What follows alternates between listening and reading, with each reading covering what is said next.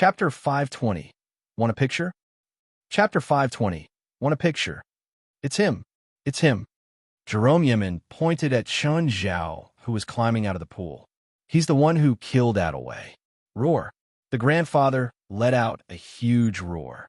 He threw Jerome aside and rushed toward Chun Zhao. Careful. Charlotte knew how terrifying the grandfather was. Right now, the grandfather was charging at Chun Zhao. Charlotte was worried, but she couldn't do anything. So it seemed that he would die here. No one had much hope that Chun Zhao could survive. That monster was the underground king of New York City. Seeing the grandfather rush over, Chun Zhao raised his right arm and swung down. Boom! The big and small fists clashed. Chun Zhao took 2 steps back. The grandfather's right arm shattered. Everyone stared at Chun Zhao in disbelief. Not dead. That guy didn't die. He took one of the grandfather's hits. Not only that, he also shattered the grandfather's right arm.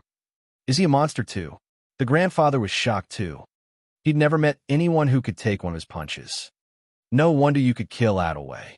The grandfather stared at Chun Zhao menacingly. His right arm grew back. The soul fragments that had been shattered returned to his body. The injuries meant nothing to him. Mr. Chun, you're not his match, Charlotte reminded. He's the leader of the Evil Spirit Society.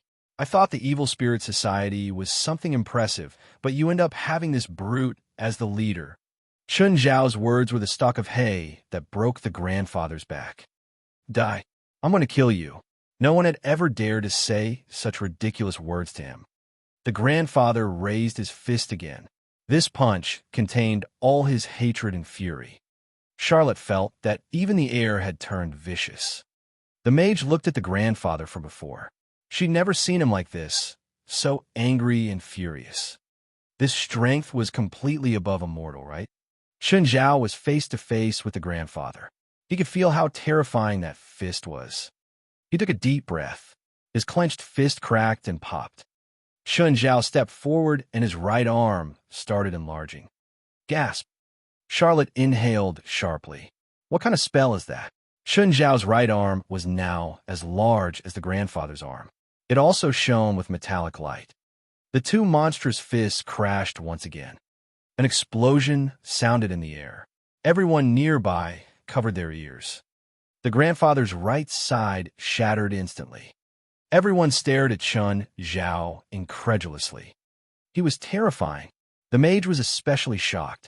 It wasn't her first time against the grandfather, and she'd experienced how horrifying he was. But today, the grandfather had actually lost to someone in terms of strength. You're so weak, Chun Zhao said provocatively. That's all you got. The grandfather bared his teeth at Chun Zhao. You want to see my true power? He asked with a deep growl. Sure. You won't be all talk and no action, right? Okay, you want to see my true power? Then I'll make it easy for you.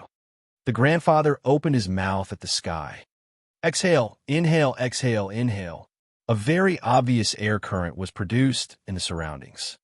An evil spirit who was fighting with a witch nearby was sucked uncontrollably into the grandfather's mouth.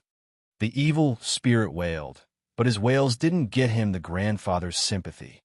Next, another evil spirit, a third, a fourth. More and more evil spirits were sucked into the grandfather's mouth. His body started expanding. In an instant, the grandfather was twice as big. This wasn't his limit. He was still wildly swallowing the nearby evil spirits. The mage's expression changed drastically. Stop him. Hurry and stop him. As she spoke, the mage cast a spell at the grandfather. The other witches also started casting spells to stop the grandfather from swallowing more evil spirits. But before the spells reached him, they distorted. Next, the spells were also sucked into the grandfather's mouth. The attacks by the witches and wizards didn't stop the grandfather. Instead, they provided him with more power. The grandfather's body grew bigger and bigger. He was already more than 5 meters tall, but this wasn't his limit. The bigger he was, the stronger his absorption. The filth spirits in the hotel were also affected. They started pouring out of the mouths of their hosts and surging toward the grandfather from all directions. Mr. Chun, only you could stop him now. Hurry and stop him. We can't let him keep swallowing them. Seeing that her companions were powerless, Charlotte could only look to Chun Zhao. Chun Zhao glanced at the grandfather before him. Don't you think he looks really cool now? I want to see how big he can get. Are you crazy? Charlotte yelled. Do you even know what you're doing? Stop him while there's still a chance. The mage also spoke up. Who has a phone? Lend it to me. I want to take a selfie with him. Can you not kid around? No, I'm serious. I really want to take a picture to remember this. Chun Zhao looked at Charlotte with a serious and genuine expression. Hundreds of evil spirits and a large number of filth spirits were gathered. These distorted souls made the grandfather's body expand to 10 times the original size. The bloated 10-meter-tall body shook the ground. Are you satisfied with how I am now? The grandfather looked down at Chun Zhao. He was already imagining how he would torment Chun Zhao. The mage's expression was very uncomfortable. She'd never seen the grandfather use this tactic before. Never. Evil spirits could swallow each other, but there was a limit to that. Usually, an evil spirit would be at its limit after swallowing 3 or 4 of their own kind. However, the grandfather seemed not to have a limit. He'd swallowed so many evil spirits. He was undefeatable now, right? Even that man wouldn't be able to defeat such a monster. I'm satisfied, but can I get a picture with you? Do I seem easy to fool? The grandfather's expression was a bit twisted.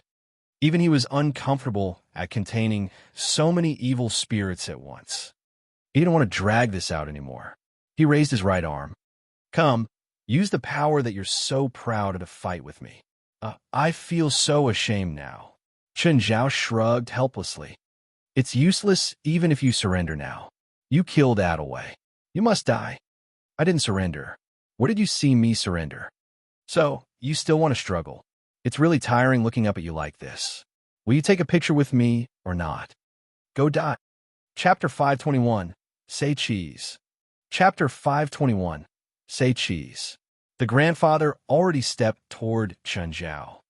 Charlotte and the mage both looked desperate. It was a monster that no human could deal with. Nobody could save that man. Blackie, if you still won't attack, I'll really die. Just when everyone thought that Chun Zhao was dead for sure, suddenly, the grandfather's legs were severed without warning. It was as if they had been sliced off neatly by something sharp. What? Just then, a similar wound appeared from his left shoulder to his right belly. Everyone widened their eyes in disbelief. What? Charlotte and the mage did not understand what was happening, and neither did the grandfather. The grandfather looked at his disintegrating body in confusion. The next instant, he felt his body spin. To be precise, his head was spinning.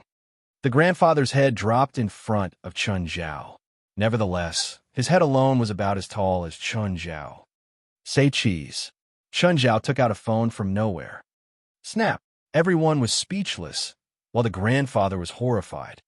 His enormous body had been continuously cut apart by a mysterious force. The detached parts would then vanish. Chun Zhao patted the grandfather's head. Any last words? Don't kill me. Oh, no last words. Farewell. Chun Zhao's mouth of glutton opened and ate half of the grandfather's head in one bite. Charlotte and the mage were astonished. That swallow all, right? Yes. I thought the 7 Demon King's spells were long lost. What's the spell that cut the grandfather into pieces? I don't know. That man is too powerful, the mage said with a serious expression. The mouth of glutton could now easily swallow the grandfather's head, although Chun Zhao felt rather full. Nonetheless, he realized that there was a foreign object in the mouth. Soon the mouth spit something out. It was a key. What's this? Chun Zhao was baffled. Was there even a thing that the mouth of glutton could not digest? Forget it. I'll keep it for now. Mr. Chun, thank you so much. Without you, I don't even know how badly this will end. Charlotte approached Chun Zhao. She realized that Chun Zhao was covered in mystery. The power Chun Zhao had displayed was simply astounding. It was incredible. The grandfather, whom she thought was nearly invincible, was actually bullied and killed so easily. Even after the grandfather had used his trump card, he was still overpowered. In fact, The grandfather probably did not even know how he had lost. The onlookers were more clueless. Nevertheless, they knew one thing for sure. This man was extremely powerful. Just then, Yura, Cheryl, and Margaret ran over. Yura leaped in Chun Zhao's arms. "Brother, are you all right? I was so worried." Sure enough, a younger sister's value was obvious only at this moment. No matter how dangerous the situation had been, Chun Zhao would be healed by Yura's concern. Of course, Chun Zhao had done nothing much. He was not injured at all. After swallowing the grandfather's head, he was actually more energetic. "Mr. Chun, you fell from the room. Are you really fine?" Margaret was still in shock. At first, Chun Zhao had been killing the monsters on the windows, but then the edge of the room suddenly exploded. Chun Zhao fell down from the hole. The three ladies in the room were all startled. "I fell into the swimming pool. I'm fine." "Chun, there's so many corpses in the hotel," Cheryl said. "None of our business," Chun Zhao said. "They'll surely take care of that." "Then now what?" "Find a place to sleep." "Mr. Chun, if you don't mind, you can go to my place," the mage invited. "I also own a hotel," the mage said. "All right, but wait first, our luggage is still inside. I'll have someone bring them to you." "Okay, thank you." When Chun Zhao brought the three to the so-called hotel, they were very surprised. It was not really a high-rise hotel, but rather a seaside villa area or a high-class self-service hotel. It was like the agritainment houses in China, but much more superior. There was no indoor service in such a hotel. Usually, there would be upscale living facilities, but the guests had to do everything else themselves. Before Chun Zhao came here, he had read about these high-end self-service hotels. A normal villa hotel cost about $4,000 per night. Chun Zhao was quite rich, but he was not going to spend his money like this. Even the luxury suites in Omen's hotel only cost $2,000 per night. Of course, he would not mind if someone was paying for him. Chun Zhao did not expect that old woman to be so rich. Margaret used this opportunity to enjoy herself. Chun Zhao did not chase her out. She had been very shocked by the incident, which had also overturned her previous worldview. Now, she finally understood that there were really things in the world that could not be explained by science. Having defeated the grandfather, Chun Zhao was in a pleasant mood. He received another large chunk of perfect crystal, even bigger than the one he got when he had defeated Evangeline. Whether it was the demonic crystal or the angelic crystal, the bigger they were, the more valuable. When a piece of demonic crystal or angelic crystal reached a certain size, they could be considered as a perfect crystal. The one Chun Zhao had received was even bigger than a normal perfect crystal. Chun Zhao had no idea what to call it. That time, Chun Zhao had eliminated hundreds of evil spirits in Beverly Hills, but he did not receive any perfect crystal. But when he eradicated monsters like Evangeline or the grandfather, he would receive such huge pieces of perfect crystals, or maybe they were even better than perfect crystals. Actually, Blackie had a big game too. The grandfather had assembled hundreds of evil spirits, and some soul elements had formed. Chun Zhao did not know what they were, but Blackie told him that they were very valuable. The next morning, Chun Zhao received a call from Hillnance. "Mr. Chun, where are you now? Are you okay? I heard that the hotel was attacked by terrorists. Yesterday, I was forced to leave and I couldn't find you. I still can't go back to the hotel now. How about you?" "Oh, I'm fine." Chun Zhao was somewhat touched that Hillnance was the first person to ask about his safety. Hillnance was a good person, but Chun Zhao did not like his overpassionate attitude. As expected, Hillnance said immediately, "The seminar is canceled." "What a pity." "Mr. Chun, when will you be free? We can have a separate discussion." Chapter 522, Pull Close. Chapter 522, Pull Close. It was such a good day. Even better news was that the conference was canceled. Chun Zhao didn't have to worry about Cheryl and Yura letting loose either. The house that Chun Zhao stayed in opened up to the sea, and the weather was great. Cheryl and Yura were playing crazily by the sea. Margaret walked over to Chun Zhao. "Mr. Chun, Miss Margaret, please sit." "Mr. Chun, I would like to know about people like you. Actually, I'm an amateur. My main profession is a doctor, and only a spiritualist after that. At most, I'm just a fighter. As for skills in spiritology, I'm not as skilled as the professionals. If you want to know about those things, I suggest you find a professional spiritualist. If you can't find any, I can recommend you one. She's definitely professional and not very expensive. You weren't reciting a script on the plane that day, right? You were talking to some person, right? Yes. Then Louis Clallam's sickness. His situation is special, but it's not part of psychology. Margaret's emotions had recovered now. She didn't like Chun Zhao before because she thought that he was useless. Now, it seemed that she was the useless one. So she was much more modest now. Knock, knock. There were knocks on the door. Chun Zhao ran over to open it. The mage stood outside with a slight smile. Mr. Chun. Hello, Miss Mage. You can call me Catherine, the mage said with a smile. Catherine was in a very good mood. The grandfather had terrorized New York City for 200 years. Catherine's ancestors had already been fighting with him. Now, this threat was finally eradicated. One could imagine how relaxed Catherine felt. Not only was the grandfather killed, even the evil spirit society was close to being wiped out. There were a few small figures left, but they were like street rats now. Currently, the Witch Society and Sorcerer Society were hurrying with eradicating the evil spirit society. Mr. Chun, I am inviting you to join the Witch Society. Wait. Even if I join something, it should be the Sorcerer Society, right? The Witch Society? Are you sure that's okay? Of course, Catherine said matter-of-factly. Just then, an old man with long whiskers and shiny hair pushed the door open and walked in. What do you mean, of course? I think Mr. Chun should join the Sorcerer Society instead. This man was the leader of the Sorcerer Society. It was clear that he'd come to steal Chun Zhao. The Sorcerer Society as a whole was weaker than the Witch Society.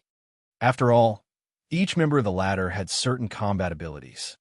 The Sorcerer Society had more people, and they seemed to have abilities too. But they couldn't be compared to the Witch Society. The Witch Society was a bit weaker than the Evil Spirit Society when the grandfather had still been there. However, it wasn't because they were weak, but because the grandfather was too strong. The Witch Society was the strongest of the three in other aspects. Now that the Evil Spirit Society was taken out, the Witch Society still wasn't satisfied. They wanted to pull Chun Zhao in too.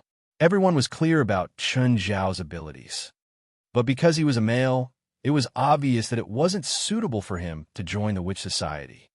To the leader of the Sorcerer Society, he thought that Chun Zhao should join his group. That way, things could be equal. Plus, Chun Zhao was clearly a wizard.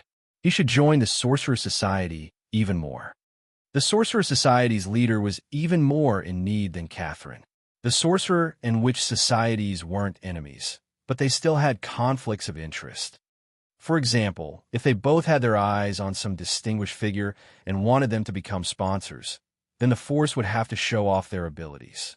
After all, abilities were the easiest way to impress a regular person. If Chun Zhao was there, they could confidently say that the strongest wizard of New York City was in the Sorcerer Society. Actually, I don't plan on joining either of you. Plus, I'm not a spiritualist of New York City either. It's okay if you're not in New York, the Sorcerer Society's leader said seriously. Actually, we plan on expanding too, like opening up a branch in L.A., for example. After a night of research, the Sorcerer Society's leader already knew about Chun Zhao's surface identity. He even knew Chun Zhao's second identity as an illegal doctor. All right, we have members in L.A. too. They're quite famous too. For example, Axe-K is a loyal member of the Sorcerer Society and a top Hollywood star. Mr. Chun, we also have many female celebrities in the Witch Society. I can introduce you to them. This old grandma and grandpa were as shameless as a pimp. Chun Zhao was speechless. Mr. Chun, take this card. The Sorcerer Society's leader shoved a card into Chun Zhao's hands. Chun Zhao's eyes brightened. He was shoving in money. In this case, he could probably join them in name. There's no money in this card and you can't spend it, but it's actually more useful than Chase's black card. As long as you have any requests, you can call the number on it. There's no problem even if you want to enter the White House and take a piss in the president's office. Hearing that there was no money, Chen Zhao decided that he didn't want it. In the end, he heard that he could go take a piss in the White House. Do you think I'm that bored? Can't you give me something realistic? Mr. Chun, I also have a card. The effect isn't any weaker than his. I don't insist on you becoming an official member. It's just an honorary elder. You won't reject me, right? Catherine looked at Chen Zhao seriously. Also, many girls in the Witch Society hope to discuss magic with you. TSK, she really is a pimp. Chen Zhao was speechless about these two people. Can't you give me some cash? It wasn't realistic at all. They've been making promises for so long, but he didn't see any true benefits. Let me think about it, Chen Zhao said. How could he know that the Sorcerer Society's leader and Catherine both thought that Chen Zhao had no interest in money? They thought that if they bribed him with money, it would be an insult to him. If Chen Zhao knew what they thought, he would probably scream without regard to his image, "Please insult me." All right then, Mr. Chun, there's a party tonight. Do you have time? The Sorcerer Society's leader was thinking about having some beauties arranged. Sorry, I don't have time. I have to take care of the kids. Mr. Chun, is that child a werewolf? Yes, why? Chen Zhao narrowed his eyes. This old guy wouldn't want to destroy demons, right? Don't misunderstand. The Sorcerer Society also has a werewolf. If you have any needs, I can have him come over and teach her some things. Chapter 523, Street Rats. Chapter 523, Street Rats. Chen Zhao planned to accept all the benefits. As for joining them, he was uninterested. Chen Zhao had a strange feeling that joining the Sorcerer Society or the Witch Society was like joining an evil cult. Of course, Sienna was also a witch. Chen Zhao would not discriminate against them. But he knew that if he were to join such an organization, there would be many nuisances for him to handle. For example, the Evil Spirit Society had just popped out of nowhere. And the grandfather, who was really powerful. If Blackie was not beside him, Chen Zhao would have to run away too. Soon, Chen Zhao dismissed the leader of the Sorcerer Society and Catherine. The two of them were quite displeased with Chen Zhao's excuses. But what could they do? Only Chen Zhao could make the final decision. How about forcing Chen Zhao? Stop joking. If they teamed up, they could probably defeat Chen Zhao. But their societies would end up like the Evil Spirit Society. Of course, Chen Zhao did not reject them directly, so they still had a chance. Mr. Chun, Cheryl is a werewolf. Margaret had heard their conversation just now.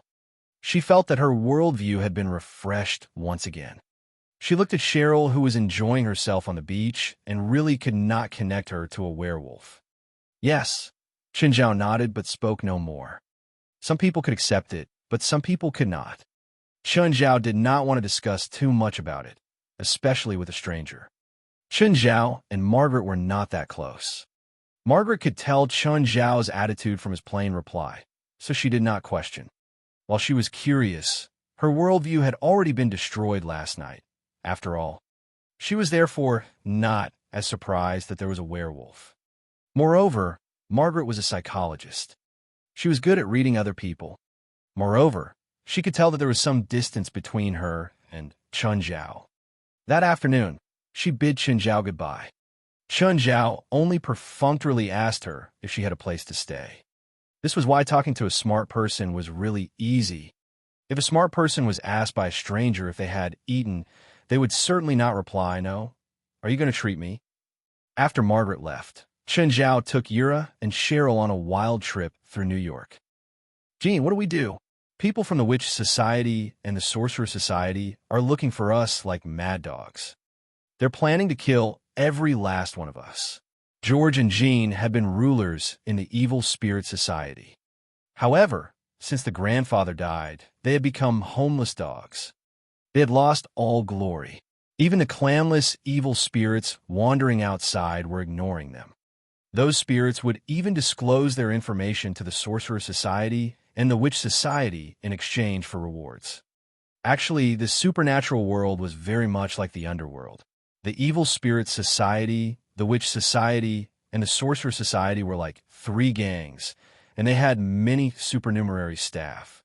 Of course, most of the supernumerary staff were valueless idlers. For example, an evil spirit might be living in a haunted house. The spirit would only be able to make minor pranks usually. Most evil spirits did not dare to kill people. Just like how there were laws in human society, in the supernatural world, there were also restrictions. If it was just a prank, the Sorcerer Society and the Witch Society would not be bothered, unless a client paid them for help. In that case, they would expel the evil spirit or ask it to move somewhere else. Or they would make it their guardian spirit.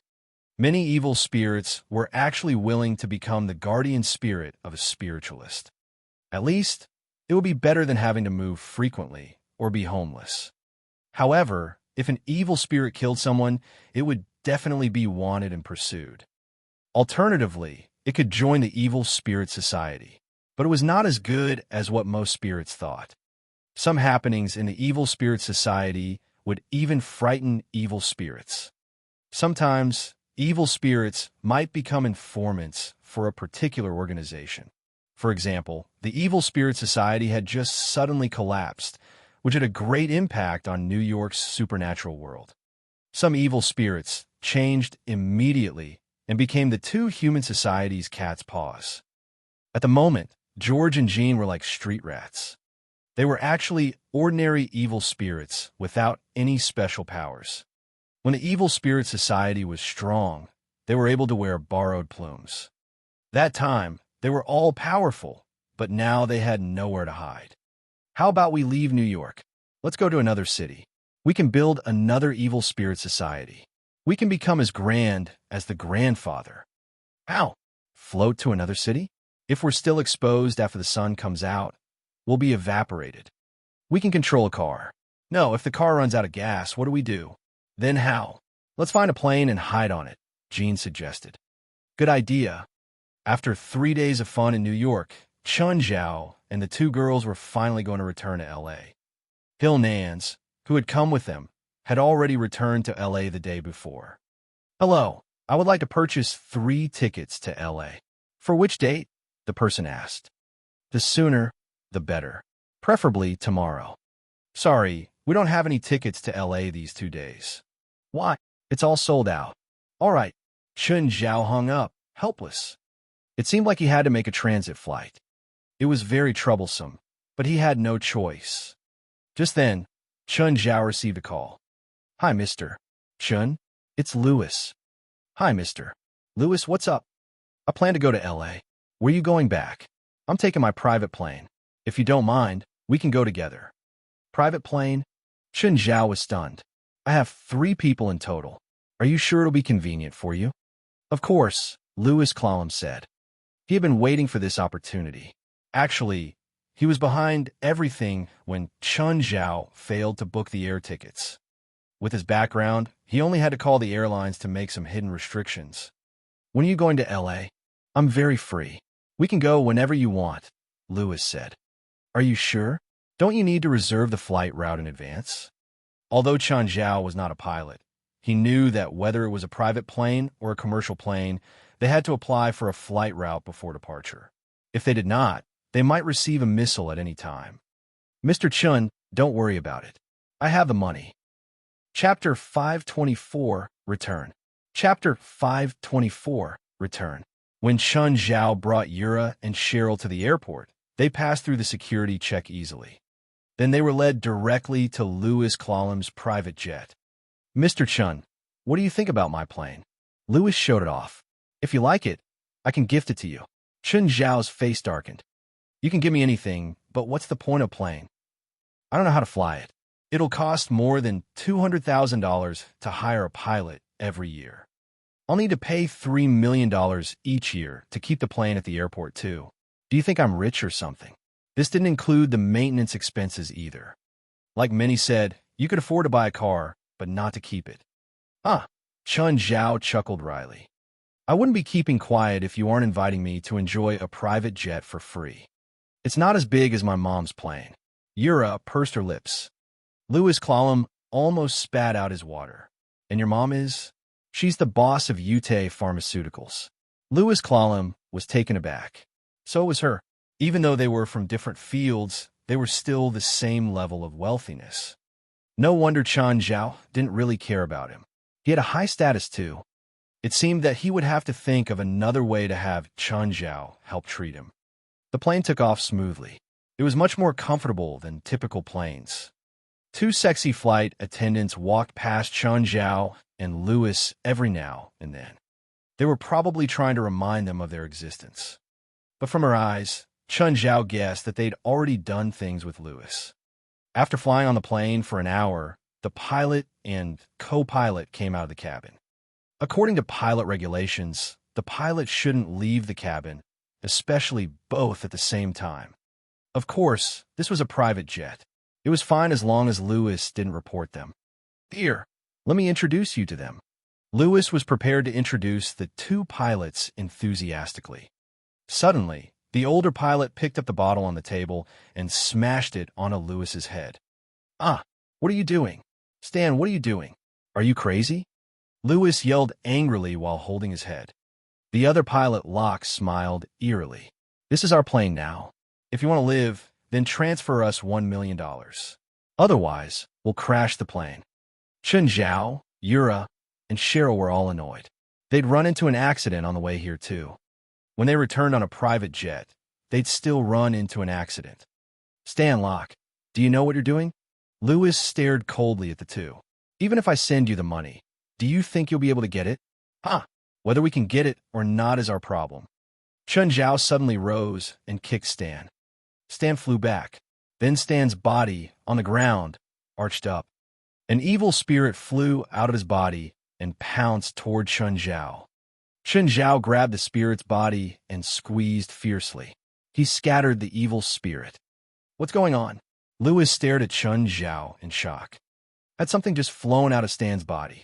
A hallucination? No, it wasn't a hallucination. Chen Zhao looked at Locke. Are you coming out by yourself, or do I have to force you out? Kid, do you know who I am? Locke threatened Chen Zhao. I'm the manager of the Evil Spirit Society, the right-hand man of the grandfather. You're a spiritualist, right? Don't you know what happens if you offend the Evil Spirit Society? Louis listened to Locke saying these weird words, growing more confused. Mr. Chen, what is he talking about? Chen Zhao had a slight smile, but there was something evil in his smile. Does your grandfather still exist? Locke's expression was a bit uncomfortable. He just wanted to scare Chen Zhao. Earlier, he thought that Chen Zhao was a wizard and probably not from New York, so he might not know about this matter. Now it seemed that he knew. Do you know who killed the grandfather? Chen Zhao's smile grew brighter. An Asian man, Locke shuddered. When he looked at Chen Zhao again, his expression was one of horror. An Asian man? Wasn't this guy in front of him Asian? Was he the Asian that killed the grandfather? No way.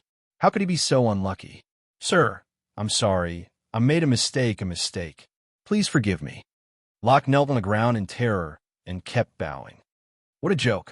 This guy could even kill someone as scary as the grandfather. He was only a minor evil spirit. How could he beat this man? He would die. He would get squished to death. Just like Jean, squashed easily by one hand. Mr. Chen, what exactly is wrong with him? Something possessed his body and is controlling him, Chen Zhao said. Their previous attacks and words weren't voluntary. After all, these two pilots were innocent. Chen Zhao could help clear up their name. Otherwise, when Louis tried to take revenge, he could easily ruin their lives. You mean an evil spirit, right? Yes. You're saying that an evil spirit is talking to us now. Louis continued asking. That's right. Can you call him out? I want to see. I've never seen an evil spirit before. Louis was very interested. He wasn't afraid at all and had forgotten that his skull had almost been cracked open. This evil spirit was very frightened of Chen Zhao, so Louis reasonably thought that there wouldn't be any danger. Are you coming out yourself? Chen Zhao asked. Or do you want me to do it? George came out of Locke's body. The next moment, Locke fell unconscious on the ground. Where is he now? Louis asked. Can he show himself? Clunk. A wine glass fell to the ground. Chen Zhao looked at the evil spirit before him. If he tried to do anything harmful, Chun Zhao would crush him instantly. He can't appear. Louis was a bit disappointed, but he was 100% sure that there definitely was an evil spirit. He said that he can appear at night. He can't do it now. At night. Chapter 525, Return Home. Chapter 525, Return Home. Why would you and the other evil spirit be here? We wanted to escape from New York. We were being hunted by the Sorcerer Society and the Witch Society, so George looked at Chun Zhao. Actually, Chun Zhao was the real culprit.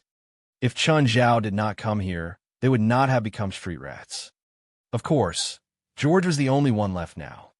Jean was crushed by Chun Zhao before he could even speak. Chun Zhao, the man who had eliminated the grandfather, was indeed cruel and terrifying. Why did you ask for $1 million? We wanted to buy a house and live there. We've already pre-ordered online. How? With these two humans' bodies. The two evil spirits had really brought so much trouble to the two pilots. After the incident, even if Louis decided to let them off, they would probably still lose their jobs. Chun Zhao repeated George's words to Louis. Are you going to kill him? Louis asked. What else? Why would I keep him? Chun Zhao looked at George, who turned around and fled in fear. But Blackie grabbed him at once. Chun Zhao smiled. Although George was an evil spirit, he similarly could not see Blackie. Don't think about escaping. You won't be able to. I want him, Louis suddenly said. Chun Zhao looked at Louis in surprise. You sure? I want to hire him. For what? You know, I have many competitors, Louis said bluntly. Chun Zhao looked at George. What do you think, Mr. Evil Spirit? Yes, I accept that sir's employment. George had no choice at the moment. He would either be hired by Louis or killed by Chun Zhao. Without a doubt, he would rather be employed. But can you communicate with him? Chun Zhao asked. Swish, swish. A crayon wrote down a sentence on the window. Hello, boss. Louis was very pleased. See? Problem solved. Fine, whatever floats your boat. Chun Zhao had no reason to object to Louis, given that he was willing. Anyway, when will they wake up? Chun Zhao asked. Dunno. Usually about a day, maybe longer for that person, George replied by writing. He was referring to Stan, whom Chun Zhao had kicked. Then do you know how to fly a plane? Chun Zhao asked again. George. Louis Clallam. So we don't have a pilot now, right? Chun Zhao was irritated again. Someone please tell me what to do. Mr. George, you better think of a solution, or else. Boss, save me. Chun, don't worry. I know it, although I've only operated a glider before, Louis said. Chun Zhao swore that he would never ride a plane again. In the end, they still landed safely, but the constant feeling of danger was extremely unpleasant. As Louis operated the plane, he asked the aviation department on the surface about how to fly a plane. Anyway, Chun Zhao had asked Cheryl and Yura to wear parachutes. Had there been an accident, he would have asked them to jump down. Once they landed, Chun Zhao fled from the airport. He hoped that he would never go near a plane again. Fali, I'm back in LA. Darling, anything interesting happened in New York? It was a terrible trip, Chun Zhao said. You encountered something again, right? Nothing much. Just an evil spirit with a group of subordinates. Huh, where's the evil spirit now? I killed it, of course. I knew it, Fali said, smiling. She had complete trust in Chun Zhao. Wait for me at home. Let's celebrate your safe return. Sure. Chun Zhao stretched himself. He had not touched Fali for days and could not wait to do so. Brother, can you please hold the steering wheel while driving? Don't worry. I have the skills. Not because of that. Look outside the window. Sharon, that stalker policewoman. At the moment, she was on a police motorcycle, signaling Chun Zhao to stop. Helpless, Chun Zhao parked the car at the roadside and opened his arms. Haha, Sharon, what a coincidence. Did you know that I've just returned to LA and come here to welcome me? Sharon blocked Chun Zhao's ill-intentioned hug. Be serious. I suspect you've been driving dangerously. Show me your ID. Please don't. Chun Zhao looked at Sharon with a long face. I'll ask David to swap you to his team. Fuck. Stop talking about this. These two are my sisters. Can you let me have some honor before them? Ladies, please don't learn from this asshole. Remember to obey traffic rules, Sharon said, not giving Chun Zhao any face. Without question, Chun Zhao received another fine ticket. He returned his car and looked at the two girls. Yura, do you miss Mother? You gonna chase Cheryl and me away? No, absolutely not. If that's what you're thinking, just say it directly. I'm old enough. I will return to Mother and never talk to you again. Chun Zhao's cheeks twitched. Forget it. Pretend that I said nothing. Children of their age would never be tired of playing. However, Chun Zhao would not be able to spend time with Fali. By the time they returned home, it was already evening. Fali had actually gotten home earlier than they did. She prepared dinner to welcome their return. After dinner, Chun Zhao announced, "You can play however you want tonight." Then, he pulled Fali into the bedroom and locked the door. "Fali, did you miss me?" "Yes," Fali replied to Chun Zhao enthusiastically. Chun Zhao tore Fali's clothes off and vented all his accumulations over the past few days on her. After a few rounds, the two rested on the balcony, enjoying the night scene.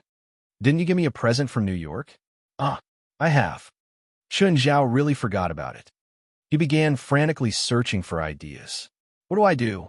Suddenly, Chun Zhao thought about the trophy he had received from the grandfather. That key. Chapter 526, Invisible Key. Chapter 526, Invisible Key.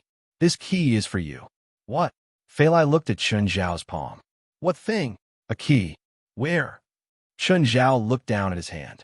Could Fali not see the key in his palm? "Chun, you're not playing with me, are you?" Chun Zhao didn't know how to explain this either. It wasn't like he could tell Fali that the key really did exist, even though she couldn't see it. "Okay, I forgot to bring a gift." At this point, what else could Chun Zhao say? He would just tell the truth. "Then how will you repay me?" "I won't rest tonight." "I don't want you." "Don't touch me." Chun Zhao really didn't let Fali rest that night. He didn't stop until 3 or 4 in the morning under Fali's pleading. Actually, Chun Zhao had secretly given Fali some potion to change her fitness. Thus, Fali had great fitness too. Even she could feel it. In the morning, Fali went to work in high spirits. Chun Zhao was relaxing again, but Yura and Cheryl started messing around in the morning. One must be impressed by children's energy. Chun Zhao hadn't restricted them last night, so they played until dawn.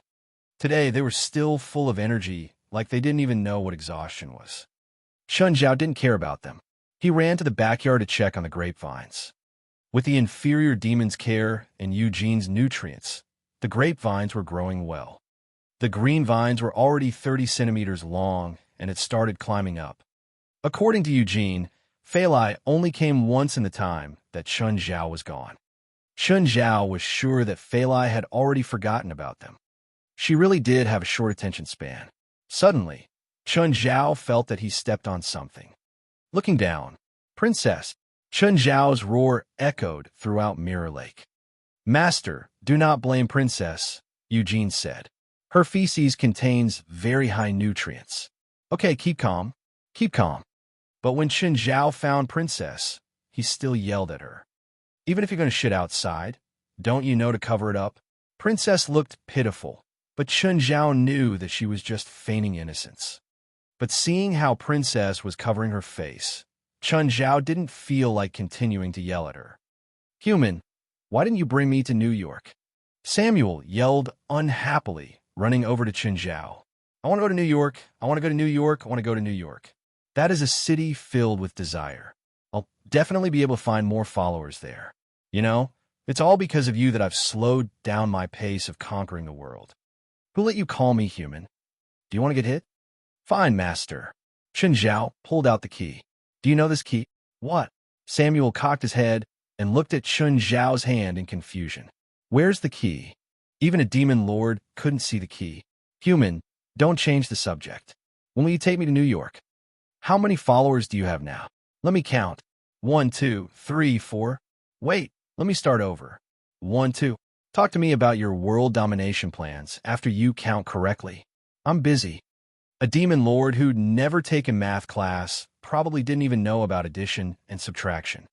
Wasn't it a joke for him to want to dominate the world with his IQ? Samuel caught up to Chun Zhao. "Master, The number isn't important. I've improved recently. Oh, what improvement? I've watched many movies and concluded the reason why villains lose. Tell me, they talk too much. Oh, very concise, but that's not enough. Rolling his eyes, Chen Zhao said, Right, I have a question. What? I met a man. Honk, honk. Just then, a car honked outside the door. Chen Zhao walked over and looked outside. Louis Cloum was poking his head out of the car window. Hi, Mr. Chun. I'm here. Chen Zhao rubbed his forehead. He had the house system open the garage and let Louis drive up. As soon as Louis parked, a piece of paper flew before Louis. George, boss, let's leave this place. I feel a very terrifying aura here. This is Mr. Chen's home. There are no dangers. George, he's the most dangerous one. All right, you're just biased. Louis took the elevator to the living room. He had a big smile. Mr. Chun, how do you feel? Are you pleasantly surprised at my arrival? Sit. Chen Zhao didn't feel pleasantly surprised.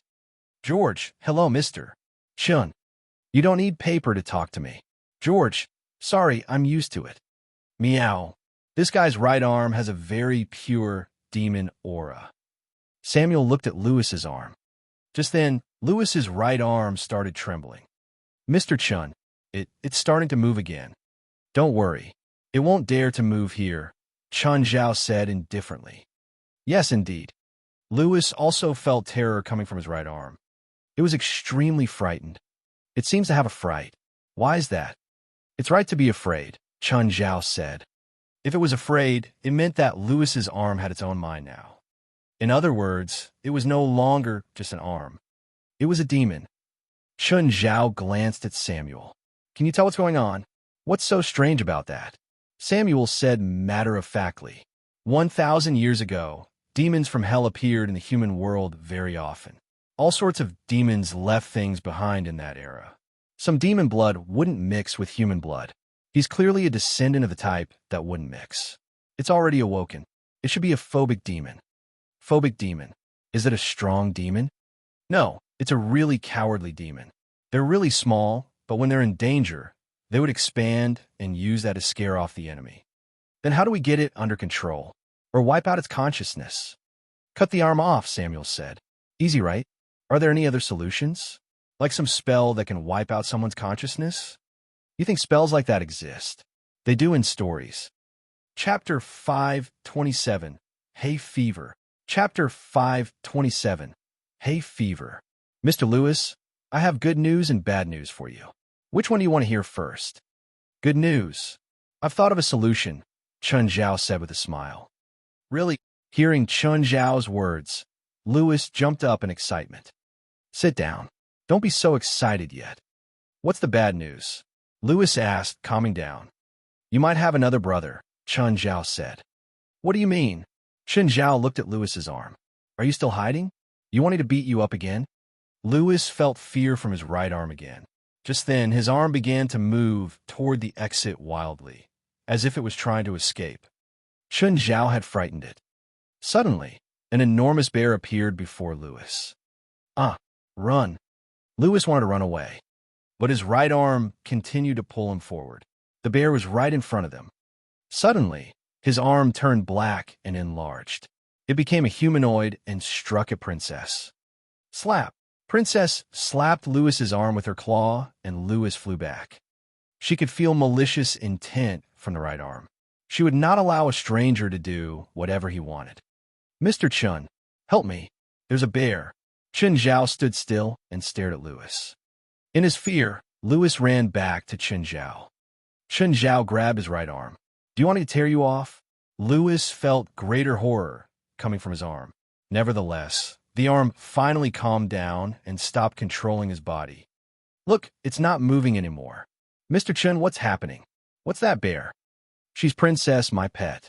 Louis stared at Princess and swallowed some saliva. He had never seen such a huge bear before. He felt that the bear could easily swallow half of his body in one bite. Your arm has developed its own awareness long ago. It has been trying to corrode your body, Chen Zhao said. What? You have two choices. Cut it off once and for all, or keep it. Are there no other ways? I told you that it has a different lineage from you. Ultimately, you're two different individuals. What can I do other than cutting it off? Talk to it. Ow! It can understand you. As for what you say, it's your business. Looking at his arm, Lewis seemed to be very hesitant. He looked around for a while. After a few minutes, he finally said, Mr. Chun said that you're my brother. Fine, whatever you are, I would like to talk with you. What do you think? The right arm moved up and down. As an outsider, Chun Zhao had no idea what the arm meant. But Lewis could feel its presence. Lewis continued, I don't want to cut you off. I don't want to become disabled, after all. But if you still want to corrode me and control my body, I'll ask Mr. Chun to cut you off entirely. I believe you know that he has the ability to do so. The right arm started to tremble. Clearly, it knew how powerful Chun Zhao was. So unless I need it, stop controlling my right arm by force. That is, you have to listen to me, all right?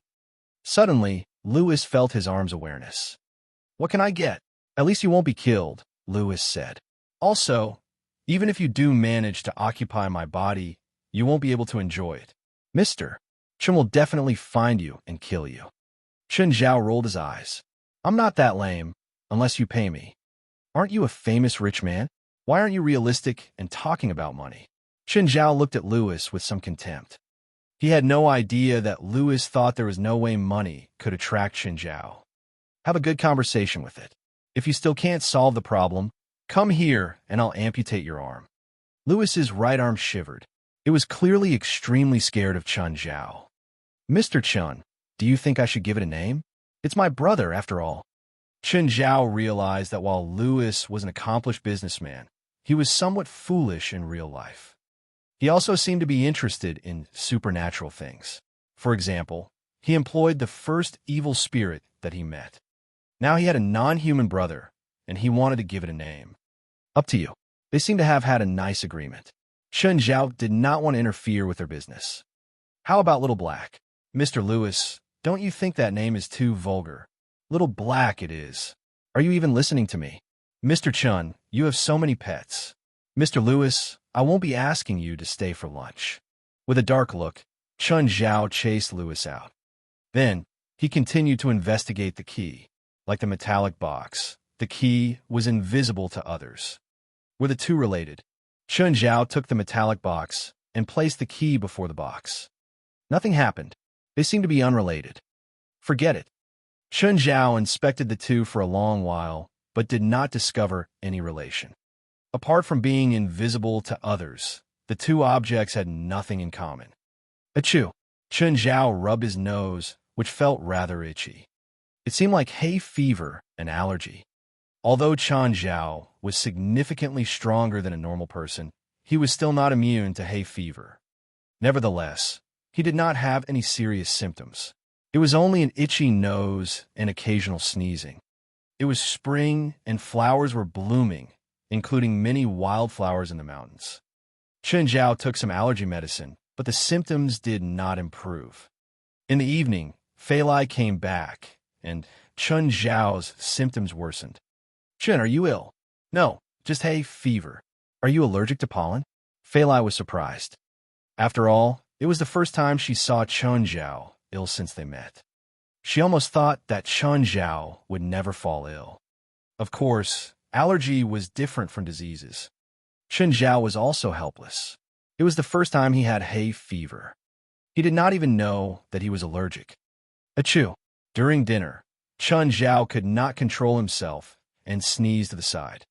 In the end, the chair beside him was blasted into pieces. Fali stared at Chun Zhao for a while and was totally speechless.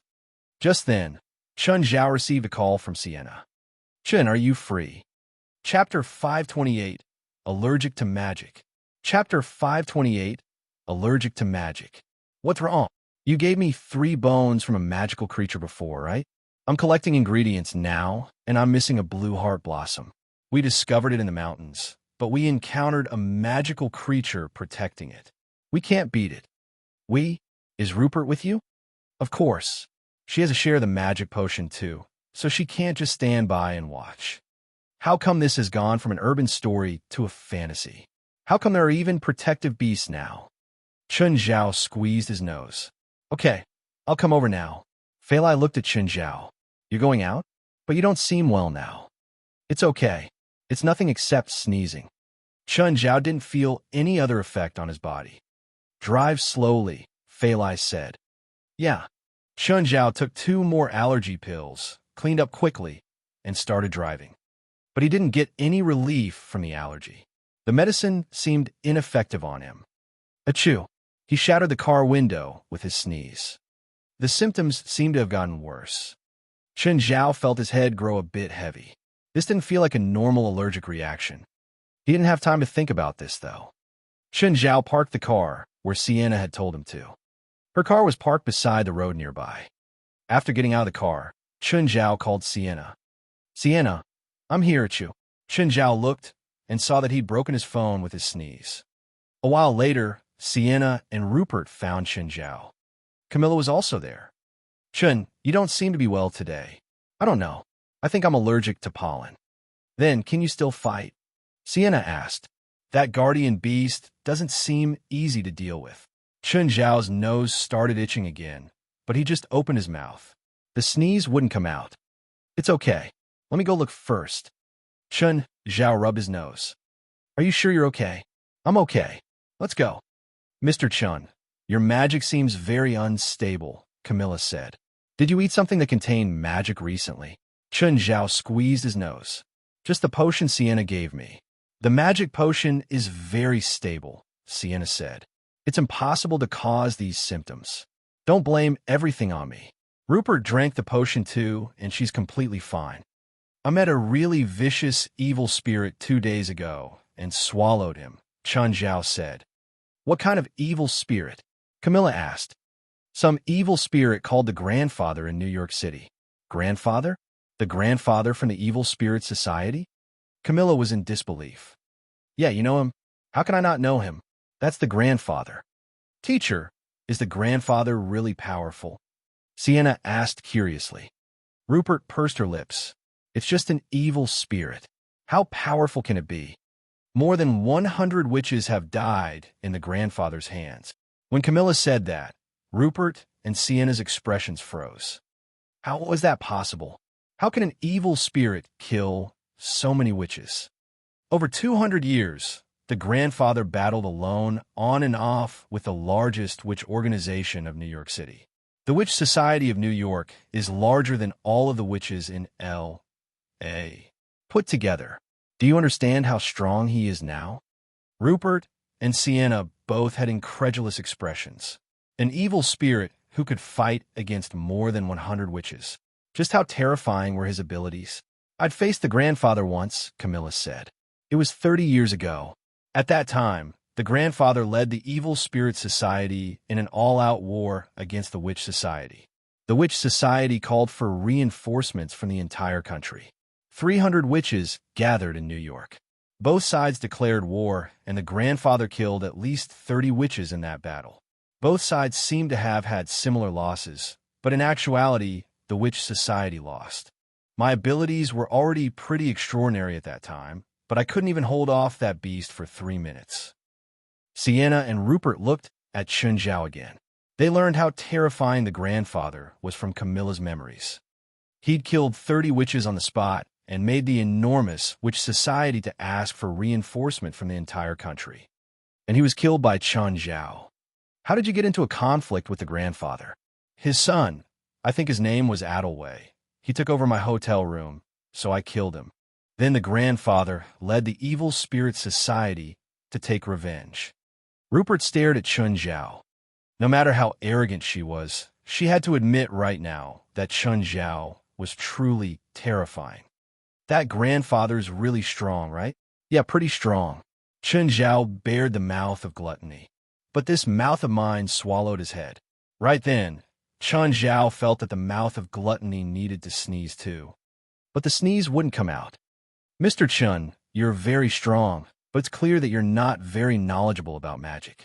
There are many types of creatures with magical abilities, but you can't eat all of them. This is also why we need potions.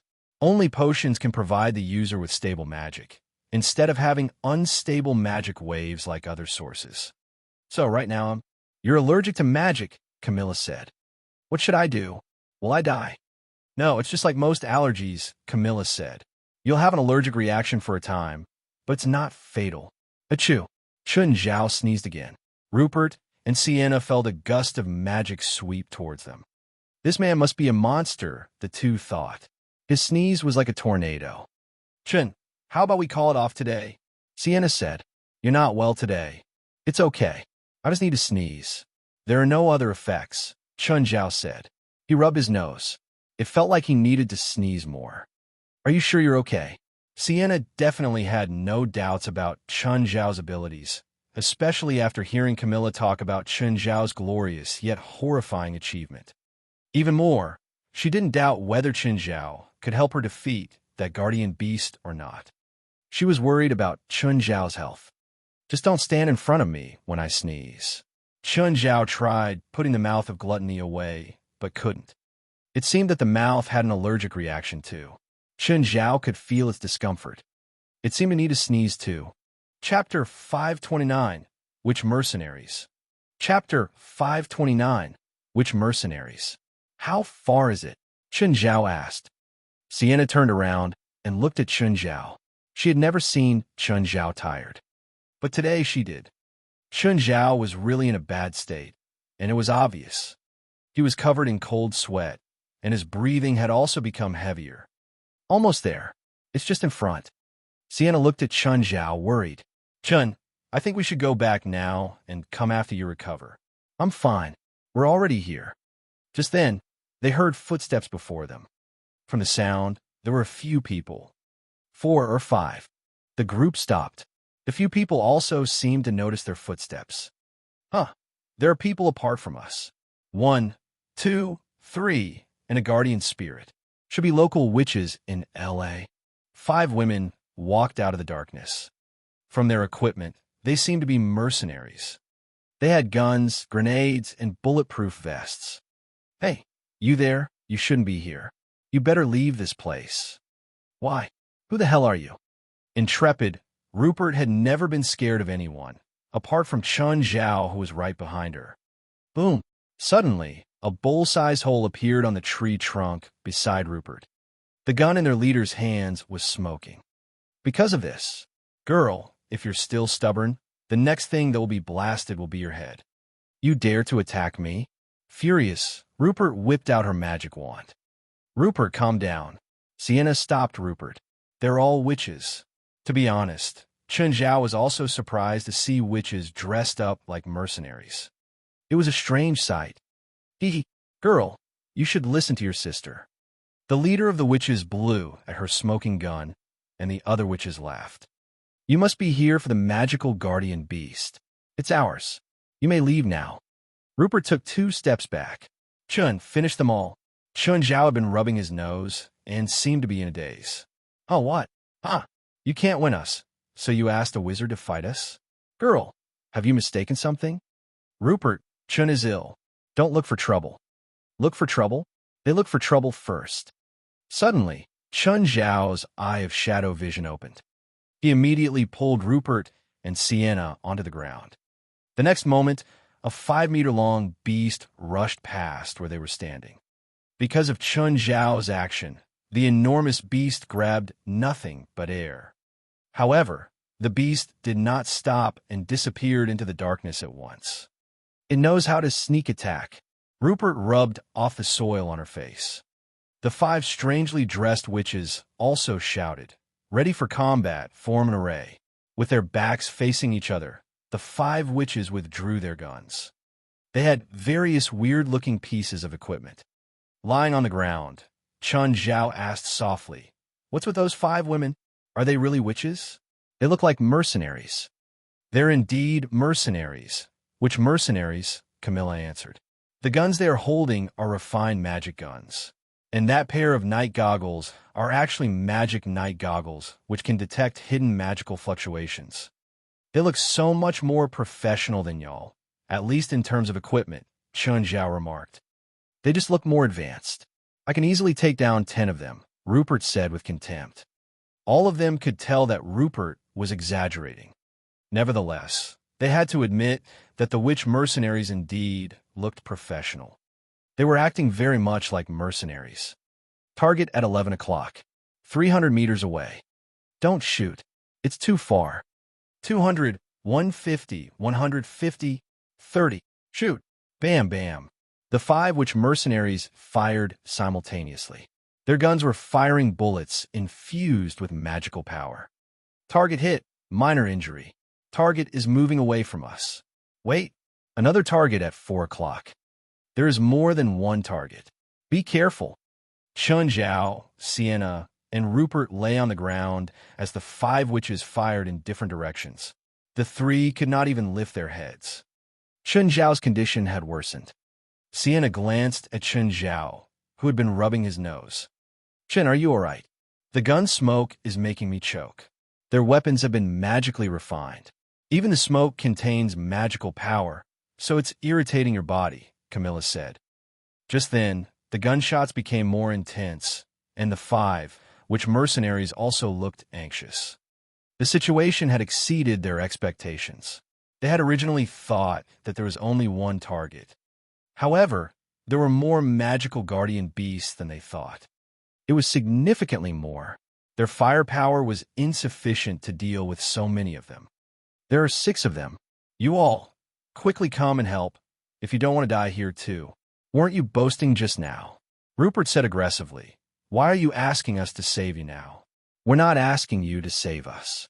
We're asking you to save yourselves. We're not helping. Go and die.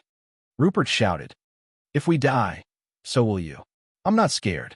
We have Chun. Chun? You mean him? You sure this wizard can handle magical guardian beasts? All 6 of them? Also, he looks sick, one of the witch mercenaries noted. Chun Zhao stood up, staggering as he gasped for air. Suddenly, he felt a gust of wind from behind. Careful! Behind you! One of the witches shouted. Lie down! Because Chun Zhao was standing, the witch mercenaries could not shoot.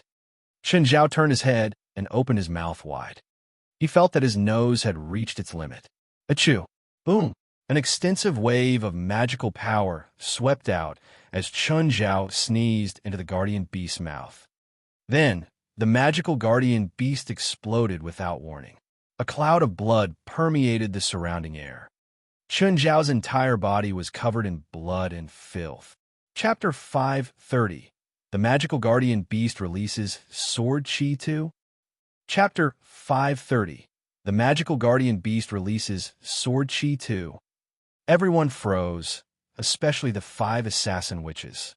They all looked at Chun Zhao dumbly. What was going on? Did he just kill a guardian beast with a sneeze? Just then, the eye of shadow vision started up again. Chun Zhao suddenly moved, his left arm swinging. A guardian beast that was attacking him sneakily got smashed with a fist. However, this beast retreated extremely quickly. After Chun Zhao punched it, it immediately disappeared in the darkness. So strong. These guardian beasts were all above 5 meters tall and absolute killing machines. This man actually sent a beast back with one fist. However, Chun Zhao's punch was an everyday thing for Rupert and Sienna. These magical guardian beasts don't seem to be attacking us anymore. They've all turned to target him. Magical guardian beasts hold grudges. That man killed their companion. They already view him as their mortal enemy now. Then what do we do now? Let's just watch first. Chun Zhao felt that the mouth of gluttony in his right arm wanted to sneeze too. Rupert, Sienna, move aside. Sienna and Rupert didn't dally. Chun Zhao raised his right arm. It suddenly enlarged uncontrollably. Boom! The sneeze from the mouth of gluttony was much fiercer than Chun Zhao's. Countless trees within a dozen meters all snapped in half. The bark on some of the trees was scraped to the side by the sneeze, skinning the trunks. Ooh, feels great. Chun Zhao suddenly felt relief. He was much more comfortable. His nose didn't itch as much. The mouth of gluttony didn't have the urge to sneeze either. Even though he'd released a great amount of magic just then, Chun Zhao felt much more comfortable. His entire body was relaxed. Fuck, does that guy have a cannon in his mouth and arm? The 5 assassin witches were all stunned. They'd never seen a creature like him before. "That guy's the strongest wizard in L.A., Rupert said proudly. 5 guardian beasts hid in the darkness, circling Chun Zhao. Chun Zhao's eye of shadow vision could accurately pinpoint their movements. "They're coming." Chun Zhao swung his right arm immediately. With a thud, the guardian beast that had charged was smacked by Chun Zhao's right arm. If it was punched by Chun Zhao's left arm, it would at most be in pain. But if hit by his right arm, it was no different than getting hit by a train. Even though they were magical creatures, they still had bodies of flesh. In that instant, blood and flesh flew. Only half of that guardian beast's body remained.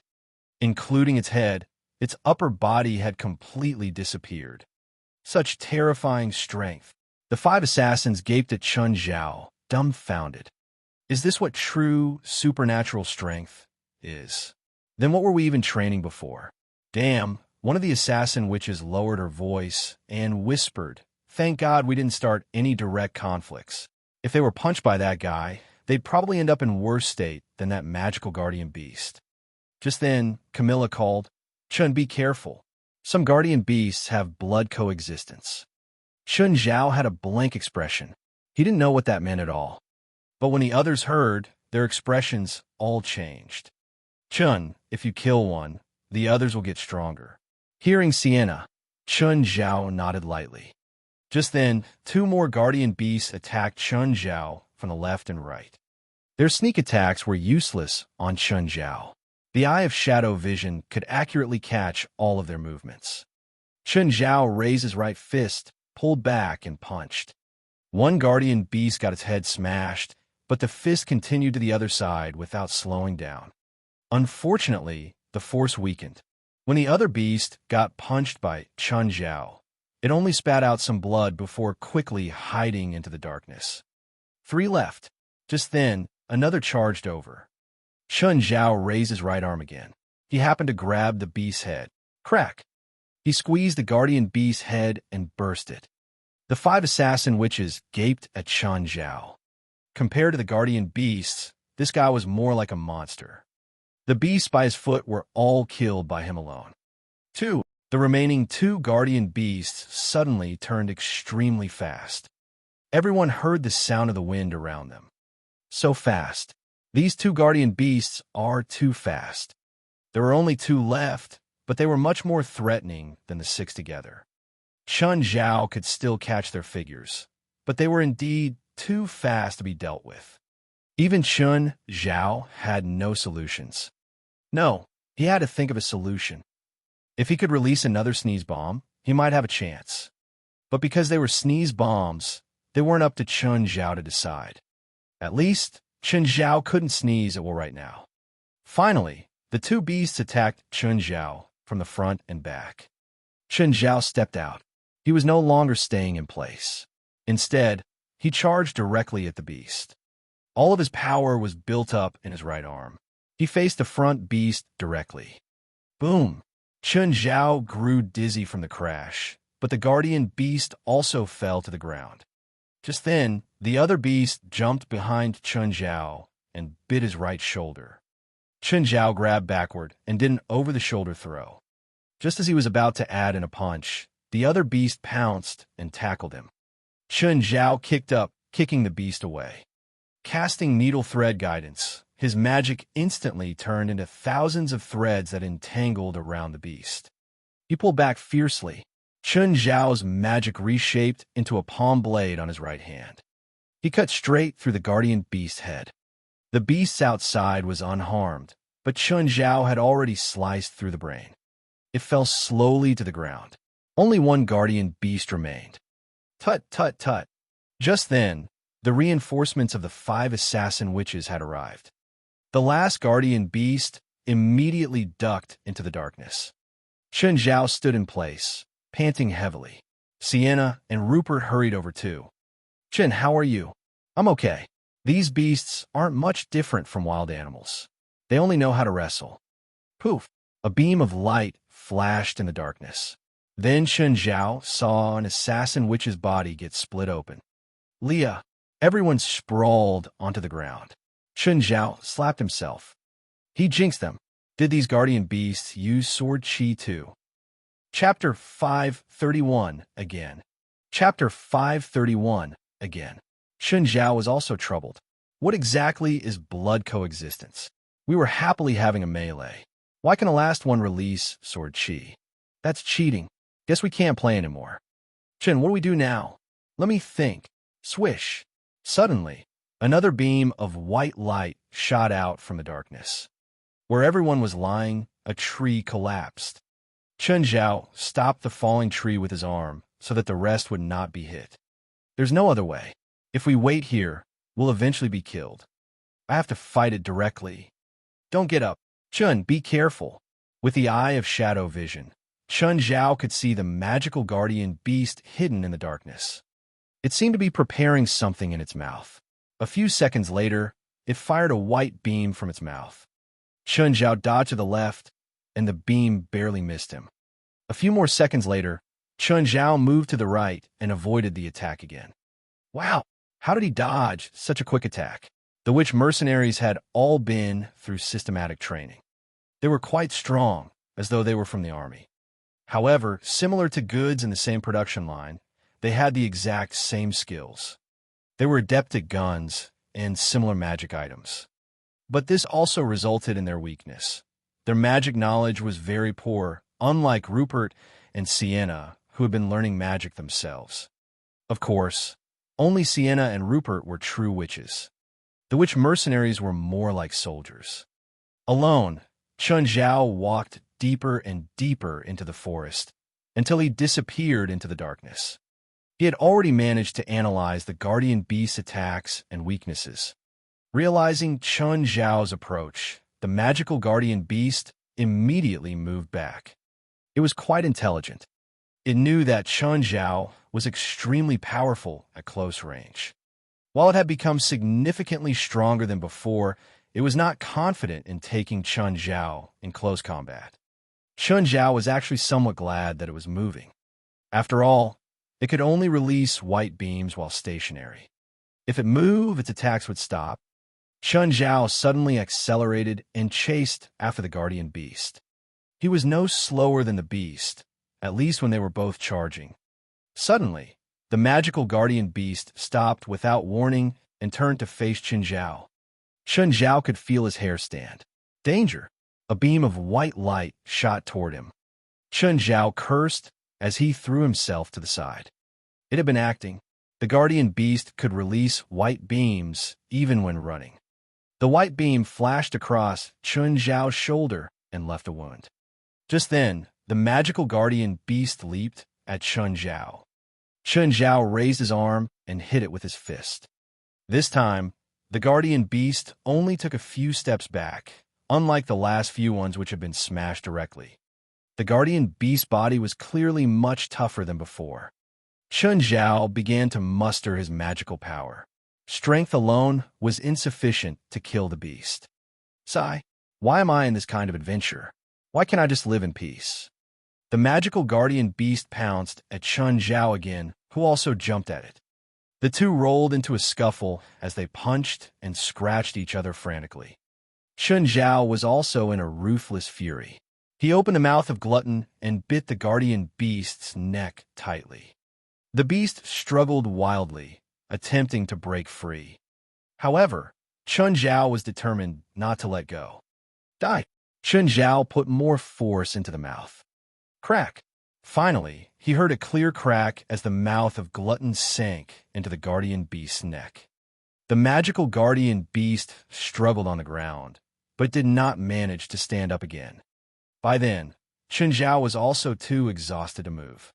Originally, Chun Zhao thought that he was powerful enough already. As long as he did not provoke everyone he saw, nothing would be able to threaten him. However, a random magical guardian beast was enough to force him into a predicament. It turned out that he was not as strong as he had imagined. The mouth of Glutton started to devour the beast's body again. It was a complete instinct. Chun Zhao did not want it to. Achoo! It was happening again. Indeed, it seemed like Chun Zhao should not eat random magic creatures again. Sienna, Rupert, and the rest finally reached. Chen, are you all right? At the moment, Chun Zhao looked really scary, with his entire body covered in blood. On the ground, there were the remains of the magical guardian beast. Ah, Chun Zhao's nose felt itchy again. Everyone escaped at once. His sneeze was too alarming. I'm fine now. Go and get the blue heart blossom. Chun Zhao shook his head. I'm fine. Achoo. A huge tree collapsed. Everyone stared at Chun Zhao, speechless. You're fine. I'm really fine now. You sure? Chun Zhao immediately turned around and sneezed again. Nobody spoke a word. Chun Zhao was also helpless. It was not something he could control. Rupert and Sienna finally got the blue heart blossom, the for which mercenaries did not stop them. With Chun Zhao around, they really did not have the courage to snatch it. Instead, they left. I'm going home now. Let me send you back, Sienna said. Can you drive? Also, can your car take my sneeze? Thinking about the repair costs, Sienna eventually withdrew the offer.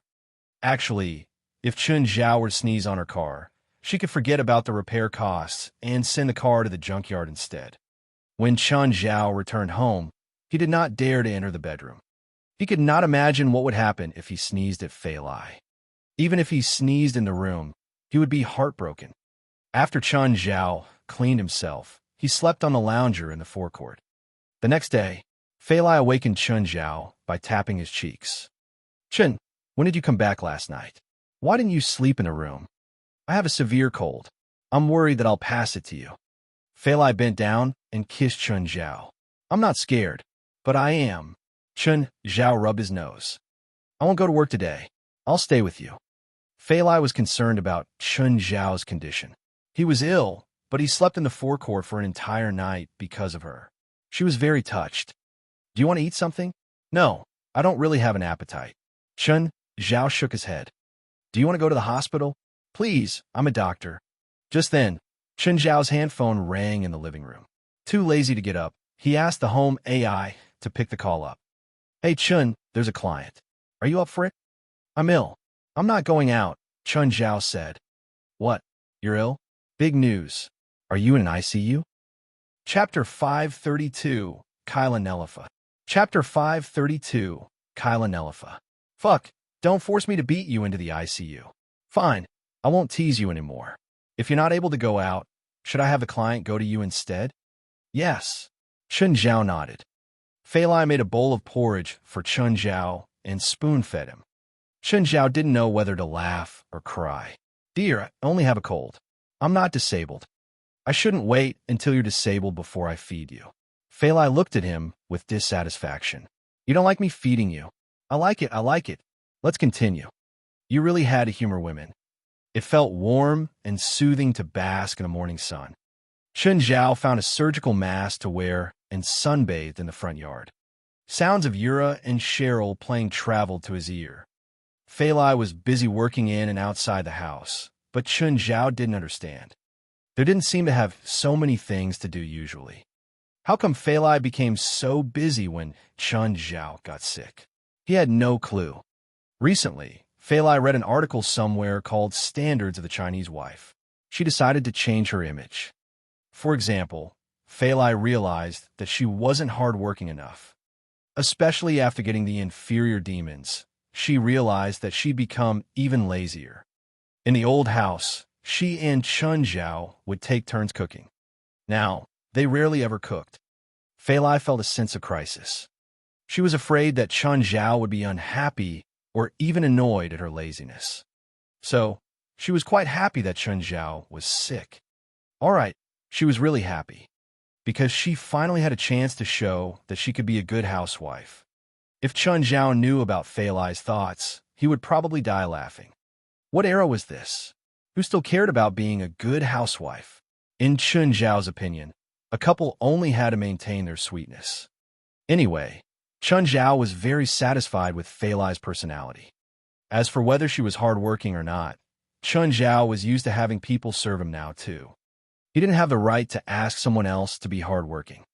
It was just like how a wealthy person wouldn't be hardworking if they had a bunch of servants. Would they fight their servants for work in order to show that they were hardworking? A car parked before the house. Fali hurried over to welcome the guest. Earlier, she'd heard Chun Zhao and Ethan's conversation.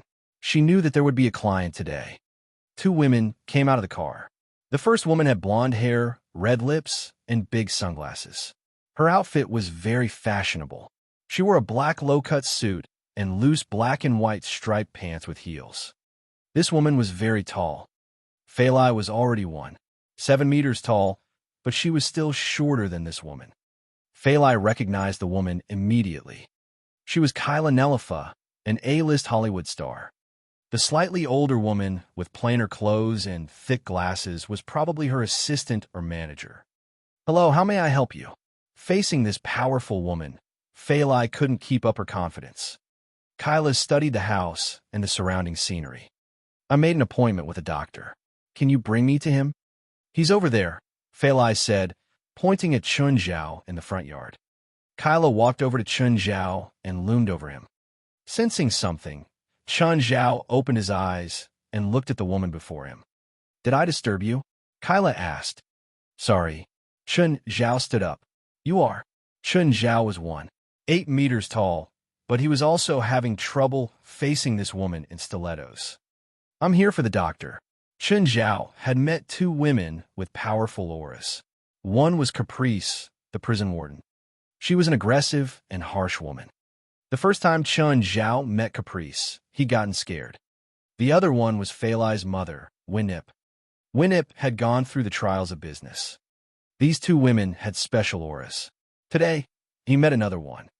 Kyla's presence was completely different from Caprice and Winip. "Come inside." Kyla and the assistant behind her followed Chun Zhao into the living room. But Princess was sleeping on the ground before them. Kyla's footsteps paused. "This is... The assistant behind her had a bigger reaction. She immediately started screaming. "Marion, shut up. That's my pet," Chun Zhao said indifferently while kicking Princess to make her move. The corners of Kyla's lips twitched. Clearly, she wasn't feeling as composed as she looked on the surface. "Please sit," Chun Zhao said. "What do you need my help with? Do you have security cameras and such?" Kyla asked. "Yes. I would like for you to turn them off." Chun Zhao glanced around. "Manager, temporarily turn off the cameras." Kyla looked around. "What manager system do you have?" "Let's talk about the main topic," Chun Zhao said. "You turned off the surveillance already, right?" "Yes." Just then, Yura and Cheryl came in, screaming, with Abitos behind them. Then they ran out to the backyard. Chun Zhao was speechless, but he still had a smile. "Let's continue. Were those two girls getting chased by a huge lizard? Are you sure it's okay?" "It's okay. They're just playing. Ignore them." "All right." Kyla was about to take off her sunglasses when Marion started screaming again. "Snake! Snake!" Chun Zhao tossed Raymond into the kitchen. Clapping his hands, he said, "Let us continue." Kyla finally took off her glasses. Chun Zhao saw a finger-sized pustule under her left eye. "Can you get rid of it?" Kyla asked. Chun Zhao frowned. This wasn't a pimple. If it was a normal breakout, it would only be a bit bigger than the typical pustular acne. But with Kyla, it looked like she'd gotten poisoned. Of course, it wasn't the typical kind of poison. Instead, it was when the toxins in her body reached a certain level and gathered in her face. The pustule directly destroyed Kyla's beauty. Especially for a celebrity of her status, this pustule could destroy her career. Chun Zhao's mind whirred to search for a solution. "This isn't an incurable disease," Chun Zhao said. "Why did you come to me? I asked 4 doctors before you. They all replied, telling me to do plastic surgery, but I don't have that much time. I have an audition in 3 days. I need to do this audition in my best state, so I hope you can give me a different answer. I heard that you're the best in the industry." "In that case, you might have to live here for 2 days," Chun Zhao said. "If I live here for 2 days, do you promise you can solve my problem?" Chapter 533, Cosmetology. Chapter 533, Cosmetology. It's a serious pustule. Your lifestyle and diet must have been unhealthy, which caused toxins to accumulate in your body, Chun Zhao said. With the current technology, it's not hard to physically remove and restore it. However, detox will be more difficult. Given your oily skin, it may recur. If this continues, your face will become very rough in less than 5 years. Kyla Nellifa was horrified by Chun Zhao's words. No woman would not take care of her appearance, especially someone like Kyla. If she really became what Chun Zhao described, she would rather die. Kyla Nellifa also knew that many women in Hollywood could not go out in their natural looks. Of course, they certainly looked better than most common people. However, because they were stars, their ugliness would be magnified. It was difficult for a normal person to understand how much a female celebrity would do to protect her appearance and skin. Chun Zhao heard that some female stars in China always had face masks on whenever they were off the screen. Then what can you do for me? Detox, pustule removal, oil removal, and a cosmetic session for your skin. $200,000 for 2 days, Chun Zhao said. The price is fine, but I'll only pay after I see the effects. No problem. Marion, go and bring my stuff here, Kyla said. Just then, Yura and Cheryl ran across the living room again. This time, they were being chased by the silly twins. Marion thought that she was about to lose her mind. The animals chasing them just now are wolves, right? Are you sure they'll be all right? Yup, they're all my pets. Just then, Fali walked over with 2 glasses of beverage. Please help yourselves. Papaya juice. It helps in detox, Chun Zhao said. Your girlfriend? Kyla looked at Fali. Although Kyla had a better temperament, she really envied Fali's skin. They were about the same age, but Fali's skin was very healthy and smooth. As a celebrity who was really concerned about her appearance, Kyla had her own way to maintain her looks. Nonetheless, she knew the features of Western women's skin. 30 years old was usually a dividing line. Because of eating habits, many Western women would experience enlarging pores and increased oil secretion after they turned 30.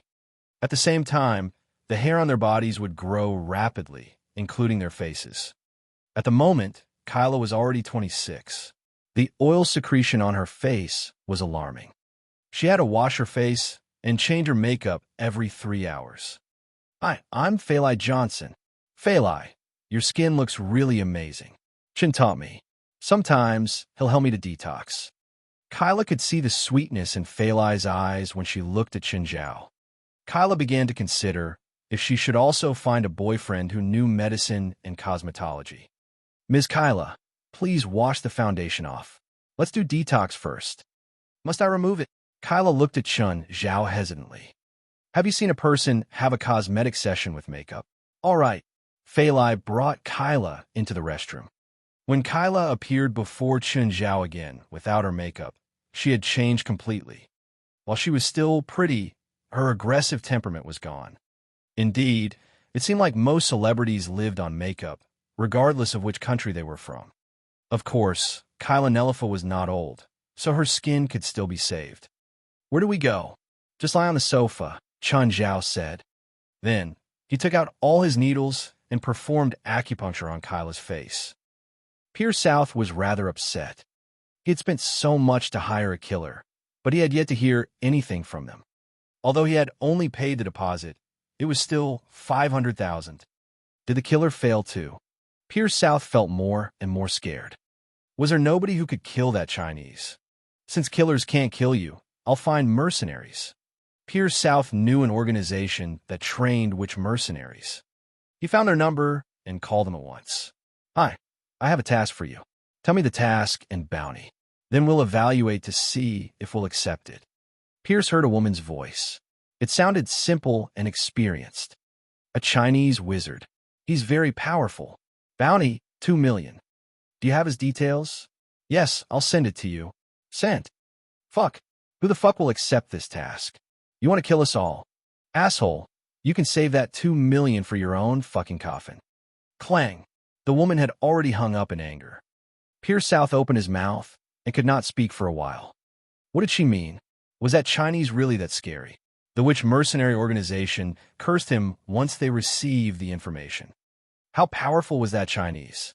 However, Pierce South did not recall Chun Zhao being very powerful the first time they met. Pierce began to feel very uneasy. He thought about what had happened. First of all, a famous which in LA gave up the mission. Then it was the sorcerer killer, and then the killer whom Pierce had not heard from. The killer was probably dead by now. Now, the witch mercenary organization saw the information and actually said that Pierce was trying to kill all of them. Was that Chinese strong enough to fight against the entire organization? The more Pierce South thought about it, the more frightened he was. No, I can't stay here anymore. LA is no longer safe. If that Chinese finds me, I'll die a terrible death. I have to escape. At the moment, Pierce South was already starting to have regrets. He had underestimated how dangerous Chun Zhao was. In fact, he had spent most of his money in several futile attempts to kill Chun Zhao. Instead, he offended Chun Zhao totally. Pierce South booked a train ticket online. He had to leave the city first. Meanwhile, Kelly also received a message. Kelly, someone called Pierce South booked a train to San Francisco online. The train number is FA 512, departing on the 28th. Chapter 534, Treatment Effect. Chapter 534, Treatment Effect. Okay, wait until your assistant brings your things over, Chun Zhao said. Then you can wash it off. Can I use the bathroom? Sure. Anyway, you'll be living here for the next 2 days, so there's no need to be polite. Chun Zhao had stimulated Kyla's digestive tract just then to make her expel what was in her stomach and intestines. How do you extinguish your worship for an idol or celebrity? Have a fan live with their idol for a day. This was why Chun Zhao never worshipped or revered anyone. Even the brightest stars were still human. Kyla was exactly like this. Even though she was an A-list celebrity, it still couldn't change her identity. She sat on the toilet, and things came out unobstructed. She felt much more relaxed now. But before she could stand up, she discovered that black filth had started seeping out of her skin. She wiped it and found that it was sticky. It was disgusting. Quickly leaving the bathroom, Kyla hurried to find Chun Zhao. Mr. Chun, why is this black stuff coming out of my skin? It's a normal detoxification process, Chun Zhao said calmly. Don't worry. It's a good sign. If you can expel the toxins in you, it means that your body is still healthy. If you still couldn't do it under my stimulation, you'd probably have to go to the hospital to check your kidneys. Can I borrow Fali's clothes? Kyla asked. She honestly couldn't stand the dirty feeling all over. Chun Zhao shrugged. You can ask her. Kyla quickly got clothes from Fali and went to take a shower. But Fali's clothes were a size too small. Chun Zhao didn't even dare to look at Kyla anymore. Her figure was too hot. It was to the point that he would spit blood. After showering, Kyla was much more energetic. She could feel clearly that her pores had gotten smaller and her skin was more elastic. We'll detoxify once more in the afternoon, Chun Zhao said. In the afternoon, Marion came again. Chun Zhao blanched at the giant suitcases.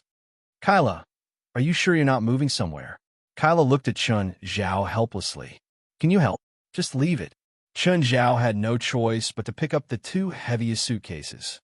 Kyla, you look different. Marion gazed at Kyla. As the person closest to her, Marion was very clear about Kyla's condition. But in merely one morning, Kyla seemed to have become a different person. As a woman, even Marion was a bit tempted. But the cost of $200,000 stopped her. This price was too expensive for an assistant. But she had to admit that the effect was definitely worth the price.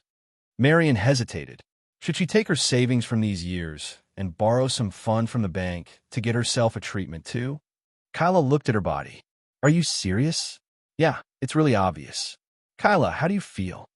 Not bad. Kyla was overjoyed inside, but she still had a cold expression on the outside. In the afternoon, Chun Zhao did acupuncture on Kyla again. The entire time, Marion watched from aside. In the beginning, she wanted to secretly learn. Maybe, if she learned it, she wouldn't have to spend the $200,000. But after seeing Chun Zhao's almost perverted acupuncture moves, Marion lost all hope. As expected, it wasn't easy to save $200,000. It was impossible to learn this. Kyla, my hand may touch some sensitive parts later. Okay, I understand. Chun Zhao's finger started pressing down on Kyla's waist. The numb feelings made Kyla moan involuntarily. It really felt great. Chun Zhao rolled her eyes. Kyla, can you keep a clear mind? Fali was still home. It made him really awkward for Kyla to make those noises. Sorry. Kyla realized that she'd lost control. But Chun Zhao's massage was honestly very comfortable. She instantly forgot where she was. Okay, you can get up, Chun Zhao said. Go wash. Mister. Chun, would you mind if I play in the lake? No problem, Chun Zhao said. Marion, you can go with Kyla. There's no need to be so formal in my home. With that, Chun Zhao went upstairs. When he was treating Kyla, he'd had to hold so many feelings in. Chun Zhao pulled Fali straight to the bedroom, locked the door, and started. Kyla had just finished showering. She felt like the black spots on her body had almost all disappeared, especially on her face. She'd had some colored spots on her face, but they were all gone now. This treatment effect was too good. Even if this was the entire effect, she thought it was worth the $200,000. Kyla went upstairs to find Chun Zhao, but she heard some small noises when she reached the bedroom door. Face reddening, Kyla escaped downstairs. No matter how well the soundproof walls were, she could still hear things. After changing, Kyla jumped into the lake. The cold water immersed every inch of her skin, extinguishing the fire within her. Swimming in the sea was very bad for the skin. There was salt in the water. It was very harmful to the skin, especially when under the sun after getting out of the water. That was why one had to use fresh water to wash off the salt after swimming in the sea. But there wasn't this problem when swimming in a freshwater lake. She could stay there for as long as she wanted. It was so comfortable and perfect. Kyla felt like she could stay here forever. Marion also jumped into the lake and swam slowly. Marion, what do you think about this place? It's great, just a bit too many animals. Just then, a scream came from the center of the lake. It was Yura and Cheryl. Kyla had been here for half a day and saw these two girls messing around inside and outside the house. Something tossed the meters into the sky. Then they landed with a splash. What's that? Kyla asked, confused. A whale? Such a big tail. Will they get eaten by the whale? Kyla rolled her eyes. She knew that Marion was scared of any animal. That whale was clearly playing with the girls. But can whales live in a freshwater lake? Chapter 535, Perfect Life.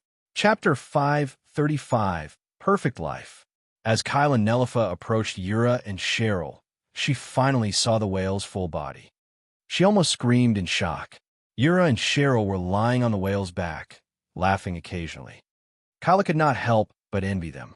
She continued to swim toward Amon. However, Amon kept avoiding her, not giving her any chance to near him. After swimming for a while, Kyla realized that she was not getting any close to Amon. She was rather frustrated. Suddenly, she felt her foot cramp. Then, she began to sink. Kyla slapped the water fiercely with her hands. Help! I think that female star is going to drown. Amon, go and lift her up. Amon unwillingly swam below Kyla and then resurfaced, carrying her on his back. Kyla touched Amon in amazement. It was her first time being so close to a whale. Amon was enormous, but not scary at all. Instead, Kyla felt very safe. Yura and Cheryl climbed onto Amon's back when Kyla asked, "What's its name?" Amon. Amon. Think I've heard this name before. Kyla suddenly seemed to recall something. Wait, is he the whale in Mr. Steven's new movie? I don't know. Yura, has Amon acted in a movie?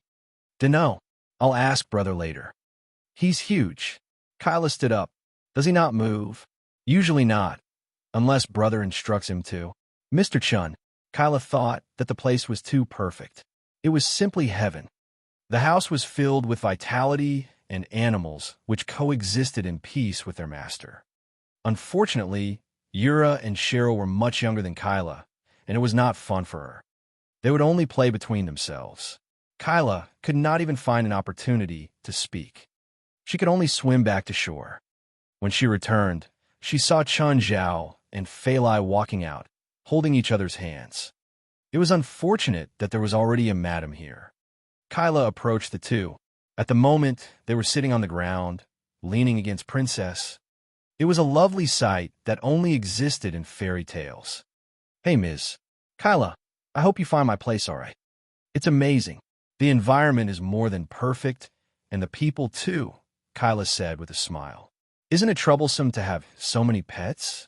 I mean, won't it be dangerous? Asked Chun. He's an animal trainer, Fali said. You're an animal trainer? That's just a hobby. My main occupation is still a doctor.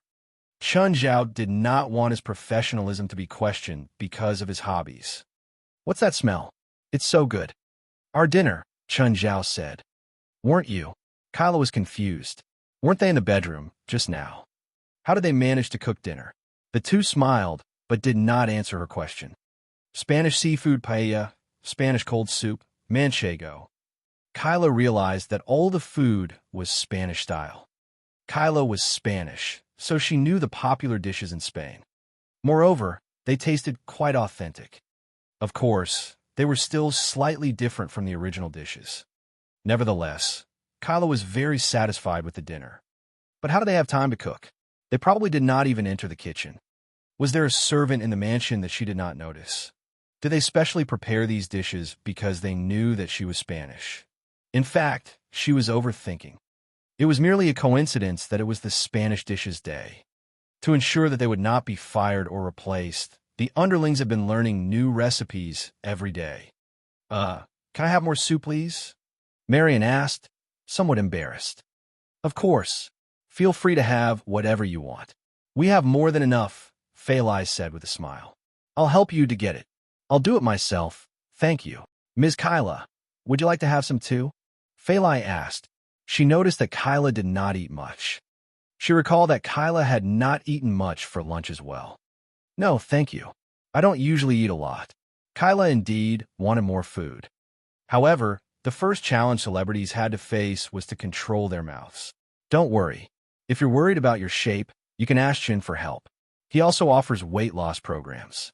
In the past, he's helped a girl to lose from 140 kilograms to 60 kilograms in a month. Fali thought that as a good partner, she should also help Chun Zhao in his career. Oh, is it? If you want to lose weight, you actually have to control your diet. A person can't eat and slim at the same time. Chun Zhao shrugged. Of course, Ms. Kyla, you've indeed eaten too little. I can create a food list for you. At least you'll be able to eat something. Health is closely related to appearance. If your body is damaged from the inside, it'll first show on your face. Food list? That's great. How much will it cost? Free, Chun Zhao said, smiling. Do you usually exercise? Not really, but before every audition, I would do some specific training. You can spend 30 minutes swimming every day. It can make you healthier, and you also won't have to train before auditions. Of course, unless it's a special role. Mr. Chun, can you make a food list for me too? Marion asked uneasily. She was not rich enough to pay for Chun Zhao's treatment. Nonetheless, concerned with her appearance, she did not want to miss this opportunity. Therefore, she wanted to try her luck. Sure, Chun Zhao agreed readily.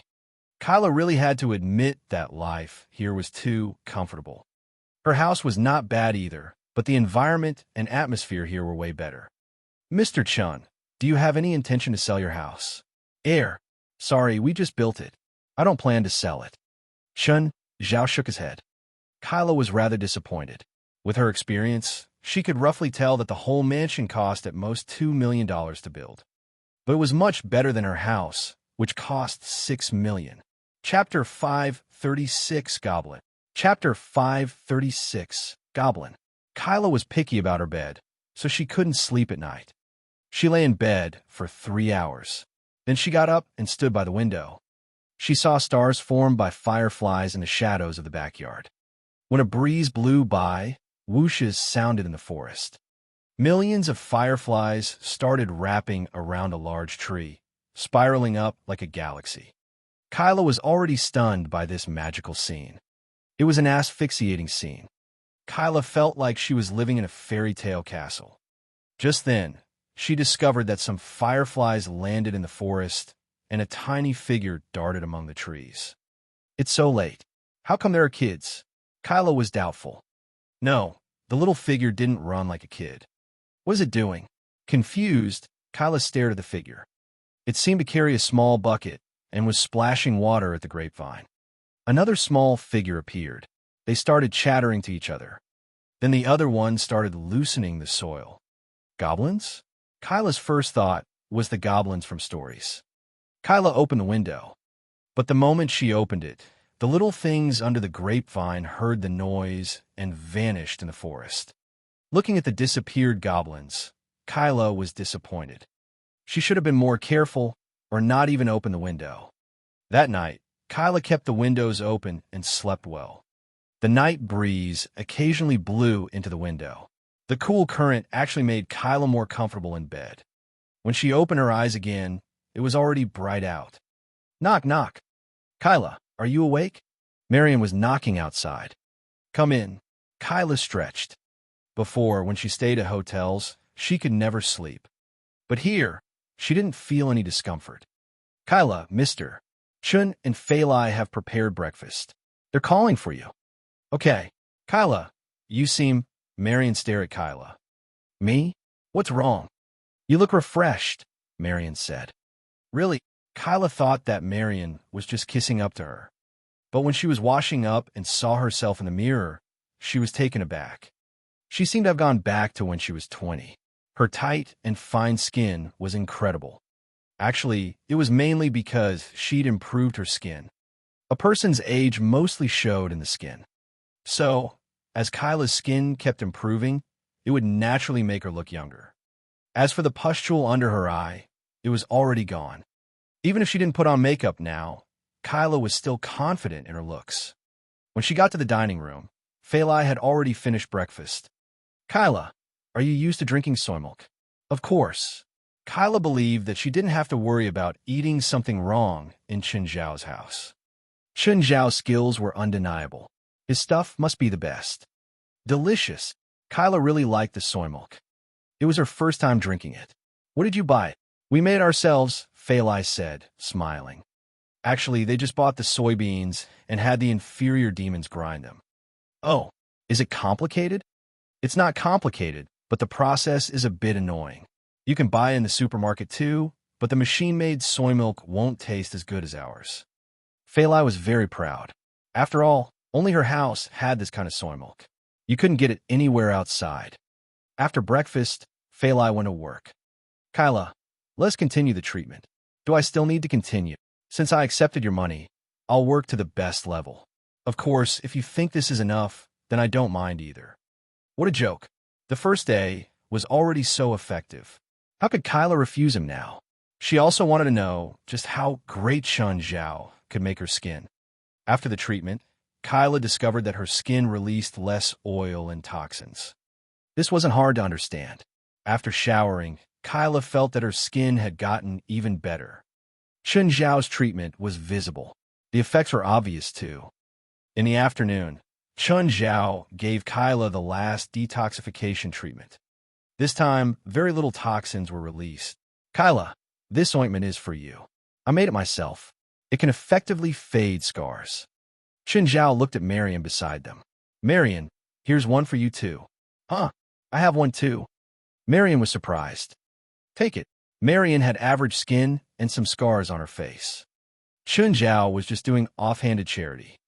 He did hope that this was an emotional investment and Marion would come to him for treatment in the future.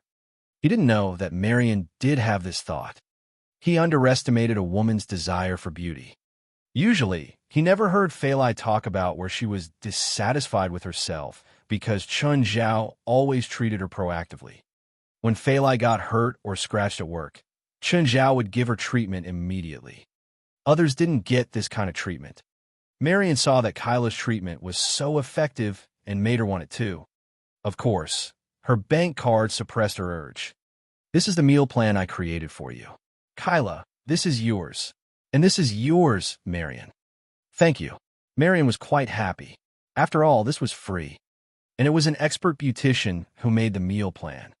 If you have any other health problems, you can come and find me. I welcome you at any time. You're so expensive, Kyla said, chuckling. I don't dare to come more times. She was just joking. With a price for a movie, she didn't lack $200,000. She already spent more than $1 million on her beauty. For example, the monthly laser treatment was $20,000 each time.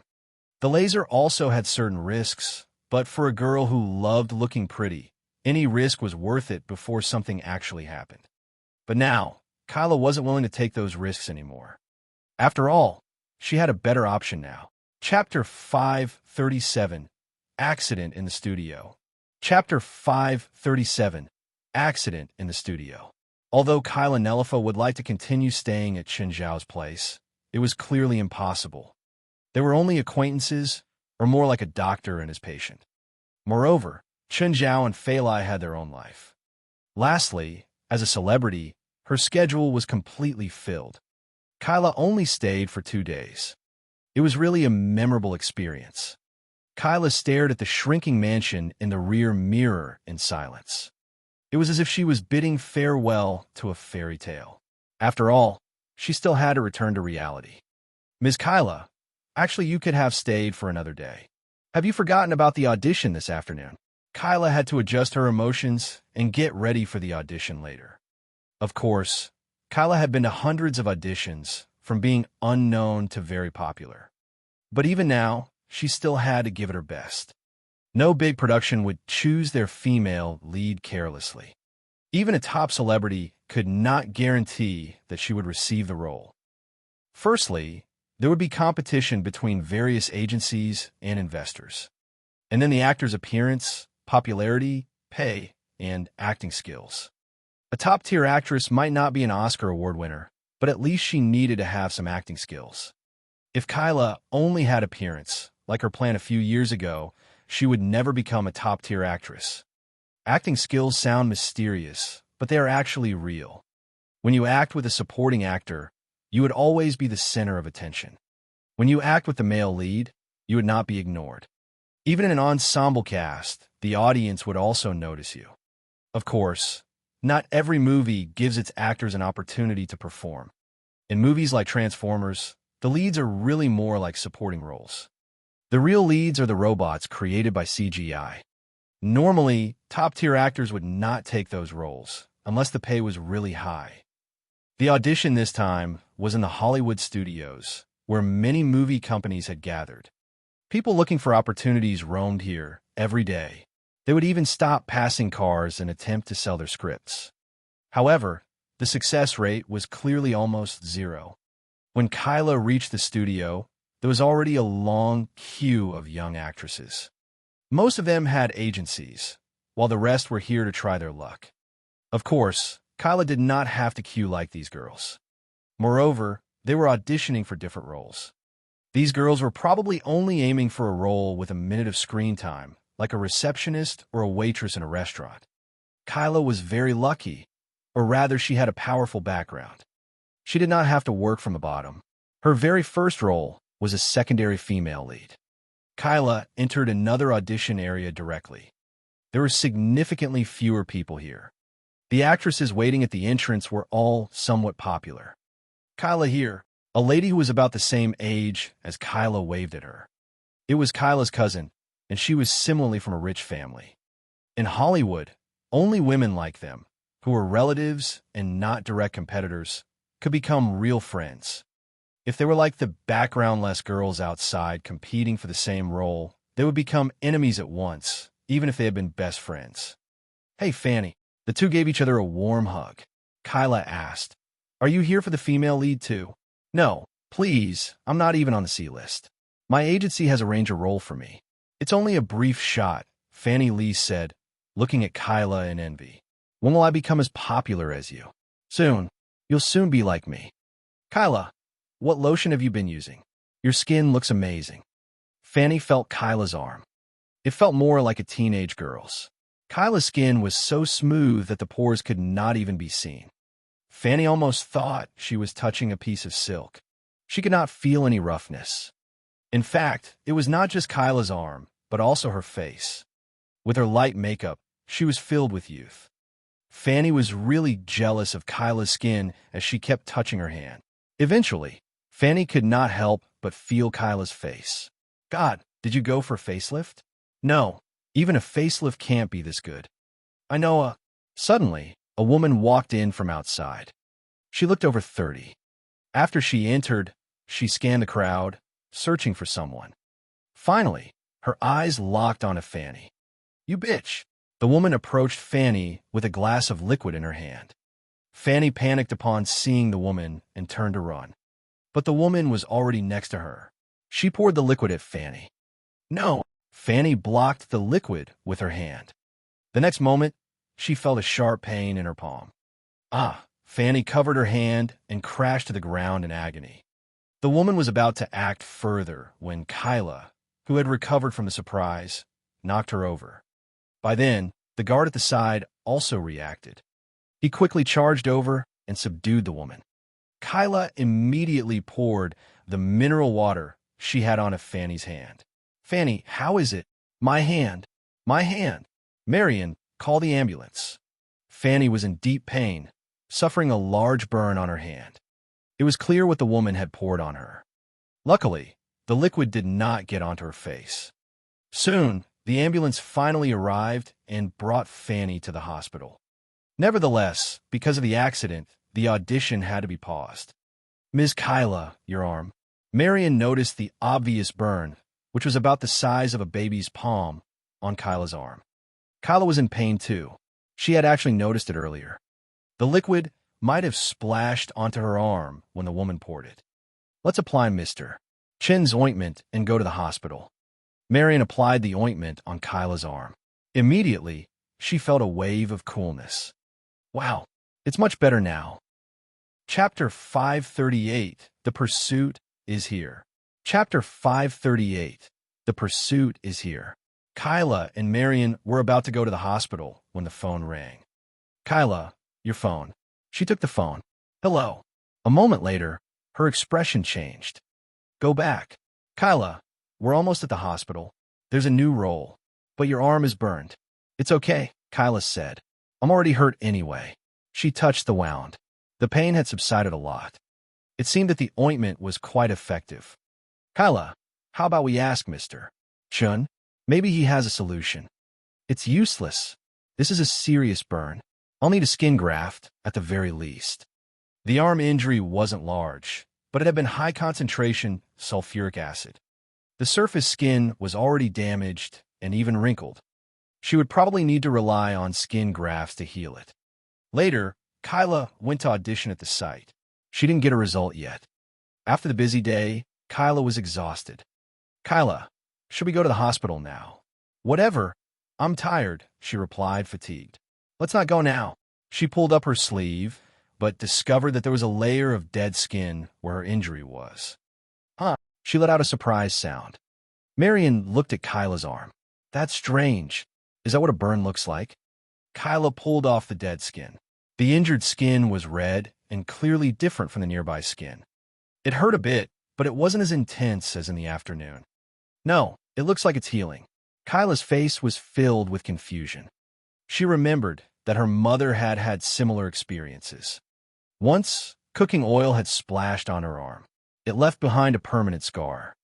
Kyla's injury should be even worse than her mother's, but it seemed to be lighter than she'd imagined. Kyla, could it be that ointment? Is it that ointment? Kyla pulled it out again and applied it to her injury. Oh, the cool feeling came again. So nice. Hello, Mr. Chun? Kelly. Chun Zhao asked tentatively, looking at the unfamiliar number. It's me. What's wrong? I discovered Piers South. He's going to San Francisco tomorrow afternoon on train FA 512. Okay, Chun Zhao said. If I capture him, our previous conflicts will be nullified. I'll call you tomorrow. After ending the call with Kelly, Chun Zhao fell into deep thought again. How we capture him? Could he just take the man away under broad daylight? This wasn't a movie, and he didn't have a big background. If Pierce yelled, he could send Chun Zhao into the police station. Got it. Chun Zhao called Sienna. Sienna, help me do something. Okay. Sienna answered without any hesitation. Chun Zhao told her everything. Then he called Gaia. She was the best at torturing people. After all, she was a professional. Next day, Chun Zhao arrived at the L.A. Train station in high spirits. Sienna and Rupert came too. Rupert, why are you here? Chen Zhao was a bit surprised that she would come. To return favors, Rupert said with a proud expression. Chen, where is he? Sienna asked. I don't know. We have to wait for news. There were quite a lot of people at the train station. It wasn't a sea of people like in China, but there were a few hundred people. It wasn't easy to find Pierce and so many people. After waiting in the station for half an hour, Kelly's call came. Are you at the train station? Yes, Chen Zhao answered. Platform 6. He has 2 guards before and behind him. Okay. Chen Zhao nodded. After ending the call again, he said to Sienna and Rupert, the location's confirmed. Let's go. At the same time, Pierce was looking around nervously.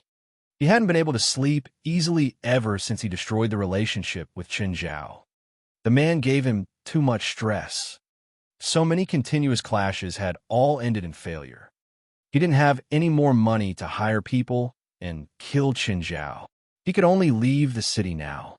When he had a chance in the future, he would return again. Suddenly, Pierce saw a figure. The figure was like a nightmare. A true nightmare had befallen. Chen Zhao saw him at the same time that he noticed Chen Zhao. Chen Zhao waved at him from the distance. His smile was friendly and sincere. Pierce wanted to lower his head, but it was too late. See that Asian in a white shirt? Pierce said to his bodyguards, Go stop him. I don't care what you do. The 2 guards looked at Chen Zhao. That little guy was nothing difficult. With that, Pierce went in the other direction. Hey dude, you can't go through here. The 2 guards blocked Chen Zhao. Whoosh. Suddenly, the water bottle in one guard's hand exploded. The 2 guards blanched. They were only regular guards with a $3,000 monthly salary. Basically, they were advanced thugs. Next time, it'll be your head exploding. Are you sure you want to stop me? Sir, Chen Zhao nodded in the direction where Kelly was hiding. Kelly raised her sniper emotionlessly. She really wanted to blast the man's head apart. Can you move now? Thank you. Chen Zhao moved past the 2 guards. Pierce had already gone far away. He gave up on boarding the train.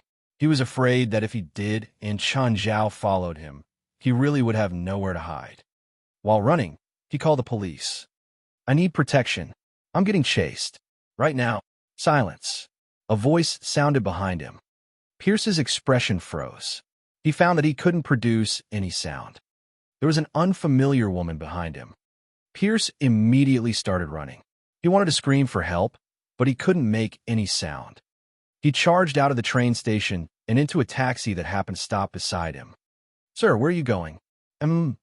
Pierce still couldn't make any sound. The driver turned around. Pierce discovered that it was a muscular woman. You can't talk? Going to a motel? Pierce nodded furiously. Then I'll take you to a motel I know, the driver said. Chapter 539, Claustrophobic Survival Challenge. Chapter 539, Claustrophobic Survival Challenge. The effect of silence gradually faded. Pierce South said, I want a place with a good environment, clean and tidy, nice food, cheap prices, preferably with a lot of sexy ladies. Only $10 per night. Tell the owner that I've recommended the place. Have you just ignored my other requirements? You look like you're running away from trouble. Stop asking for more. Pierce South was speechless. The taxi stopped in front of a motel. Pierce South entered the motel. I need a room. $12. Thanks. Gaia recommended the place. She told me that it only costs 10. Fine. 10 in cash. No food. Move your legs away. Pierce South saw an Asian woman mopping the floor beside him. He gave a humph and pointed at the freshly made burgers beside the counter. Give me 2 burgers. Sorry, they're not for sale, the owner replied. What? Can you even finish all of them? It's none of your business, the owner said. Pierce South turned to leave in frustration. He was running for his life now and had to keep a low profile or else he would really have killed the owner. Fuck, what a shithole. Pierce South waved his hand. The room was filled with a moldy odor. Is this place even for people to live? Damn, it's all because of that Chinese. Otherwise, Pierce South would not have ended in such a state. If he wanted to stay in a proper hotel, he would need to show his ID. Since that Chinese could find out about his train number, he would surely be able to do the same for hotels. Staying in an improper motel like this was clearly a better choice. Although it was unsatisfactory, he would at least be safe. Pierce decided to get some food. He recalled seeing a restaurant nearby when he was in the car just now. Pierce South went downstairs when he saw Chun Zhao sitting before the counter. "Hey, mister." "Pierce, long time no see." Pierce turned and ran back upstairs. Chun Zhao pursed his lips. "How rude. Why are you all so rude?" "Fuck off. Is that a stereotype?" "Auntie Lee, did you tell him that?" Ignoring their bickering, Li Qing continued to mop the floor in silence. "You better go before he escapes. My burgers aren't for you, because you never pay." "Fine." Chun Zhao stole another burger before leaving. "Your burgers are so delicious." "Because they're free?" Ethan said, displeased. Chun Zhao went upstairs and saw Pierce South with his luggage at the end of the aisle. Panicked, he was about to climb out of the window. Chun Zhao greeted Pierce South with a bright smile, but then raging flames erupted from the room before him and blocked his path. "Fuck, this asshole set the place on fire." Enraged, Chun Zhao charged through the fire and kicked Pierce South at once. Pierce South fell from the second floor with his luggage. His suitcase popped open, and it was filled with cash. 500,000. It was all the money he had. Chun Zhao jumped down from the second floor. Then, he turned and glanced at the motel. It all happened because he wanted to act cool. Ethan and Li Qing had already run out from inside, and Ethan was obviously cursing loudly. Chun Zhao walked up and stamped Pierce's legs, fracturing them. "Ethan, stop cussing. Take this as your compensation." "Fuck, do you know that my father gave this motel to me? Do you know how important it is?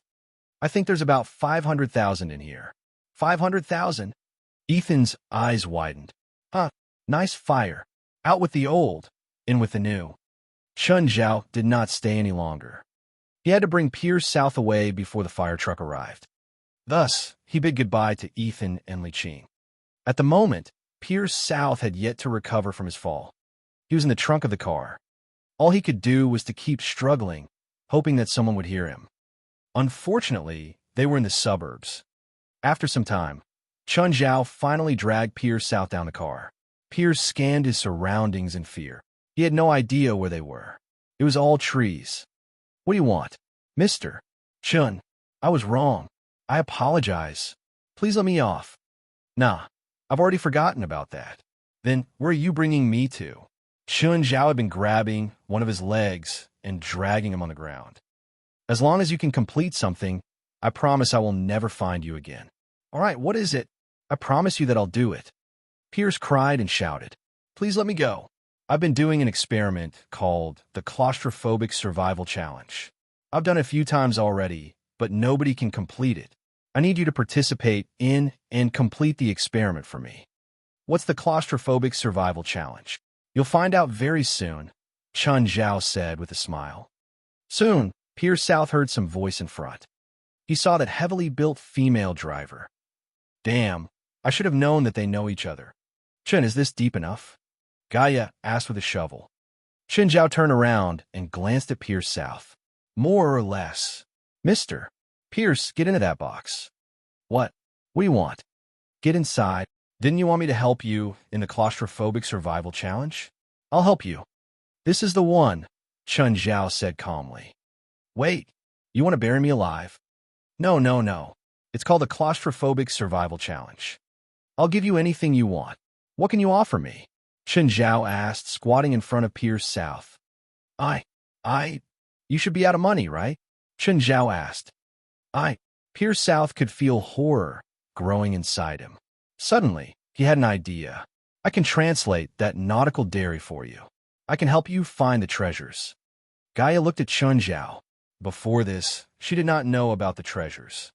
But now that she did, she had to convince Chun Zhao to let her join. "No need. I've already found someone to translate it for me. Even if they can translate it, they might not find the treasures. There are many hidden meanings that only I know. If you can do it, so can others. I know a professional exploration team. They have an actual professor. He's definitely more professional than you." Chun Zhao grinned. "Looks like you have nothing else to add." time to start the Claustrophobic Survival Challenge. Chapter 540, Destroy the Evidence. Chapter 540, Destroy the Evidence. Shenzhou didn't care about all that. He stuffed Piers South into the case and kicked it into the ditch. Add the dirt. They kept going until all the dirt was added and the ground was flat. How long are you going to bury him for? Let's just wait, Shenzhou said. We need to open his mouth. He has the information I need.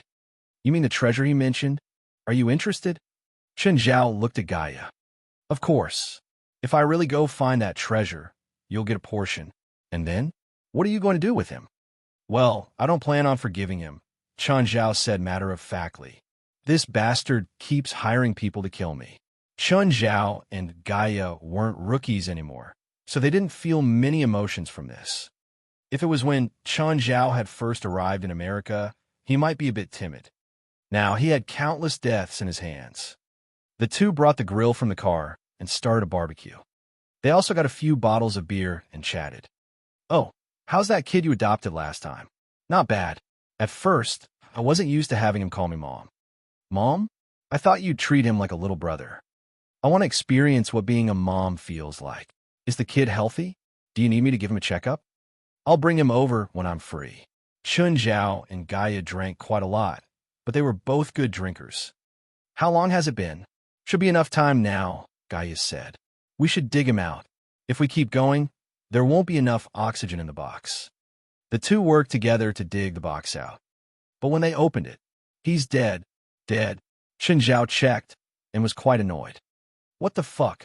He didn't get the exhilaration from revenge at all. He didn't even achieve his goal.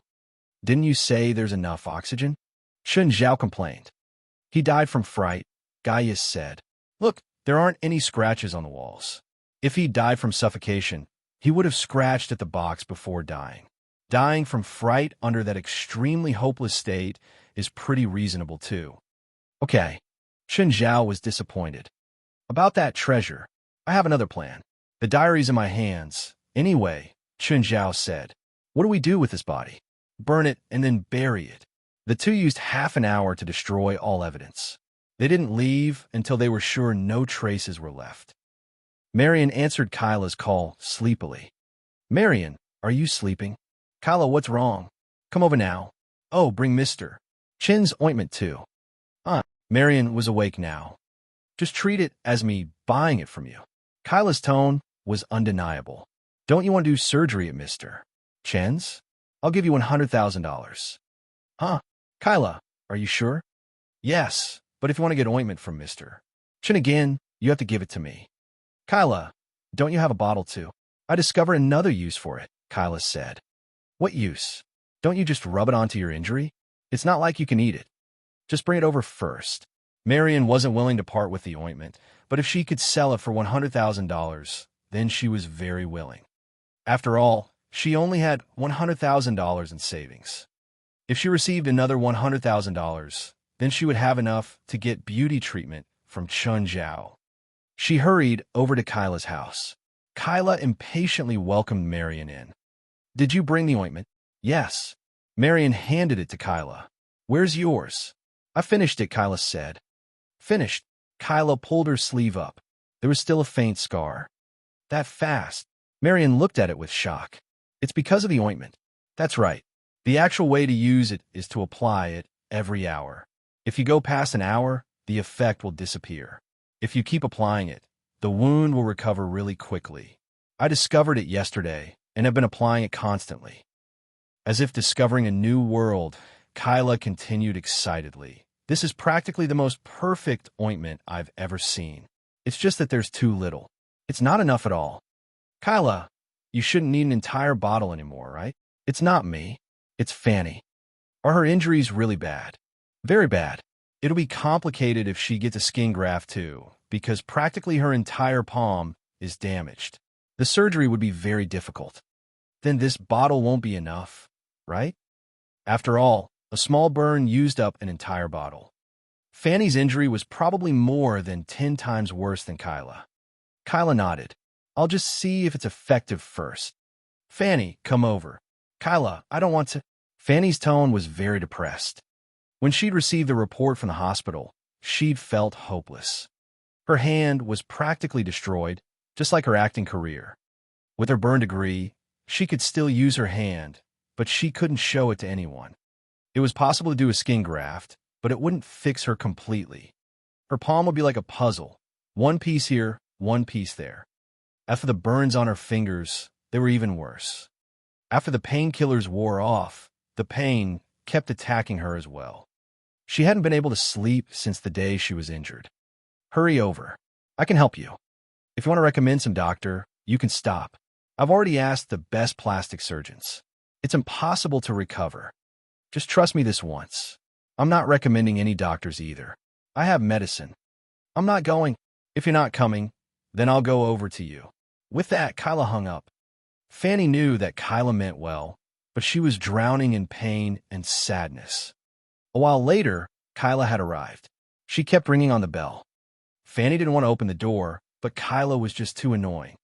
Finally, Fanny opened her door. Kyla, can't you let me be in peace? Trust me, I have a great ointment. You sure you weren't scammed? Don't worry about that. I'll help you apply it. Chapter 541 Ointment. Chapter 541 Ointment. What ointment is this? It doesn't even have a label or anything. Fanny clearly did not trust the ointment that Kyla had brought. She was not really suspicious of Kyla, but rather worried that Kyla had been deceived. Fanny was Kyla's cousin, and her family and childhood environment were extremely good. Naturally, she had high requirements for things. For example, she would never use medication with an unknown origin. Trust me for once, all right? Just put it here. I'll use it later. No, you definitely won't. Unable to dissuade Kyla, Fanny eventually allowed Kyla to apply the ointment for her. As Kyla applied the ointment, Fanny felt a wave of coolness on her wounds. Sigh, Fanny felt much better. Kyla very carefully applied the ointment on every corner of Fanny's hand. Done. Remember to apply it once every hour. Yeah, I need a rest, Fanny said perfunctorily. Call me if you need anything. I know. Just after Kyla left, Fanny heard someone knock on the door again. Fanny rubbed her forehead. Had Kyla forgotten something? However, when she opened the door, she realized that it was not Kyla. Mom, why are you here? It was Fanny's mother instead. She even had 4 bodyguards behind her. Why am I here? Why can't I be here? Fanny's mother was clearly displeased. If I came any later, you would have died outside. Mom, I'm fine. Look at your hand. Is this called fine? Come home with me, all right? Fanny's mother still had a long face, but her tone had softened. After all, it was her daughter and only child. No, I'm not going back, Fanny said stubbornly. What's the point of staying in LA now? Fanny's mother urged. After you recover, you can continue being an artist, but now you have to come with me. But I'm still on a contract. Don't worry about that. I'll help you settle it, Fanny's mother said. Must I leave? Yes. Fanny's mother waved her hand. Help Fanny to pack her stuff. Miss Fanny, do you want this? Yes. How about this? Yes. This. A bodyguard picked up the ointment that Kyla had brought. After some hesitation, Fanny shook her head. Nope. The bodyguard threw the ointment into the bin. On the private plane, Fanny's hand began to hurt again. Fanny, what's wrong? Fanny's mother looked at her daughter with concern. She noticed Fanny's unnatural expression. The pain which had disappeared for over an hour had returned. Fanny realized that her hand seemed to be scabbing. I need to go to the restroom. Fanny went to the restroom and washed off the scab on her hand. However, after touching the water, the pain intensified. Actually, when she was discharged, the doctor had warned her against touching water, lest her wound become infected. Fanny left the restroom, covering the hand which had been burned by acid. Fanny, is it starting to hurt again? Fanny looked like she was in extreme pain as she nodded. Give me the painkiller. Fanny's mother hurriedly opened her suitcase and found the painkiller.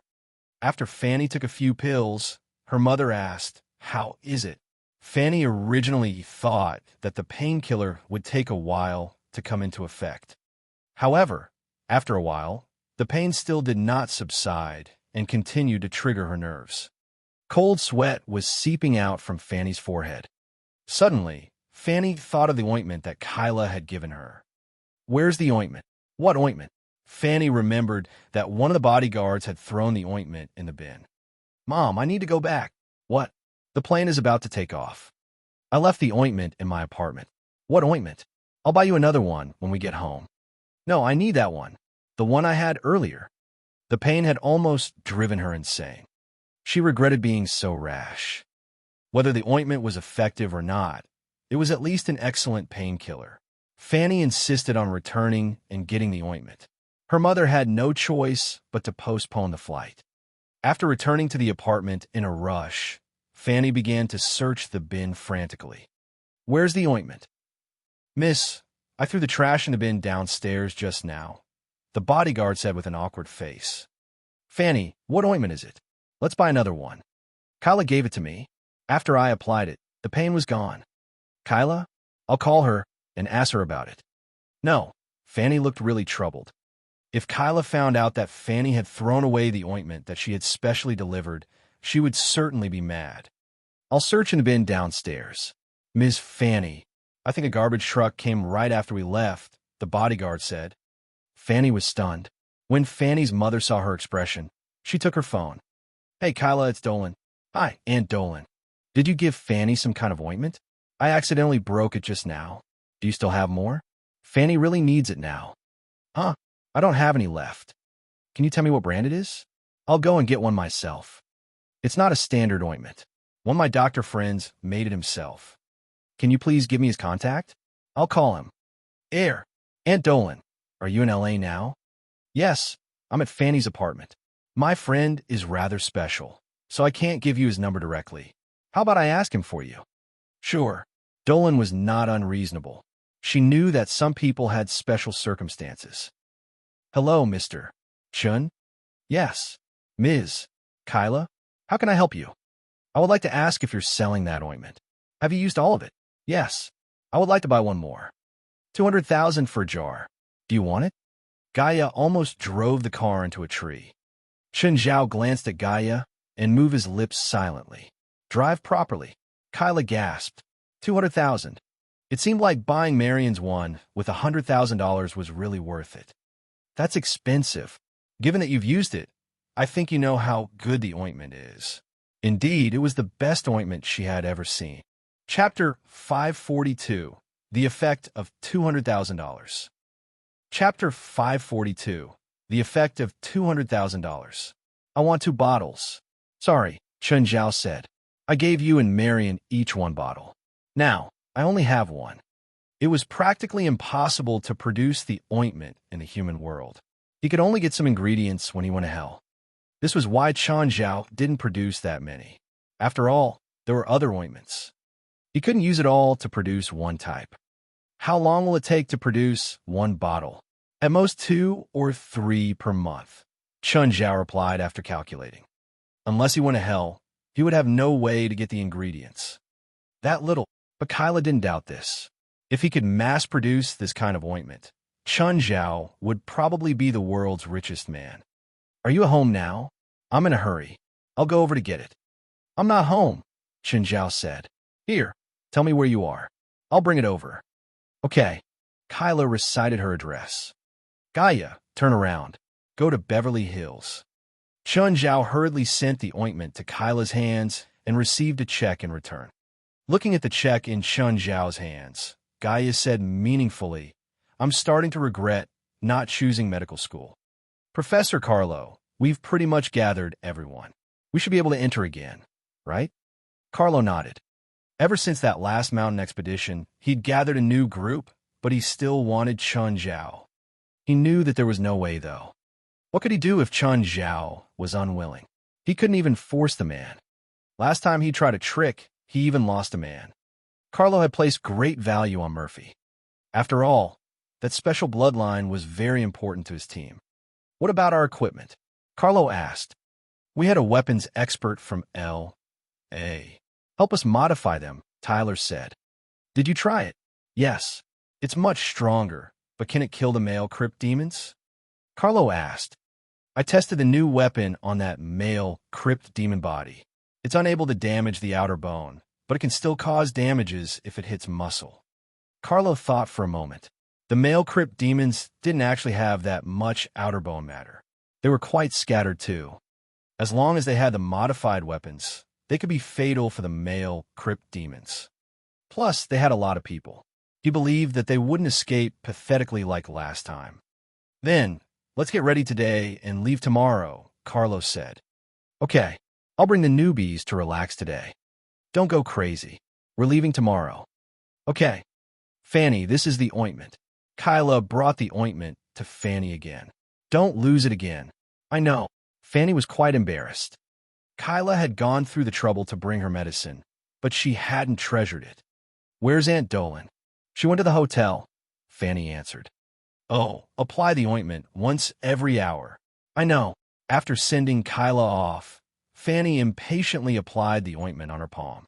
The familiar, cool sensation traveled from her palm again. Oh, so nice. Without realizing, Fanny fell asleep. After a long while, she felt an itch on her palm. When she opened her eyes, her palm was stinging. The bed was also covered with dark red dead skin. She discovered that some of the burned parts on her palm actually had the color of normal skin. Fanny looked back and forth. She pulled off some of the scabs and saw that new skin had grown over many of the burned parts. Is it the ointment? Is it really that effective? Fanny was still a bit hesitant, but she wouldn't throw the ointment away anymore. She picked it up and applied more after an hour. When she felt the pain come back, she applied it again. After repeating this 3 times, she discovered that a large patch of new skin had grown over the injured area. However, the new skin was still red. It had an obvious difference from normal skin. Her entire left hand didn't hurt as intensely as before either. It still stung, but it was bearable now. Fanny applied ointment again, but halfway through, she discovered that it was empty. There was no ointment left. None left. This quickly. Kyla, I need more ointment. I need more. Give me another bottle. No, 2 bottles. Sorry, Fanny. I don't have any. You don't have any? Why? My friend gave it to me. Then what about your friend? He only makes 3 bottles per month. Do you know the price of each? How much? $200,000. But I really need it. I realize that it's really effective for burns. It can heal without surgery, but I need more now. He said he doesn't have any more ointment, but he's a doctor too. Maybe he can help treat your burns. Okay, hurry and call him. Now, Fanny finally believed Kyla. Before, she'd thought that Kyla had gotten scammed. Now, she truly regretted throwing out the first bottle. She'd actually tossed out $200,000. It wasn't just the money either. More importantly, the ointment's effect on her injury wasn't comparable to $200,000. She was willing to pay even $500,000. Hello, Mr. Chun, I have a question. What is it? My sister's palm was burned with acid. Do you have any solutions for that? Did you buy the ointment from me for her? Chun Zhao asked. Yes. Is it effective? Yes, but she used it all up already. I see. I'm not sure if I can heal her before seeing her. Can I bring her over to you? Yes, Chun Zhao said. Are you home now? Now. Chun Zhao glanced outside. It was already 7 at night. If Kyla came over now, it would be around 9. Are you not free? My sister is really manic right now. Kyla purposely exaggerated a bit. In reality, she could tell from the earlier phone call that Fanny was feeling much better now. Chapter 543, Fanny's Journey. Chapter 543, Fanny's Journey. The road is really dark. Fanny looked at the winding forest path. She knew that Kyla was not going to harm her, but she was still worried. Kyla, anyone who lives here's got to be weird, right? Yeah, he's weird, Kyla replied impatiently. Fanny had really been pestering her with questions along the way. Could he be some kind of evil wizard? And I'll have to sacrifice something to have my hand healed? Fanny, did you get a strange roll recently? Kyla asked, rolling her eyes. The place is just scary. There were no streetlights on the path, so they could only rely on the headlights. Even Kyla did not dare to drive too quickly. Suddenly, an enormous shadow flashed before them. Kyla caught a glimpse of the beast. It should be Princess. Kyla knew that Chun Zhao's pets would roam around the place all the time. Monster. Stop shouting, Kyla said impatiently. It's just a bear. What? Bears can't be that big. The beast was almost as big as their car. If you keep shouting, you could get out of the car, Kyla threatened, stepping on the brake. Indeed, Fanny stopped shouting at once. However, Fanny's greatest fear came true. The car broke down. Kyla tried to start the engine, but nothing happened. Forget it. Let's walk there. It's just 10 minutes away. No, I'm not leaving the car. Kyla, don't go. Don't worry. It's safe here. But the beast just now, even if it's a bear, it's still dangerous. Then stay in the car. I'm going. Kyla opened the door. No, don't leave me here. Are you coming with me or not? Fanny eventually alighted from the car with Kyla. The path was in complete darkness. Even the wind and rustling of leaves managed to frighten Fanny badly. Just then, the enormous beast appeared again. It stood in the middle of the path, staring at the two with its glowing eyes. Monster, monster! Fanny turned around, wanting to run, but another two giant beasts appeared before her. They similarly glared at Fanny with their gleaming eyes. Fanny almost collapsed on the ground. Luckily, Kyla managed to hold her with her hands. Let's go. But Fanny clearly cannot move. The beast was still standing in the way. Just ignore it. Kyla walked up confidently and petted Princess's head. Hey, Princess. Roar. Princess roared and then moved away coldly. She was in the midst of playing with the silly twins and did not care about Kyla. Kyla, aren't you scared of it? She's called Princess. The two behind are Black Ma and White Ma. Kyla took out a banknote from her wallet. Black Ma, White Ma, could you please lead the way? Black Ma and White Ma charged up and fought to take the banknote. Oh my God, what's happening?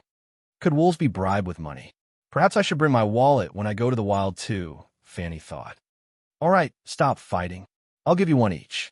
Black Ma and White Ma could not resist money at all, given that they could go to the supermarket themselves. The entire mountain town knew the two of them. They knew how to buy items and pay themselves. Of course, they could not add. Once, there was a cashier who charged them $100 more. Then, Chun Zhao appeared and beat the cashier up at the spot. The cashier was fired very soon after. Since then, nobody dared to deceive them. Won't they attack people? All the animals here do not attack people. They're pets, Kyla said. Princess, can you help me to move the car to the roadside? I'll pay. Princess strolled to the car. Crash! Fanny was startled. As Princess hit the car with her body, the car slid to the side of the path. However, Kyla would probably have to repair the door. After walking a few minutes, Fanny finally saw some light in the distance. In the lake was the reflection of a magnificent mansion. Under the night sky, the scenery was especially elegant. The gloominess had vanished totally, replaced by calming light. Where the light and shadows met, the chuckles of children could be heard. There even seemed to be kids playing in the water. Why would they allow children to play in the lake at this hour? It's dangerous, Fanny muttered to herself. Fanny and Kyla approached the house and knocked on the floor-to-ceiling window. Hey, Kyla, have you eaten? Come and eat something. Fali noticed Kyla. With a smile, Kyla pulled Fanny to the side. Don't step on Abitos. Only then did Fanny see the red lizard munching a bloody piece of bone beside her feet. Shocked, Fanny immediately jumped away. Just then, Black Ma and White Ma ran to Fali in excitement and placed the banknotes on her hand. Fali put the money into a glass jar in the living room. Fanny was very confused. What is she doing? The money in that jar has been collected by Black Ma and White Ma. Where's Mr. Chun? There in the yard. He just finished dinner. Kyla was already used to seeing Chun Zhao in his loose shorts. Chun Zhao had always been very casual at home. Although he would not be naked, he would not wear anything too formal. Of course, given that it was his home, he could wear whatever he wanted. Mr. Chun, this is Fanny. Chun Zhao stood up and shook hands with Kyla. Is she your sister? Yes. Fanny, this is Mr. Chun. Nice to meet you. Can I take a look at your hand? After a slight hesitation, Fanny removed her glove. Chun Zhao inspected Fanny's hand. You've used my ointment? Yes. The burn is worse than I thought, Chun Zhao said. I don't have any ointment or other drugs that can help you at the moment. Ms. Fanny, please come back another time. Mr. Chun, is there no other way? We can pay more. It's not about the money. I've actually sold all the drugs I have, and I'm not trying to raise the price. But I can give you acupuncture to dredge your meridians for now to prevent blood stasis. When would you have medicine? Fanny asked quickly. Not sure. It could be anywhere from a few days to a month.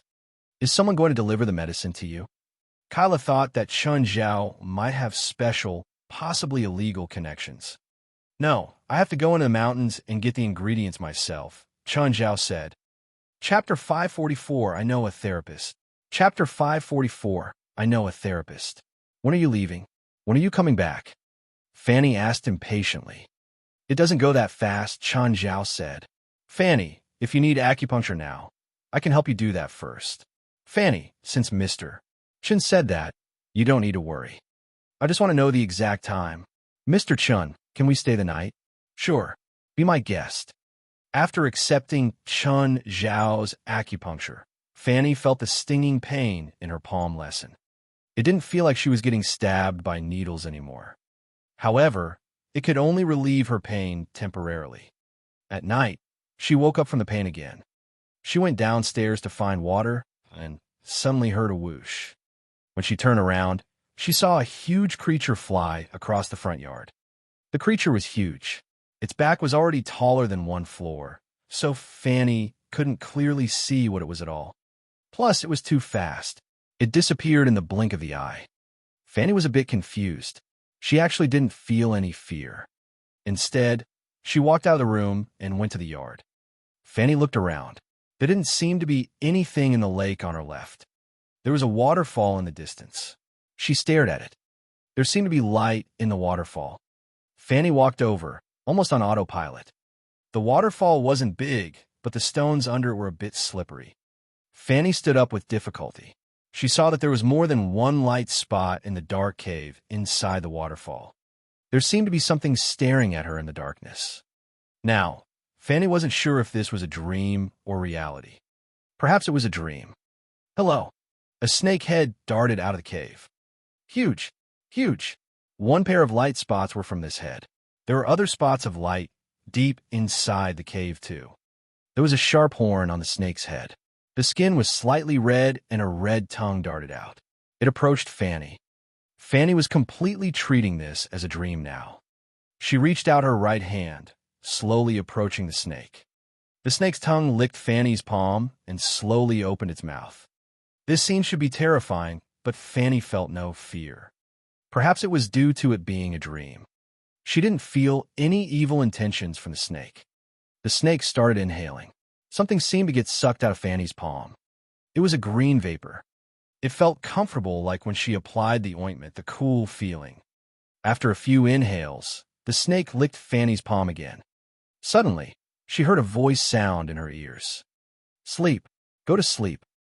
Mr. Chun, Fanny still hasn't woken up? When Kyla went downstairs, she saw Chun Zhao sitting in the dining room alone. No, let her sleep a bit more. Kyla waited for 2 hours, but Fanny still didn't get up. Opening her bedroom door, Kyla found her still deep in sleep. That's weird. Is she that tired? She's sleeping like a rock. Just then, Fanny happened to wake up. Kyla, why are you in my room? Fanny, aren't you a picky sleeper too? How come you slept so well? I don't know. I had a weird dream last night. Okay, I'm not interested in your dream. Get up and go wash. When Fanny got up, she discovered that her palm didn't hurt at all. The burn seemed to have healed a lot, too. What's wrong? Kyla asked. It was sticky. Fanny touched her left hand. There seemed to be a layer of sticky stuff on it. This was too weird. What was it? Do you feel unwell? Should I call Mr. Chun? No, I don't feel unwell at all. Fanny went downstairs. She was still confused about the stuff on her left hand. Fanny, what are you looking at? Is there something on your hand? Kyla, does Mr. Chun have a big snake? Big snake? Yeah. Did you see Raymond? Raymond? Where? Fanny hadn't seen him. Look, it's under the plant. Wow, such a big, poisonous snake. Fanny was shocked, but she quickly calmed down again. No, that's not it. What's not it? I dreamed of a big snake yesterday. It was in the cave under the waterfall. You went to the waterfall last night? It's dangerous. It's too slippery. No, it's just a dream. After breakfast, Fanny was about to put on her shoes when she realized her feet were dirty. Huh? Fanny's eyebrow arched. Fanny, ready? We have to leave. Fanny suddenly rushed out barefooted. Fanny, where are you going? Kyla followed Fanny out. Fanny ran to the front yard and then the waterfall. Fanny, come back. It's dangerous. Don't slip. Fanny was unmoved. She didn't care about the waterfall splashing on her either. Are you there? Hello. Are you there? Mr. Snake. Just then, Chun Zhao walked over. When Kyla saw him, she immediately said, Mr. Chun, do you know what's going on? Why is Fanny acting like this? I don't know. Chun Zhao shook his head. Strange. Did I mess up anywhere? Fanny ran into the cave. It wasn't deep. There were only 5 or 6 meters. There was nothing other than some puddles of water. Nothing? How can there be nothing? Why is there nothing? Fanny's face was filled with confusion. This was impossible. Why was there nothing here? She ran out of the cave again and went to Chun Zhao and Kyla. Pulling Chun Zhao, she demanded, You know right, mister. Chun? What? What are you talking about? The big snake. Where is it? What big snake? You mean Raymond? Not Raymond. A big snake. Bigger than me. Maybe like me. Its head has a big horn. Chun Zhao glanced at Kyla and whispered, Are you sure Fanny's all right in there? I'm not crazy. Don't think I have mental issues. I'm very clear-headed. Fanny was like an angry cat. I know what I'm saying. I realize that my feet are dirty. Oh, you were walking around the house barefooted, Kyla said. No, I'm sure. I have moss on my feet. Look, it's like this. Afraid that she wasn't being clear, Fanny even lifted her feet. I wasn't dreaming last night. I really did come here and saw a big snake. A really, really big snake. Kyla, I know a therapist. Chapter 545, Leave. Chapter 545, Leave. Fanny, let's go, Kyla urged. You don't trust me, do you? No, I do trust you. You just don't believe me. Fanny stamped her foot in anger. Kyla gave Chun Zhao a look of apology and went to chase Fanny. Chun Zhao rubbed his nose helplessly. On their way back, Fanny remained silent. Fine, stop being mad. I'll buy you the latest Baroness handbag. No, Kyla, I'm really disappointed. Do you think that I've lost my mind? No, I really trust you. That's a lie. Why would you believe my ridiculous story? Actually, on my first night in Mr. Chun Zhao's house, I also saw some supernatural creatures. Fanny immediately turned to look at Kyla. Seriously? I'm not too sure. I even suspect that I might be dreaming, Kyla said. I think I saw goblins. You surely think that I'm insane too, but I'm serious. Hearing that, Fanny fell silent. After a while, she said, Last night, for some reason, I went downstairs and then saw an enormous creature run past the forecourt. It's giant, many times bigger than Princess. And then I went to look for the creature and found the cave. There, I saw an enormous snake. How big was it? I think its neck alone was 40 centimeters in diameter. Its head was as big as my body. Did it not attack you? No, it seemed friendly, or at least I thought so. Fanny said, It licked my hand. When I woke up this morning, my hand was sticky. Kyla touched Fanny's palm. It indeed felt sticky. Boss. Murphy ran to Chun Zhao. How come you're here? I don't need your help in the day. Go, Chun Zhao said. Boss, I would like to apply for leave. Murphy looked at Chun Zhao with an awkward face. Chun Zhao frowned. What did a boss hate most? Employees applying for leave, obviously. Chun Zhao actually hoped that Murphy would be on duty even outside his working hours.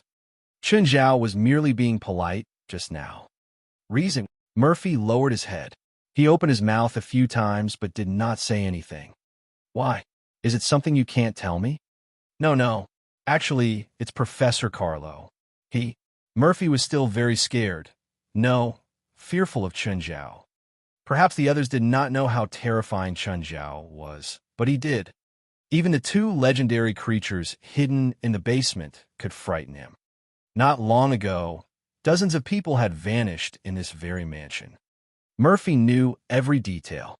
He was kind of scared of Chun Zhao's every action. He asked you to help him? Chun Zhao asked. Yes, Murphy answered carefully. Don't tell me you've been working for both me and him all this while. Chun Zhao squinted and glared at Murphy. No, it's my father. He owes Professor Carlo a favor. Son paying his father's debt. Fine. Chun Zhao closed his eyes and lay on the lounger. Murphy stood at the side in silence, awaiting Chun Zhao's reply. Chun Zhao did not like Carlo. It was a very subjective thing. He felt that Carlo was just like Pierce South. Of course, Carlo was not as threatening. But they were both eager for quick success. Why did Carlo ask Murphy to come here in the first place? To steal his painting and show off. In fact, Carlo's action was similar to what Pierce South had done. They both wanted to force him with unconventional means.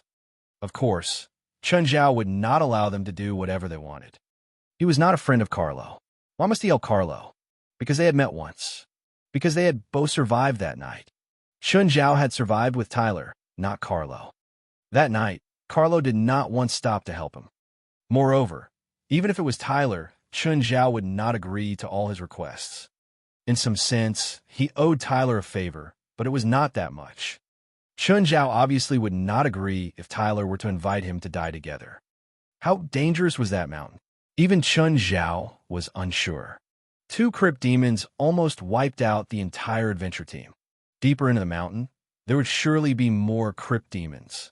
Chun Zhao might be able to deal with 1, 2, or 3 of them, but how about more?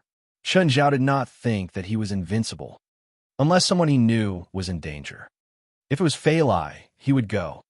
If it was Ethan, he would go as well. And the same for Sienna. These people were really close to him. Even for several others, Chun Zhao would think about it. However, he would definitely not go to such a dangerous place for someone whom he had met once. As for Murphy, Chun Zhao did not want him to go. Even though Murphy was over 20, he still behaved like a kid. He was like a young adult who had just left his village to work outside. Chun Zhao did not want Murphy to die. Even Chun Zhao was not confident that he could return safely. Murphy? He would almost surely lose his life. Give me your father's number, Chun Zhao said. I need to ask him first. Huh? You want to call my dad? What? Is there a problem? Okay, fine. Chun Zhao took Murphy's phone. Go and take a stroll. I'll call you later. After Murphy left, Chun Zhao found his father's number. Hello, who are you? You're not Murphy. Why do you have his phone? I'm Murphy's boss, Chun Zhao answered. Oh, you're the person who hired him. I heard from Murphy that you've asked him to assist Carlo. Yes. Did Murphy tell you?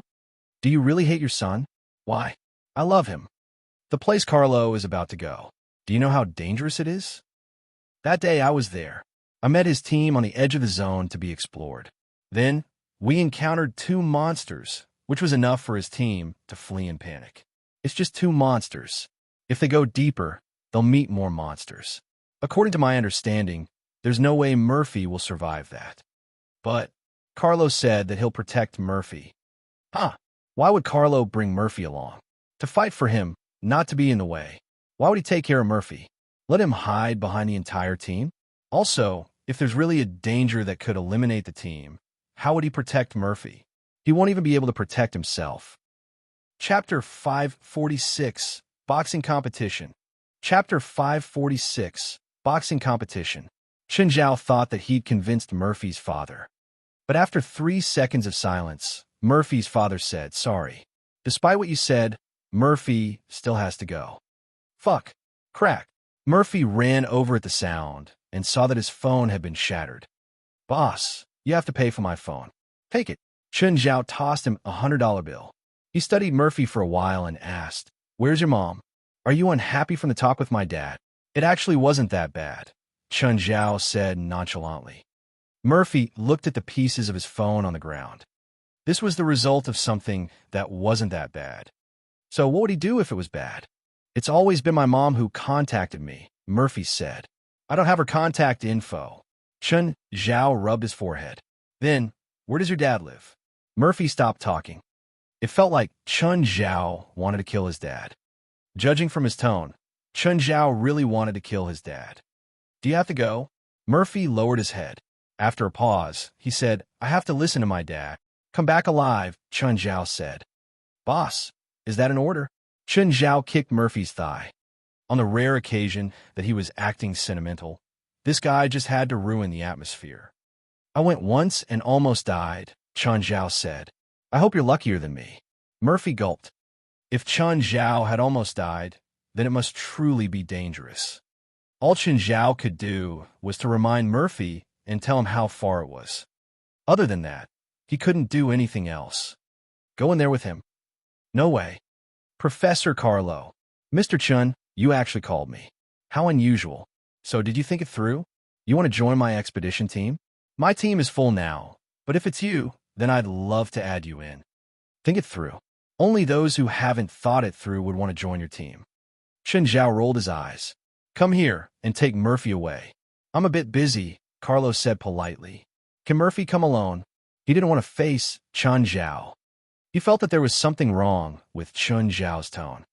What? You don't want to see me, but I miss you so much. How about I go over there? Oh, your team is full, right? Let me help you test their abilities, just in case there are any cheaters. I'll come over right now. Chun Zhao was clearly threatening him. If he didn't go over, then Chun Zhao would come.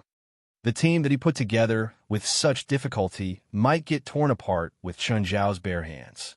He didn't think that his men could fight with someone who killed a crypt demon if they didn't use guns. A while later, Carlo hurried to Chun Zhao's house. Mr. Chun, Professor Carlo, I have a nautical diary. You should be able to translate it for me, right? Spanish. Carlo put on his glasses. The language is quite ancient. Some of the grammar has even disappeared from modern Spanish. You can translate it, right? This counts as repaying what I owe, right? Carlo asked. Yes. There's quite a lot of content in this diary. Just leave it with me for now. I'll translate it when I have time and return it to you. Chun Zhao scoffed. Then no. This diary can't leave my line of sight. You can come over to translate when you have time. You'll repay your debt when you finish. Mr. Chun, how about you go with me to that place? When we come out, I'll arrange some time to help you translate this diary. This old bastard moved back to this within 3 sentences. You better die in there, Chun Zhao said, annoyed. Remember to bring Murphy out in one piece. Carlo took Murphy away. Chun Zhao was a bit worried about Murphy, but since he wanted to go die there, it wasn't like Chun Zhao would stop him. Just then his phone rang. It was Tiger. Mr. Chun, I have a competition today. Do you have time? Okay, no problem. Where? Chun Zhao had called Gaia and Tiger these past 2 days. He knew that Tiger already entered the elimination round of the state BBL. Today's round would produce the top 32 boxers. Chun Zhao was quite excited to see Tiger's performance.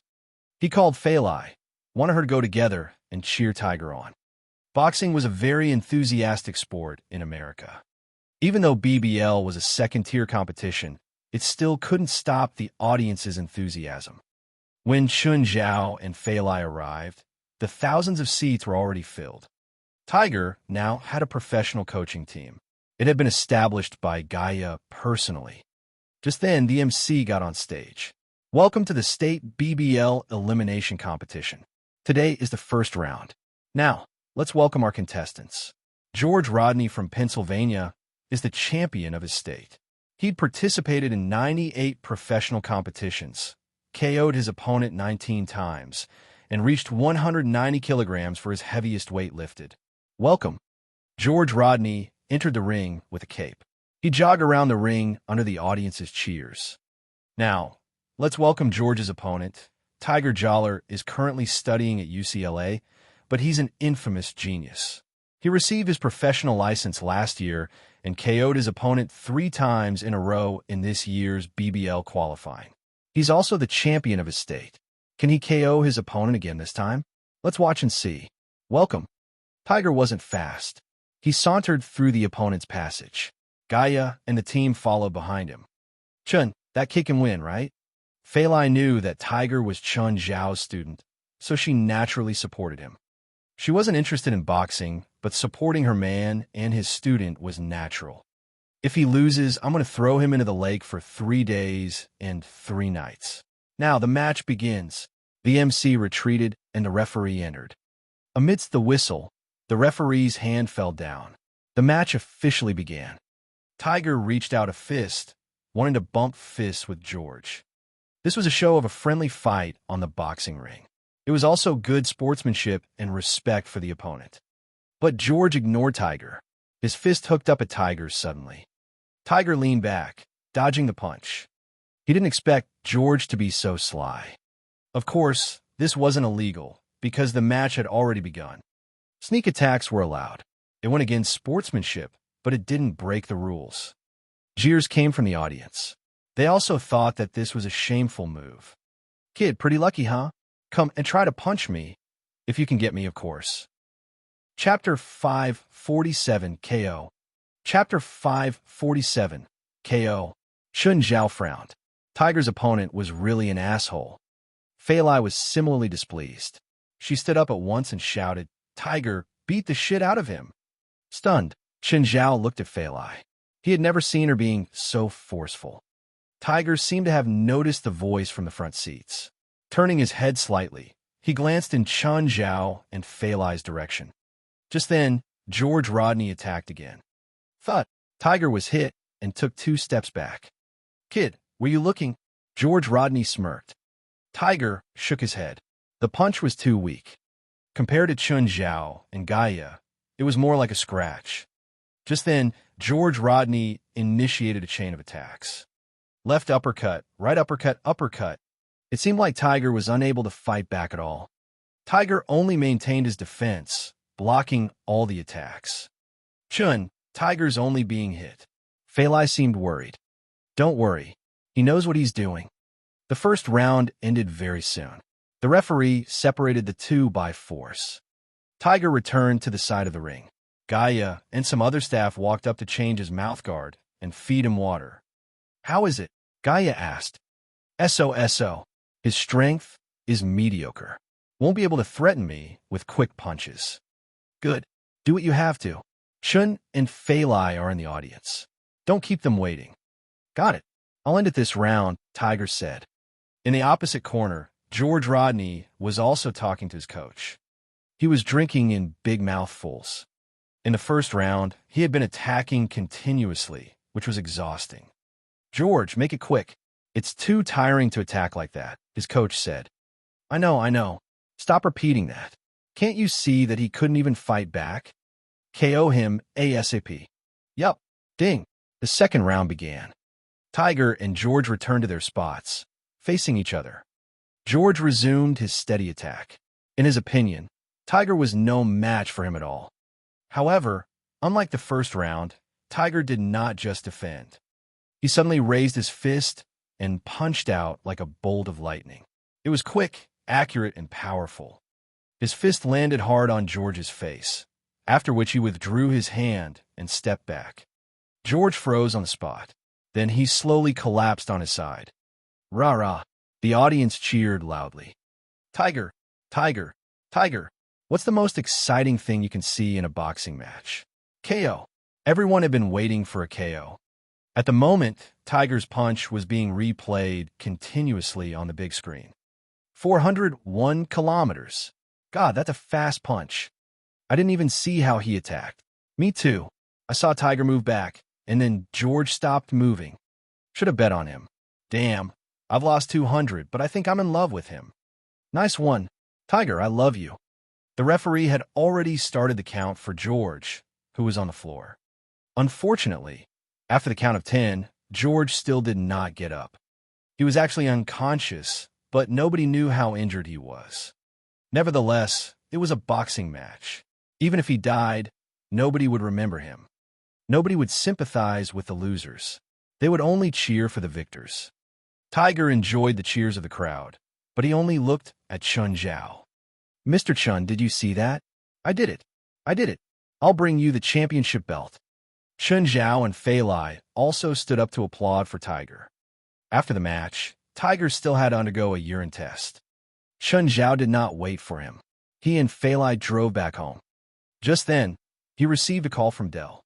Chun, the boxer that you introduced to me is great. He had a match just now. It was amazing. Then put more effort into him. I've invested quite a lot in him. Chun Zhao had invested in Tiger in order to earn more money. That was the final goal. Meanwhile, it would be great if Tiger could enjoy flowers and honor, fame, fortune, and the joy of victory. When shall we go hunting again? Fuck, have you forgotten the last encounter? No, I mean normal hunting. Can't take that again. If you weren't there, Johnny and I might have stayed in that mountain forest forever. After a short pause, Dell added that Carlo even found my house and asked for funding to help his team. Chun Zhao frowned. Did you agree? No, why would I? My money didn't just fall from the sky. I heard from Johnny that Carlo went to find him too. That old asshole is really trying everything he can. He even asked me to join his team. What a plan. Asking the rich for money and the strong for power. Dell laughed. The next day, Chun Zhao had only been to UCLA 4 times this month. This was the 5th time. The college car park was full again.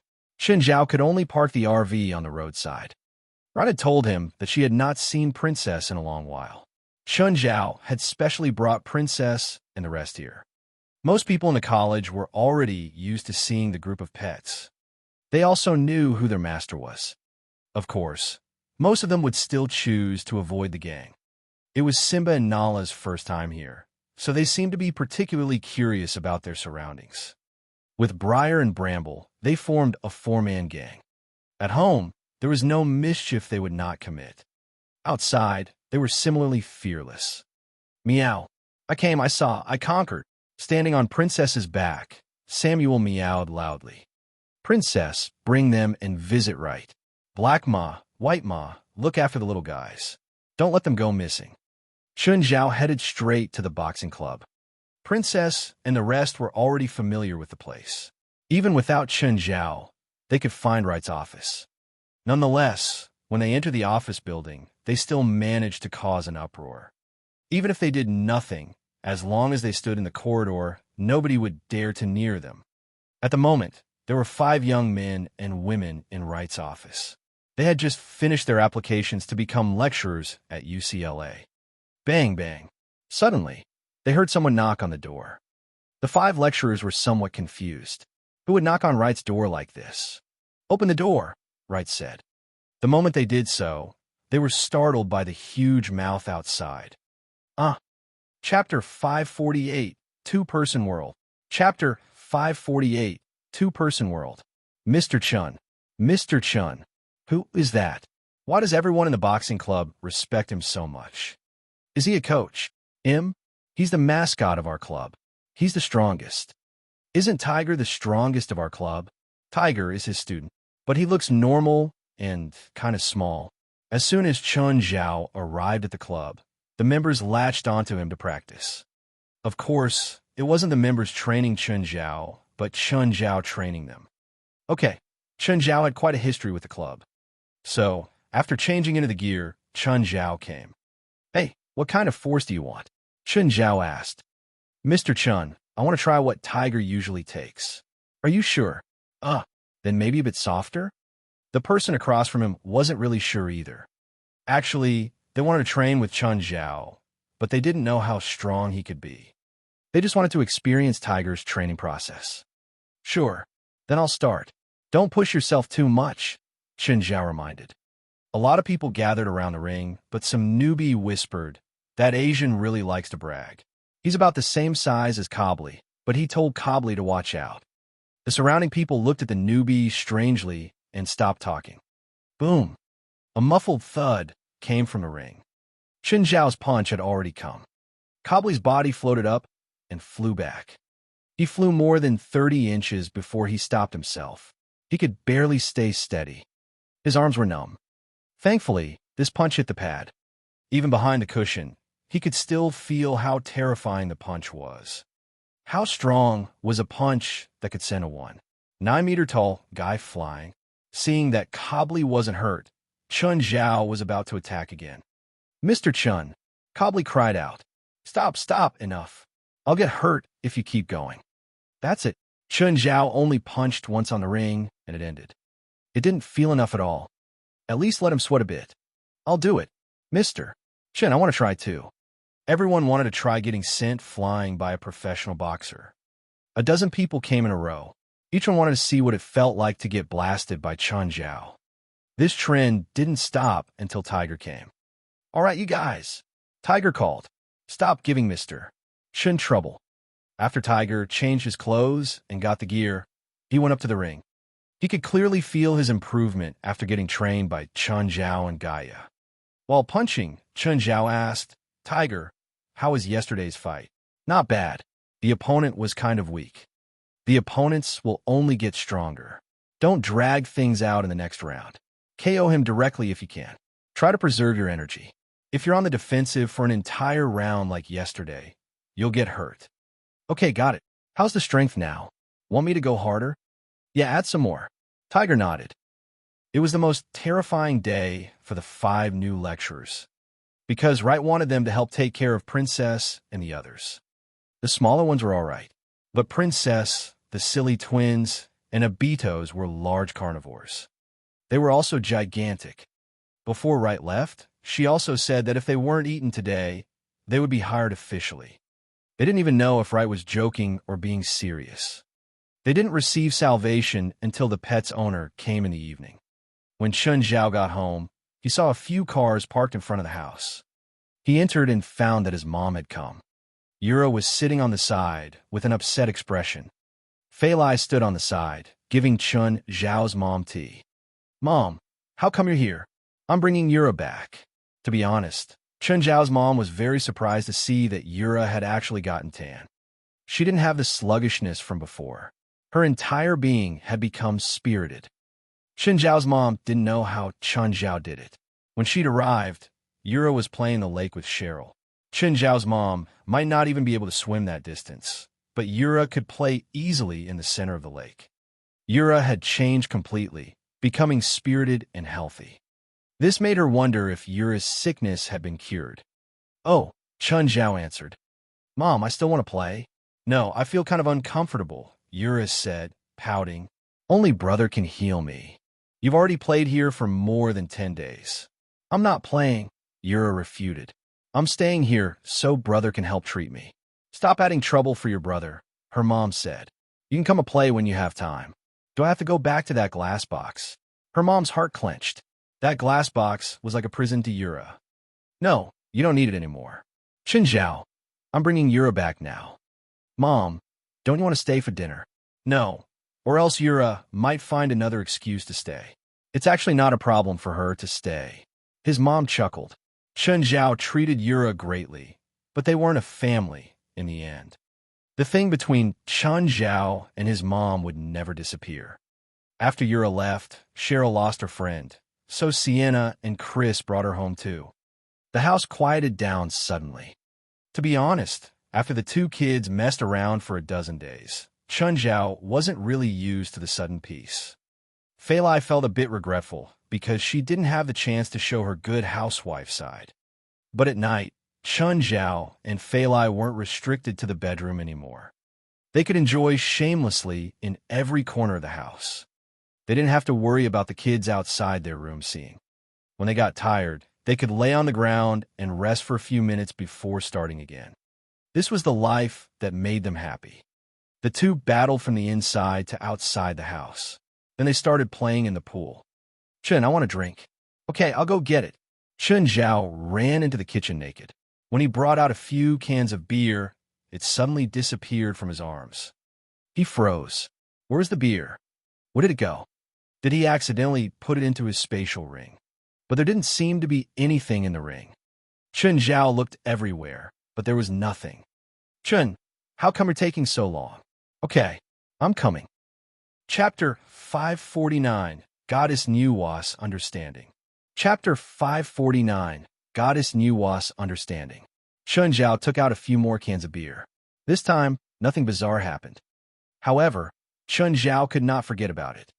After all, he was a senior wizard, and it was his house. However, something which he could not comprehend had happened. Chun Zhao was very much put on alert. After Fali went to sleep, Chun Zhao went to the living room. AI, find a video record of the living room and kitchen from 12:05 to 12:10. Very soon, the video was being played on the television. In the video, Chun Zhao entered the kitchen at 12:06.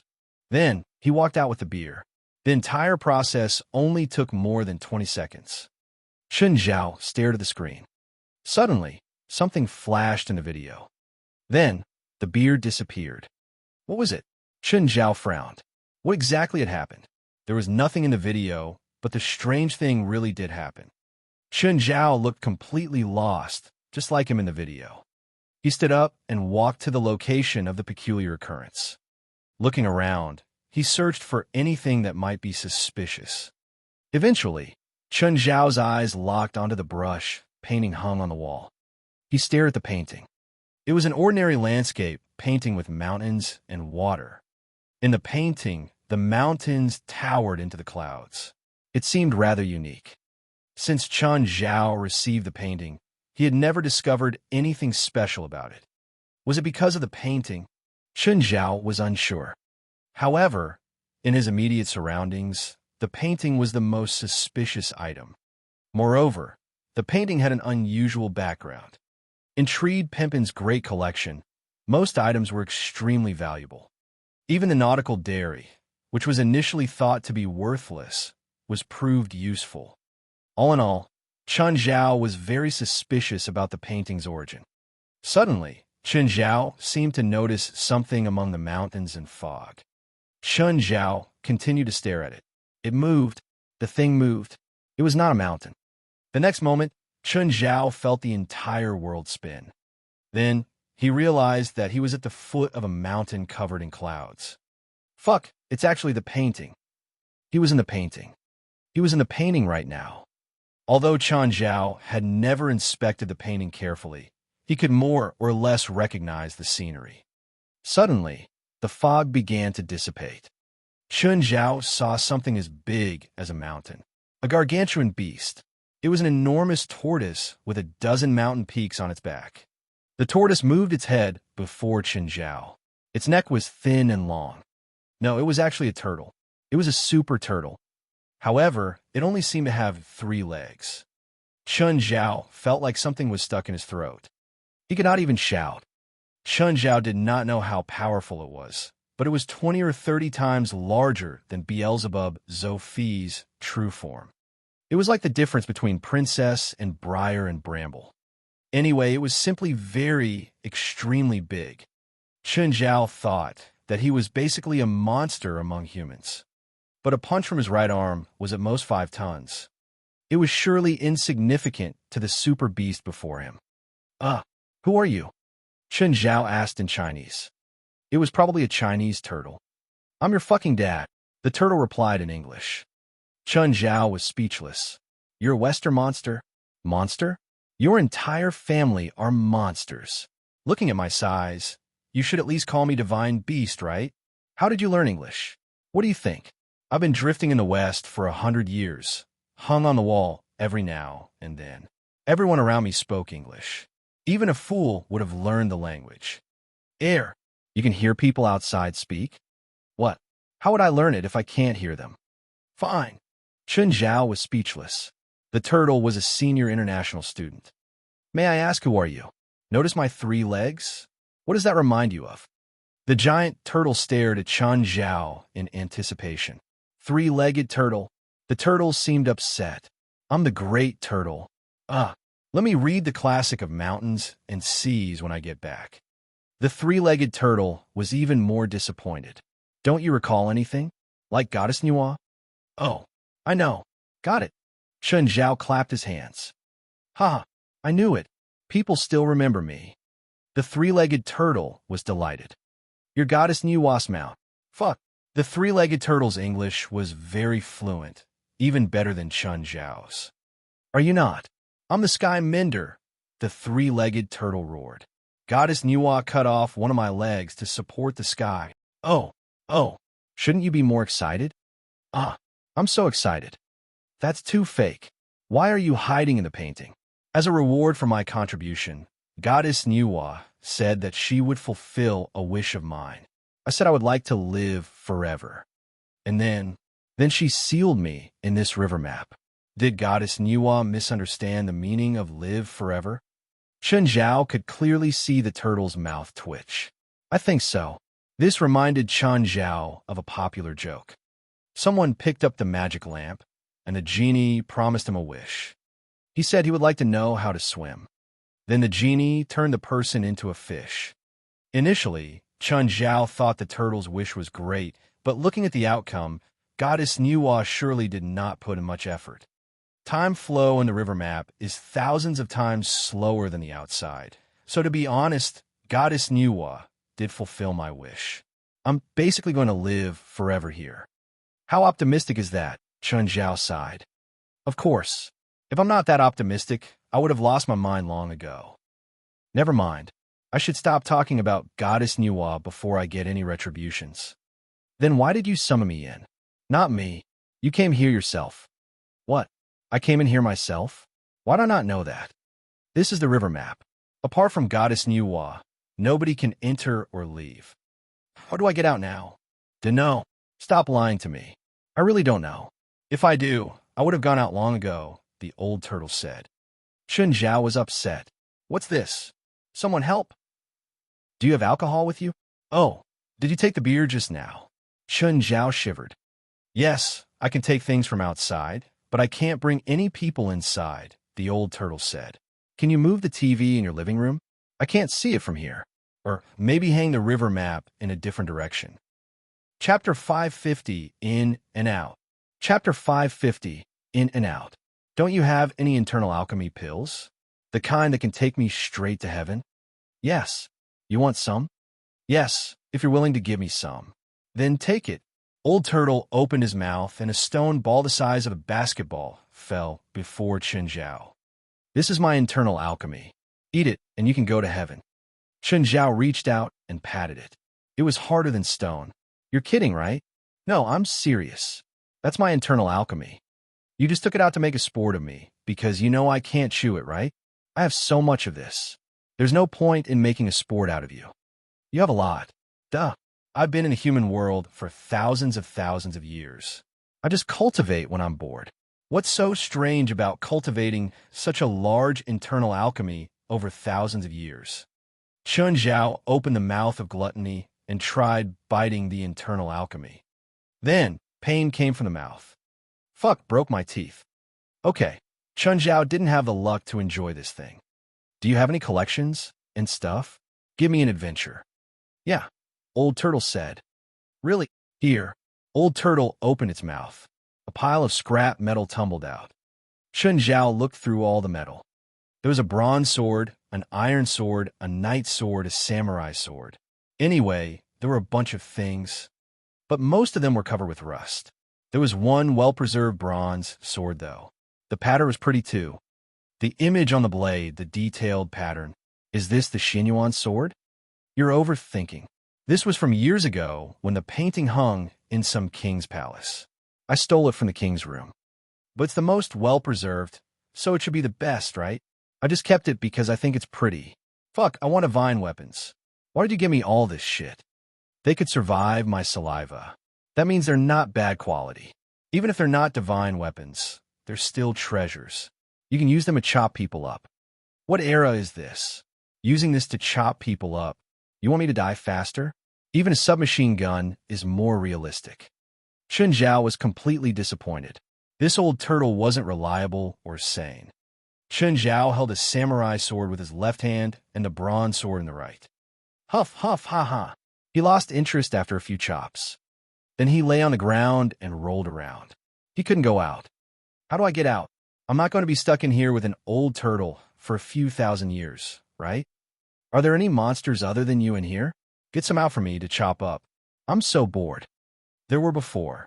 And now. One day, I wanted to move my body. I accidentally squashed it. That's a sad story. Chen Zhao suddenly thought of something. How do you look outside? How come I can't see it? Close your eyes and look with your soul. Use my soul. Chen Zhao closed his eyes. Suddenly, an image appeared in his mind. It was the view of his living room from a wall. His heart jumped, and he suddenly felt a pull. When he opened his eyes again, he saw that he was already back in the living room. "Hey, I'm out." "Ha, I'm out." Just then, Fali woke up from a sound. She walked out of her bedroom and saw Chun Zhao dancing around with a bronze sword in the living room. "Chen, what are you doing?" "Huh? Fali, did I wake you up? What happened? Why are you so happy?" "No, nothing." Chun Zhao shook his head with a laugh. "Where did you get that sword from?" "From the trash."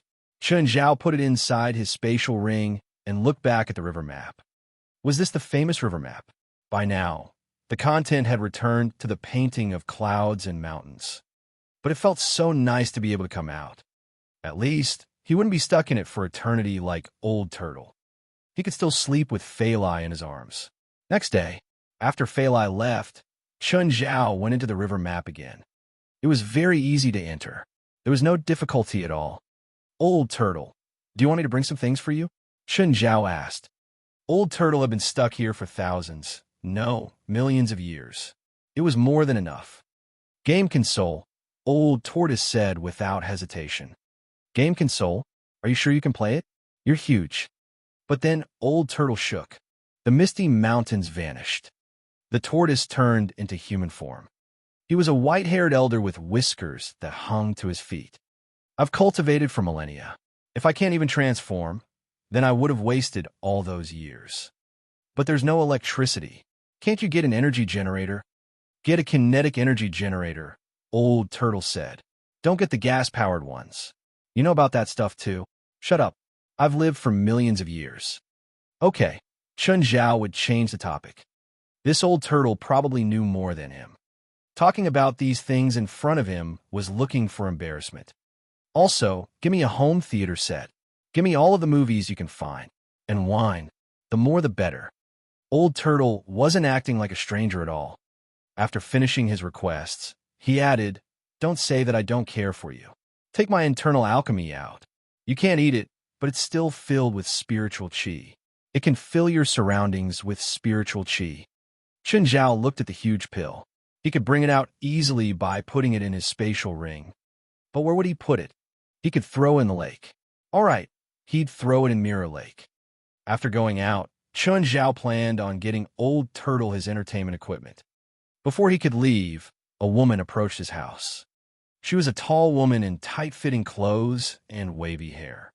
Because she was a stranger, the home system wouldn't open the door. The woman could only get down before the window and look inside the living room. However, the living room window was made out of galvanized glass. It blocked all outside light. This meant that people looking in from the outside would be like looking at a mirror. They wouldn't be able to see anything other than themselves. Chun Zhao had the system open the door. He looked at this oddly dressed beauty. "Miss, are you lost? Are you Chun Zhao? That Chinese guy? Pretty obvious, right? Murphy's in danger. I hope you can help me save him. Did Carlo send you? Does he want to trick me over there like this?" Chapter 551, Linear Plot. Chapter 551, Linear Plot. The fact that Chun Zhao hated Carlo did not prevent him from admiring the beauty before him. She looked particularly charming in her tight clothes. "I'm not sent by that old asshole Carlo," the black-haired beauty said. "I'm Murphy's mom." Spit. Chun Zhao almost vomited blood. The lady who looked as old as him was Murphy's mother. "Stop lying. I'm serious. I'm already 56 this year." Chun Zhao did not believe it. He couldn't. There was no way this 20-year-old lady could be Murphy's mom. "Were you 5 when you were pregnant with Murphy? Have you forgotten my bloodline?" "Vampire. My name is Agnes Dracula. I don't like people calling me a vampire." "Dracula? That Dracula?" "Dracula is a common surname among the kindred. I'm not sure if Count Dracula really exists," Agnes said, "but it won't make sense for him to exist. We live for at most 150 years, not 400. Don't the kindred age? Not if we drink enough human blood." "Fine. How much human blood have you drunk? Are you going to help me save Murphy or not?" Agnes asked. She was already impatient. Chun Zhao had kept changing the topic. "Sorry, I'm busy." Chun Zhao had already advised Murphy not to go. But he had to go and kill himself. Why must Chun Zhao take the risk? It was not like Murphy was his son. $1 million, Agnes said with a serious tone as she stared at Chen Zhao. Why are you asking me? I'm just a human. But I know you're strong. But I'm scared to death. Me too, Agnes said. Everyone is. Thanks for your understanding. The door is there. Goodbye. Do you know why Murphy's father insisted that Murphy go there? I'm not interested in any stories. Chen Zhao covered his ears. He was determined not to get himself involved. Regardless of what Agnes was about to say, he would not go. Not even with $1 million. That place was too dangerous. It would not matter how much money he could receive if he died there. Severin and I met 22 years ago. As if she did not hear Chen Zhao's words, Agnes continued talking. I'm not interested. Wait for me to finish. That time, I was already pregnant with Murphy. Which means Murphy isn't your husband's son, but Severin still raised Murphy up like his own son. And then, but as he aged, I was still young. He began to try all he could to become a kindred like me. What a great ambition. Chen Zhao could not help but satirize. Since Agnes really wanted to tell him the story, he would listen. But even after that, he would not go to the place. Wait, don't tell me Murphy is Carlo's son. Chen Zhao suddenly felt that it was very likely. Agnes' husband found a wife and got a son for free.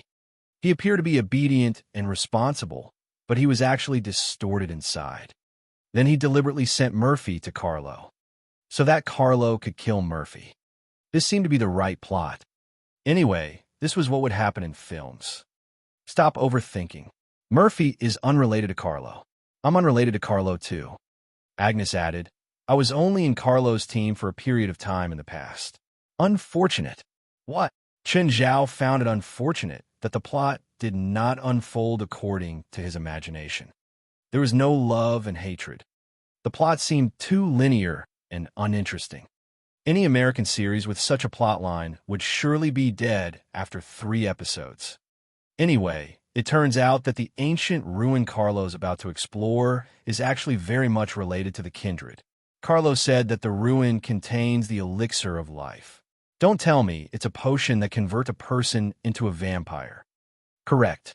Severin asked Murphy to go so that Murphy could bring him the potion. Chen Zhao yawned. What a boring story. And then, although the story was dull, Chen Zhao had already listened to half of it. In fact, it's not a potion to convert into a kindred.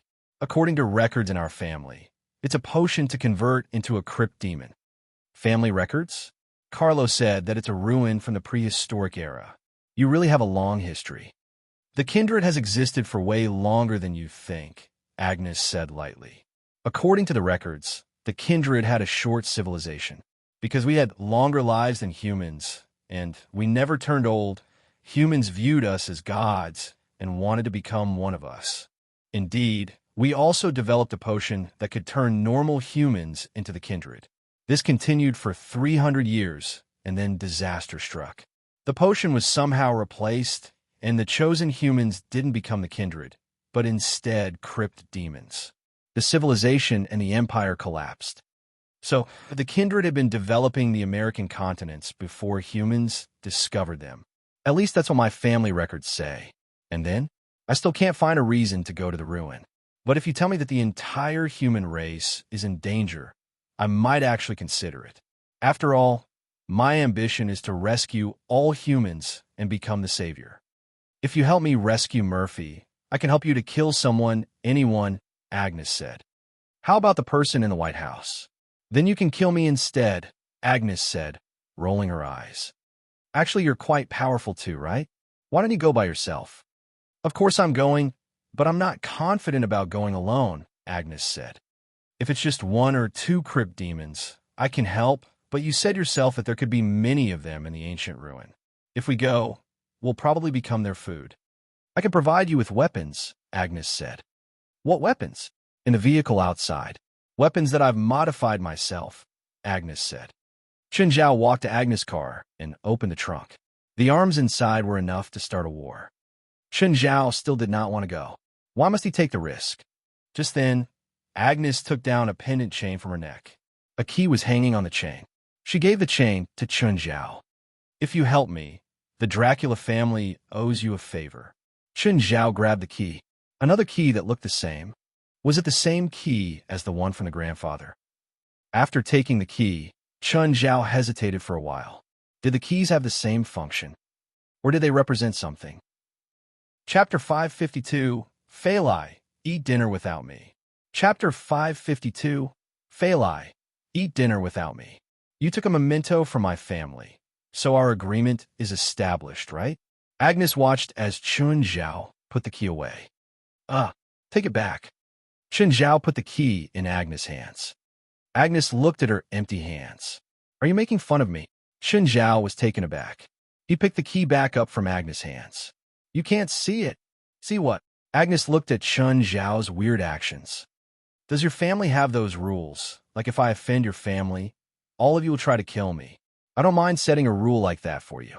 Agnes looked at Chun Zhao with a dark expression. Whatever. Let's go. Chun Zhao scratched his head. It was honestly so troublesome. Why do you have to listen to that story? Wait, Agnes said. Wait for my people. You have more people?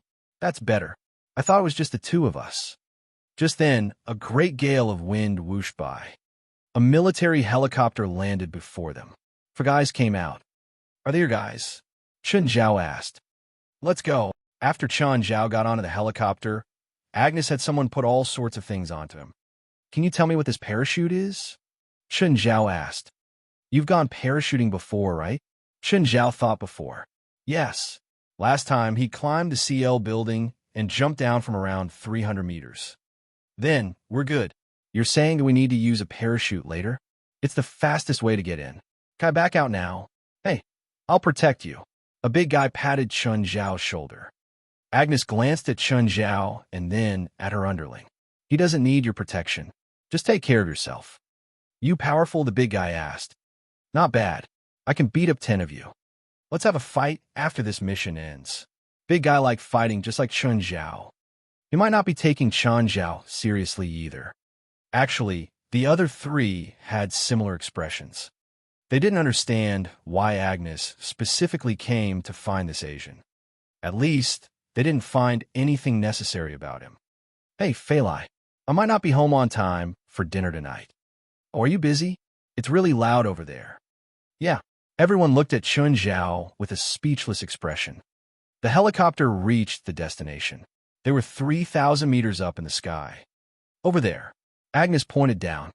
There was a huge black hole in the middle of the forest. The ground seemed to have collapsed. Don't stray too much, Agnes said. Okay, let's go. Agnes' team members jumped down one by one. Chun Zhao was the last one. The group of 6 all landed safely. They weren't too far away from the destination. The 6 surrounded the hole and stared at each other. It's here. Okay, let's go, Agnes said. Wait, put on the heat sensor. Oh, I don't really want to go in. Chun Zhao sighed. The group entered the crypt through the entrance. The entrance wasn't very wide. The atmosphere felt suffocating. Just then, everyone kicked something. It was a corpse, more accurately, half of a corpse. Seems like the crypt demons are pretty picky eaters. They only eat the upper half. Everyone looked at Chun Zhao. They all thought that he may be dead weight, but Chun Zhao's courage was pretty rare. He could still joke under these situations. It may be because it didn't have time to finish. The group encountered another body. This time, it was a female crypt demon. This crypt demon still had an arm stuffed in its mouth. But there were a dozen bullet holes too. It must have been killed by a barrage of bullets. Bang! Without warning, Chun Zhao fired into the fork. What are you doing? Don't fire randomly. I saw a crypt demon there, Chun Zhao said. Really? Why didn't I notice it? Everyone doubted Chun Zhao. Agnes looked at him. Are you sure? Yes. Did you hit it? Actually, I was just testing out the gun, Chun Zhao said, changing the topic. He'd indeed discovered a crypt demon earlier, but the guy ran too quickly. Or, Chun Zhao's shooting skills were too bad. He was always meters away from the target. As the group forged on, the air grew damp and hot.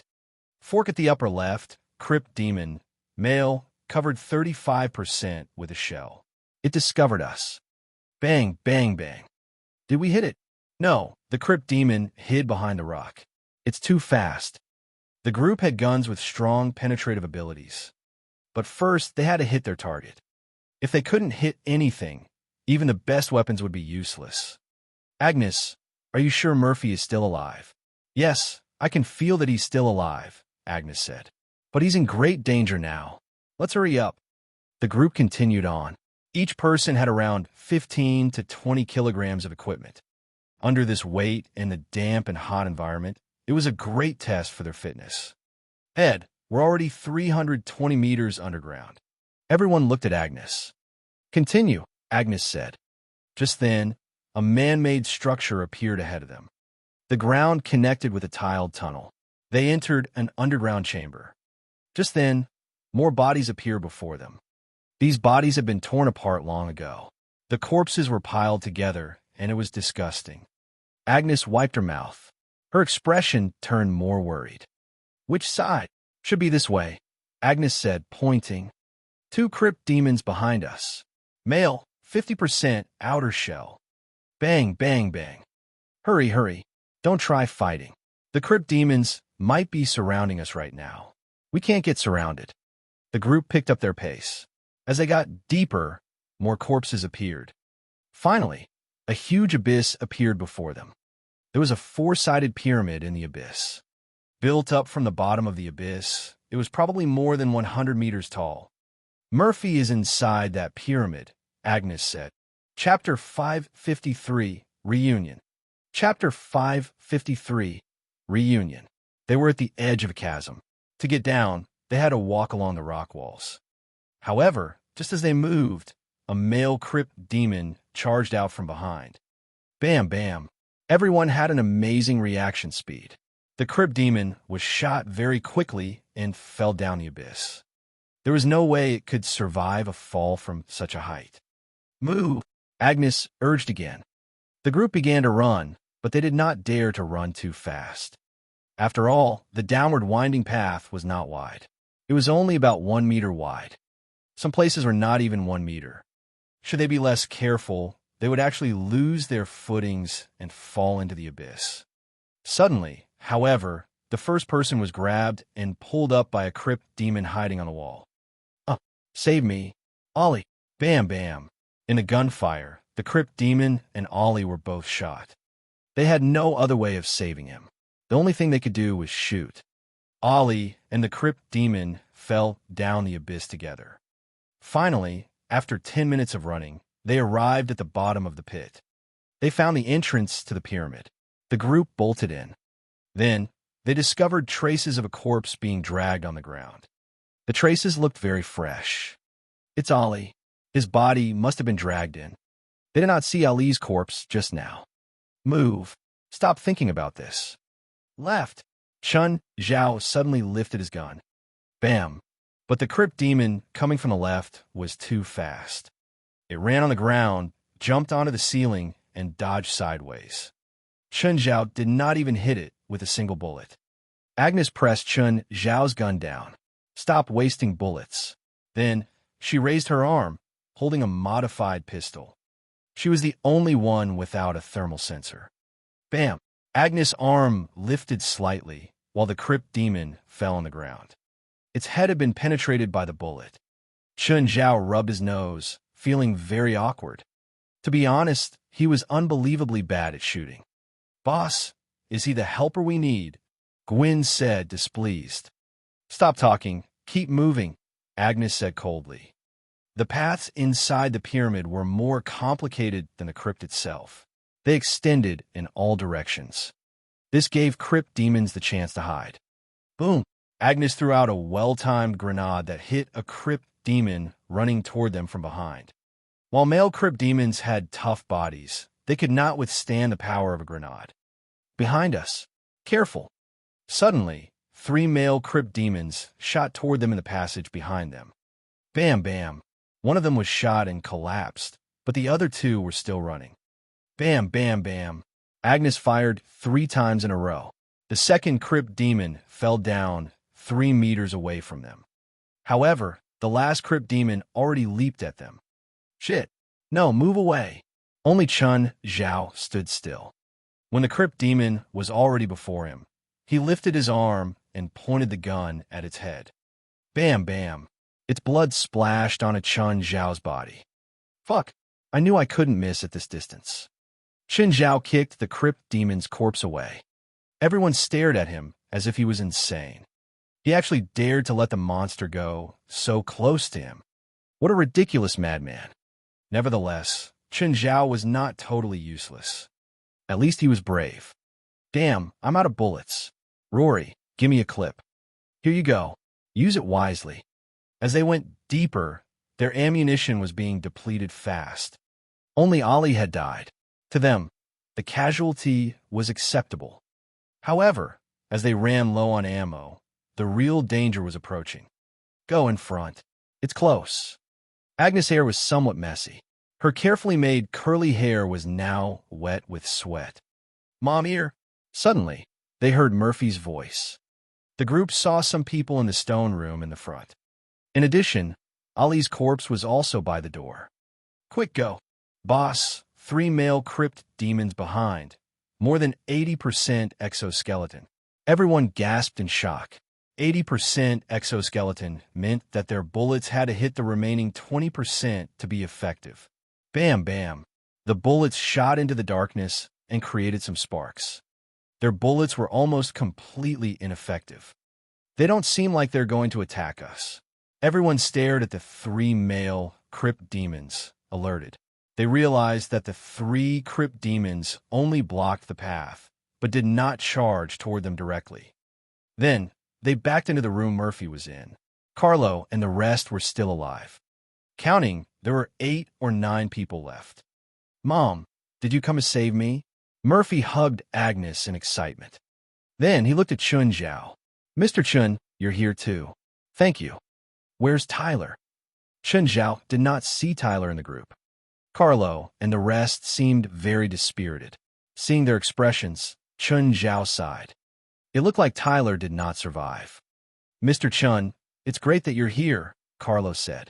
With you, we'll have a much bigger chance of escaping. Nobody understood why Carlo had said that. Even Agnes had only heard about Chun Zhao from Carlo. Carlo told her that if she felt Murphy was in danger, she should go and ask Chun Zhao for help. However, Chun Zhao had not been useful on the way. Although Agnes did not regret it, Chun Zhao's performance had been very ordinary. Chun Zhao suddenly realized that there was a weak male crypt demon in the near distance. He raised his arm and shot it. Astonished, everyone looked at the crypt demon whose head had just exploded.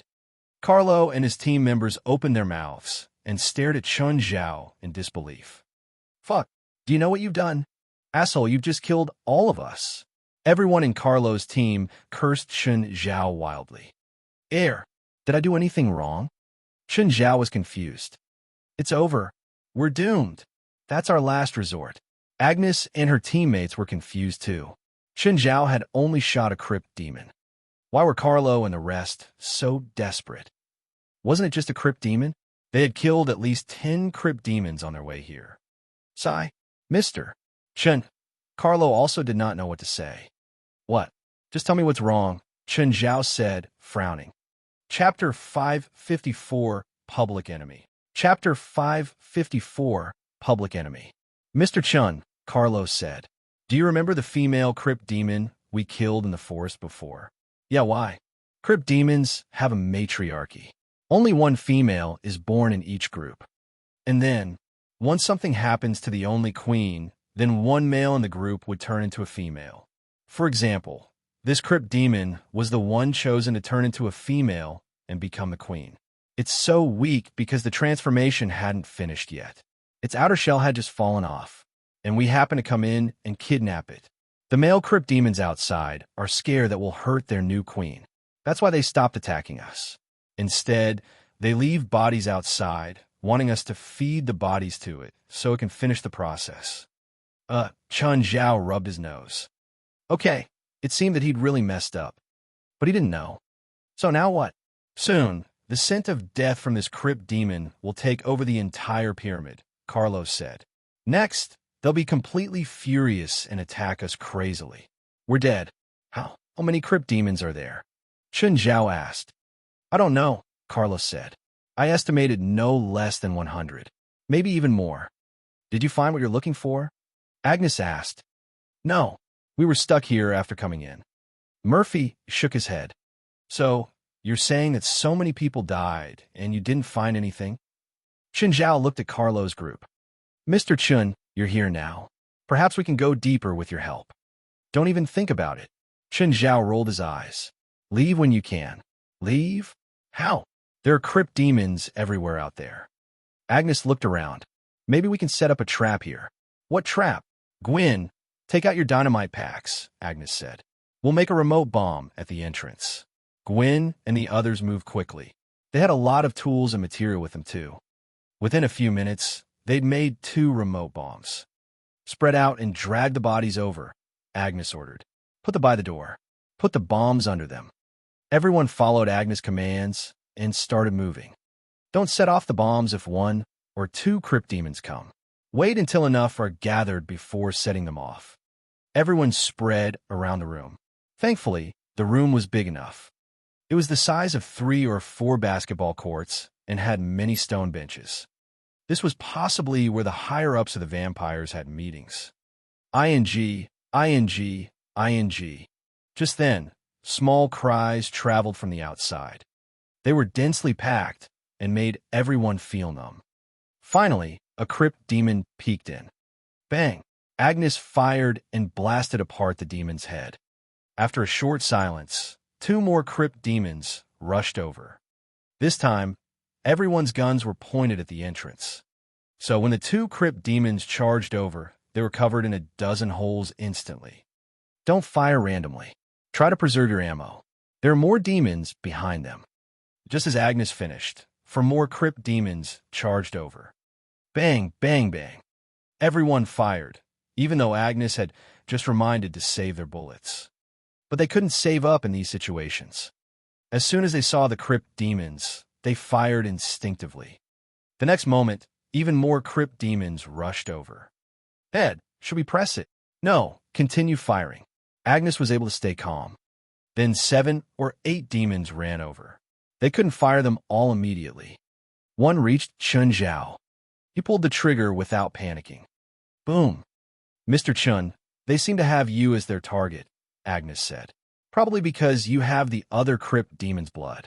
You better go die, someone from Carlo's team yelled. Chun Zhao glanced at him. That's the best.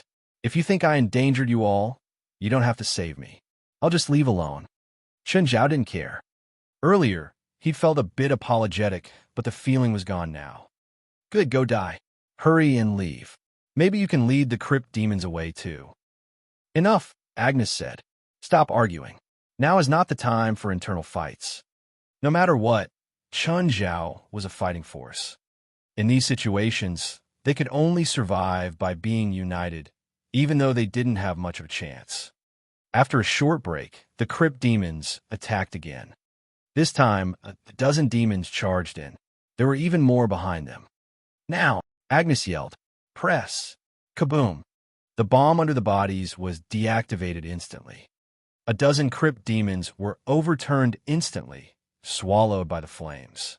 Most of the demons were blasted apart, but some were very strong and didn't die immediately. Of course, these injured crypt demons didn't pose any threat. Amazing. Haha, that was awesome. We should have brought more bombs.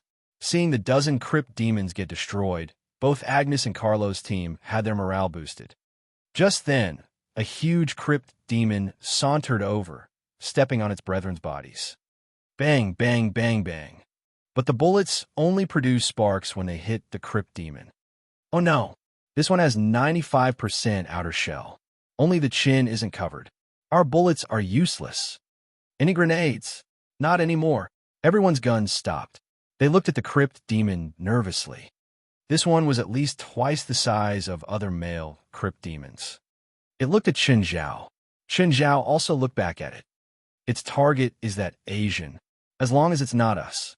Let him go die. We wouldn't be in danger if not for him. Murphy looked at him with worry. Mr. Chun, don't go. Agnes grabbed Murphy. No one had confidence in Chen Zhao. To them, he would definitely die. Chapter 555. The correct way to use the bronze sword. Chapter 555. The correct way to use the bronze sword. Everyone wanted to see the culprit Chun Zhao being torn to pieces. Under the stare of everyone, the crypt demon leaped at Chun Zhao.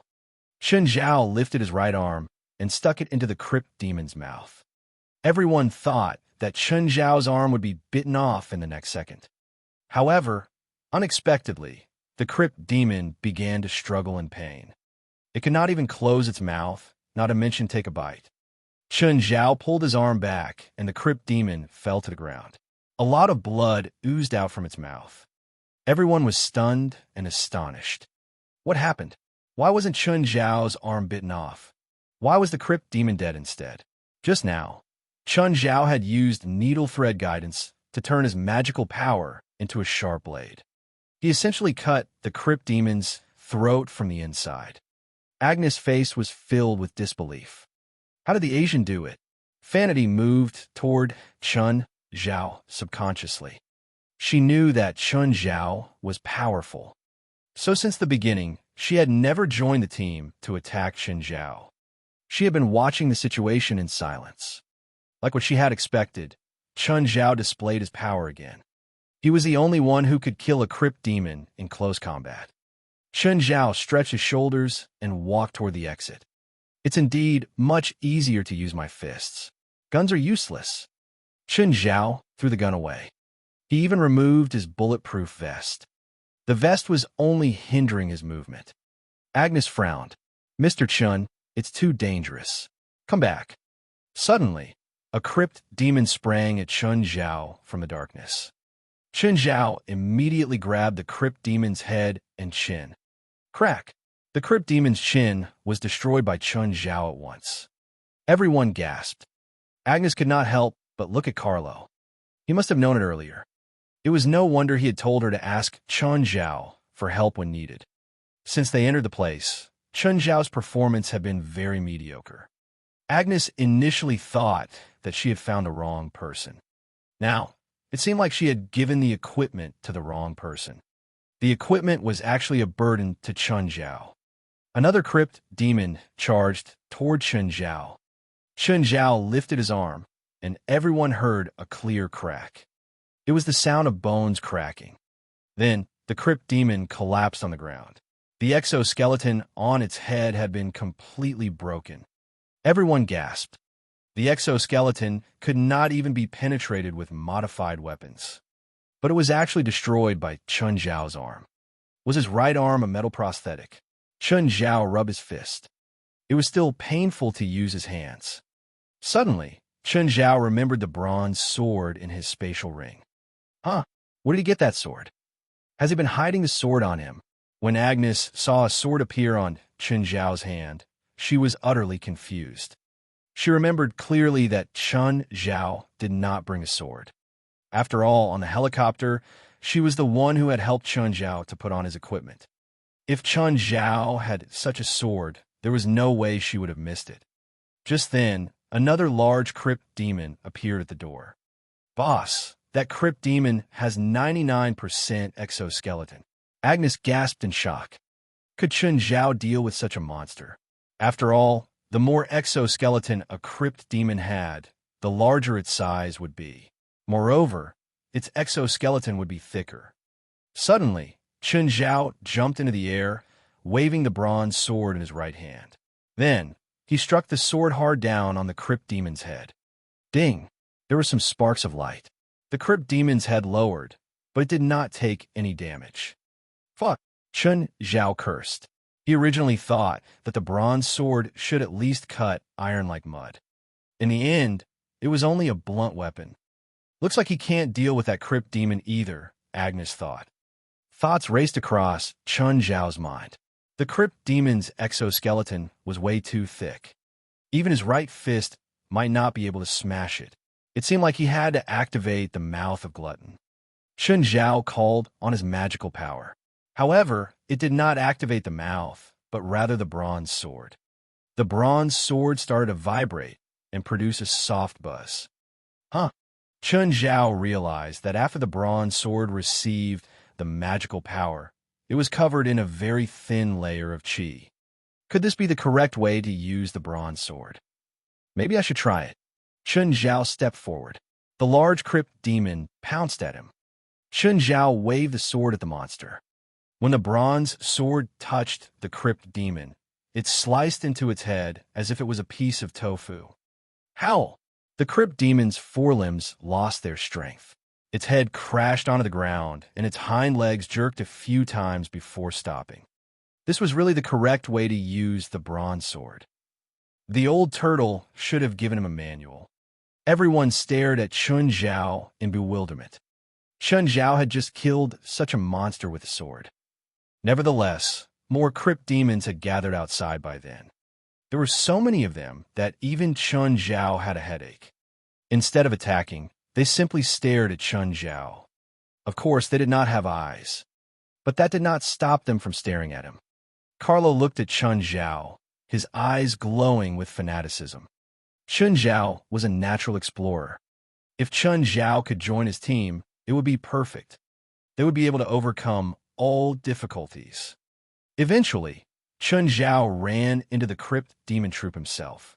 The rest stared at his back, startled. How did it feel to see a man charge into a group of monsters? The first thought everyone had was that Chun Zhao had lost his mind. But he really did that. The bronze sword in Chun Zhao's hand could cut through everything. At least, when it was filled with magical power, it could slice through anything like tofu. To humans, weapons were like their talons and fangs. After they had their own weapons, they could begin to conquer wild beasts. Nonetheless, there were too many crypt demons. Chun Zhao would still occasionally be scratched or bitten. The rest did not dare to leave the room. It was pure darkness outside the stone chamber. They could only judge the situation using thermal sensors and sound. The sound of fighting and killing continued without a pause. It went on for 30 minutes. Finally, it was quiet. Chun Zhao's entire body was covered in blood, both his and crypt demons. Even he did not know how many crypt demons he had killed. It was a lot. The whole passage was piled with the corpses of crypt demons. While Qingyi armor had protected him from most damage, he was not invincible. Chun Zhao could feel that there were still crypt demons staring at him in the darkness. If he were to fall now, the hidden crypt demons would definitely charge forward and recklessly tear him into pieces. Chun Zhao turned around and walked back into the room. Let's go. Chapter 556, Blasting Carlo's Head. Chapter 556, Blasting Carlo's Head. When everyone went to the entrance of the chamber, they saw that the ground was littered with limbs. But they were all from crypt demons. If they were a human's limbs, it might be easier to accept. But now, one human had butchered so many crypt demons. This was beyond their imagination. Chun Zhao was still dripping with blood. Murphy, come patch me up. Of all these people, Chun Zhao only trusted Murphy. Murphy hurried over to Chun Zhao. Boss, are you okay? I'm fine, Chun Zhao said coolly. I won't be dying. In reality, he was hurting everywhere. It was hard to pretend to be macho. Right now, the guys who had been the fiercest earlier didn't dare to speak to Chun Zhao anymore. They could only hide in the back with their heads down, pretending nothing had happened. Let's go. Mr. Chun, Carlo suddenly called out. We're already here. Why don't we go to the next level? We're so close to our destination. Chun Zhao turned around and looked at him. You weren't the one who fought. You really think I'm your fighter now? But don't you find it regretful? No, I don't find it regretful at all, Chun Zhao said indifferently. I just want to go home now, take a bath, and sleep in my bed. I'll kill whoever stops me from going home to sleep. Murphy, is this what you think too? Carlo realized he couldn't persuade Chun Zhao, so he could only find a breakthrough in Murphy. I'm tired too, Agnes said. Murphy, if you want to die again, just go ahead. She could tell that Chun Zhao was upset. After all, she was the one who'd forced him to come. Now that Murphy was found, if he caused more trouble, he'd probably anger Chun Zhao. Even though Chun Zhao was covered in injuries, he probably still had leftover strength. No one dared to stop him if he wanted to kill someone. Agnes' original goal was only to rescue Murphy. She didn't come to search for treasures or potions. Carlo's breathing grew heavier. He wasn't willing. It was so close. But Chun Zhao refused to help him. He really wanted to raise his gun and aim at Chen Zhao, but he lacked the courage. Could his gun really kill this guy? If he failed, he would be the one dying instead. Carlo finally made a decision. Without warning, he grabbed Murphy and pressed the gun barrel to Murphy's temple. Mr. Chun, if you don't want Murphy to die, you better go to the top and get the immortality potion and blood badge. Otherwise, Murphy will die. Carlo had decided to use Murphy as a hostage. Chen Zhao only had to listen to him. Then Carlo would take Murphy away from here and find somewhere to hide after leaving the site. Carlo, how can you do this? Murphy was still too naive. Can you not joke like this? Carlo, do you want to die? Agnes was also furious. She didn't think that Carlo would go to such extremes and take her son as a hostage. Let him go now, and I'll pretend nothing happened. Chen Zhao looked at Carlo with a dark expression. Mr. Chun, either you ignore Murphy and kill me, or you listen obediently. Staring at Carlo, Chen Zhao took out the bronze sword. Seeing him take out the sword, the surrounding people stepped back subconsciously. Bang! There was a sudden gunshot. Carlo whipped his head around and stared at Fanny with disbelief. Why? Unfortunately, he didn't have time to hear Fanny's explanation. Murphy stood in place a bit frightened. Fanny looked at Carlo's body and stated, I just didn't want to die here. She looked at everyone. Any complaints?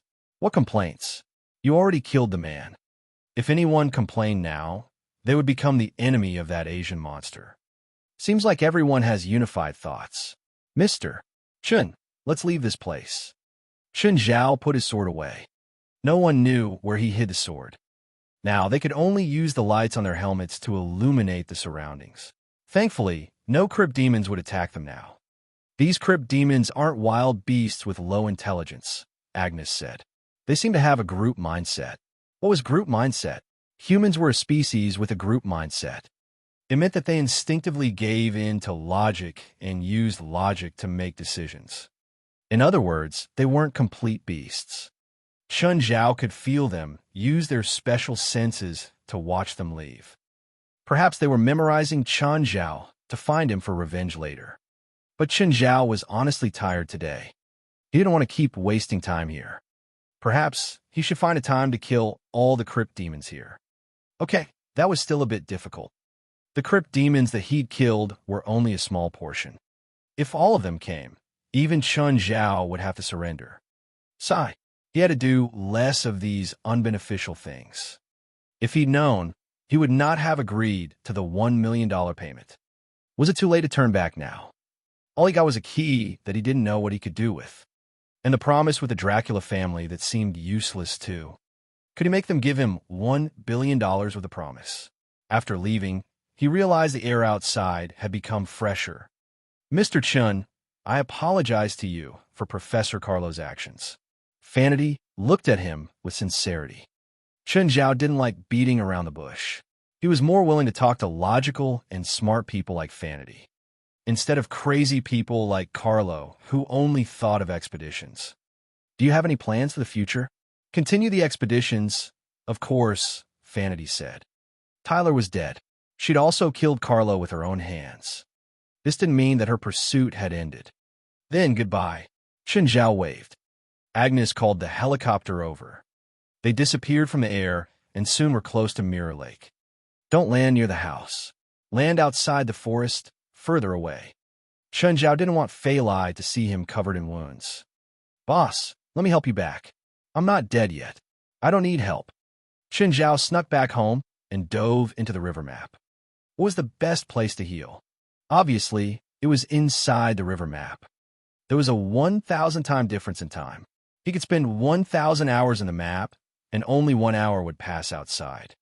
He could heal himself in peace here.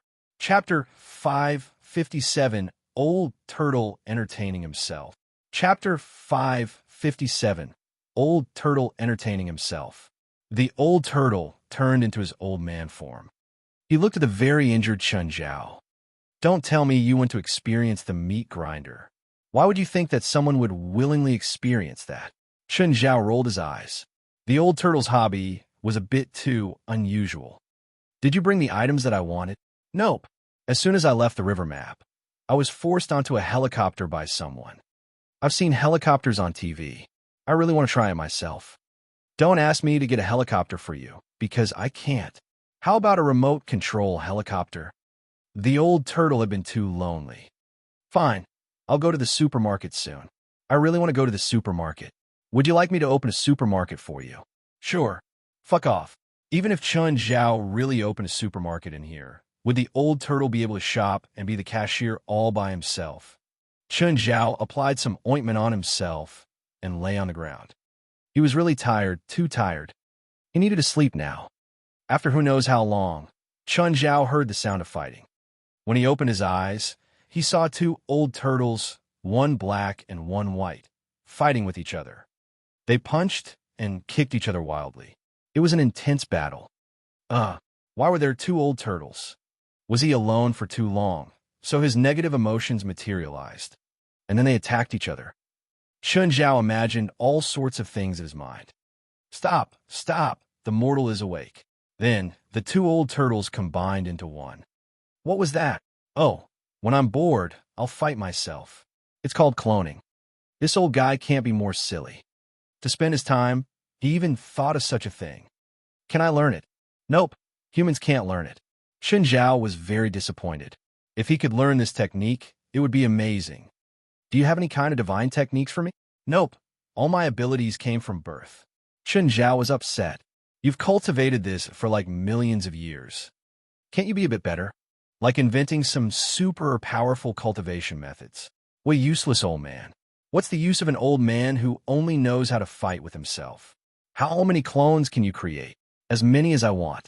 Why don't you create two armies and fight with each other? Oh, good idea. Why didn't I think of it?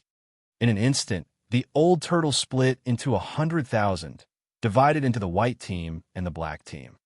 Then, without any delay, war erupted. Chun Zhao sat at the side, watching the two parties beat each other up. They were actually trying to kill each other. How did it feel to watch 100,000 white-haired old men have a group fight? A black-shirted old man lay before Chun Zhao. He was about to go and help him up.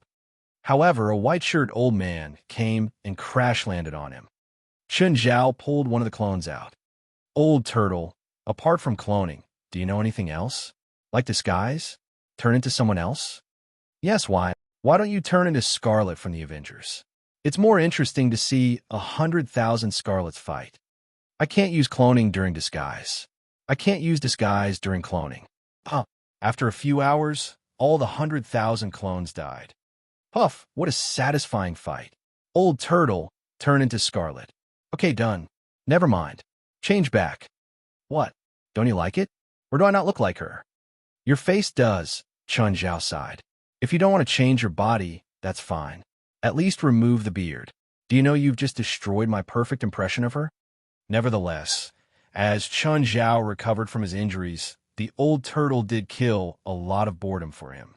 Chun Zhao stayed in the river map for 10 days. It was only more than 10 minutes in the real world. Splash. Fali was awakened by a loud splash. She got out of bed and walked to the balcony, where she saw huge waves in the lake. Someone was swimming in the lake. Chun, is it you? Chun Zhao climbed ashore.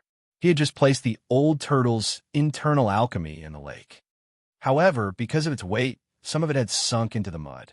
Due to the depth of the lake, the top portion of the internal alchemy was about 10 centimeters above the surface. It looked like a small island at the center of the lake. The internal alchemy would constantly improve the surrounding environment and spiritual qi. Chun Zhao returned home and changed his clothes. The underlings quickly removed the dirty clothes. The underling was really the all-round best servant. Apart from the fact that they should not be exposed, they had almost no flaws. To Fali, it was just a single day. But to Chun Zhao, he had not seen Fali in 10 days. Fali, I miss you. Fali could feel that Chun Zhao was particularly enthusiastic today. He was more intense than usual. Fali tried her best to cooperate with him. However, after a few rounds, Fali could not take it anymore. But Chun Zhao's desire was still high. Darling, let me rest for a while, just a while. Chun Zhao wanted more, but looking at the exhausted Fali, he gave up. The next day, Chen Zhao woke up, fully energized. Fali was still in bed. It was a hard night for her. She could not take Chen Zhao's wild attacks at all. After lying for half an hour, Fali rushed to work. On the other hand, Chen Zhao went to the supermarket. The old turtle wanted many things. Some are not even available in the supermarket, so Chen Zhao would have to order them online. For example, a motor generator.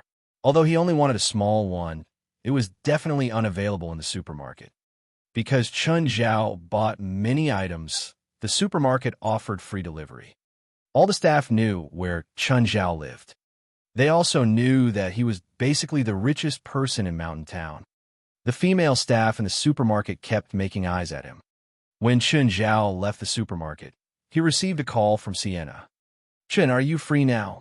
"Yup. What's up?" "Remember last time I told you about the supernatural security team that Movich Tutis had formed?" "Yes.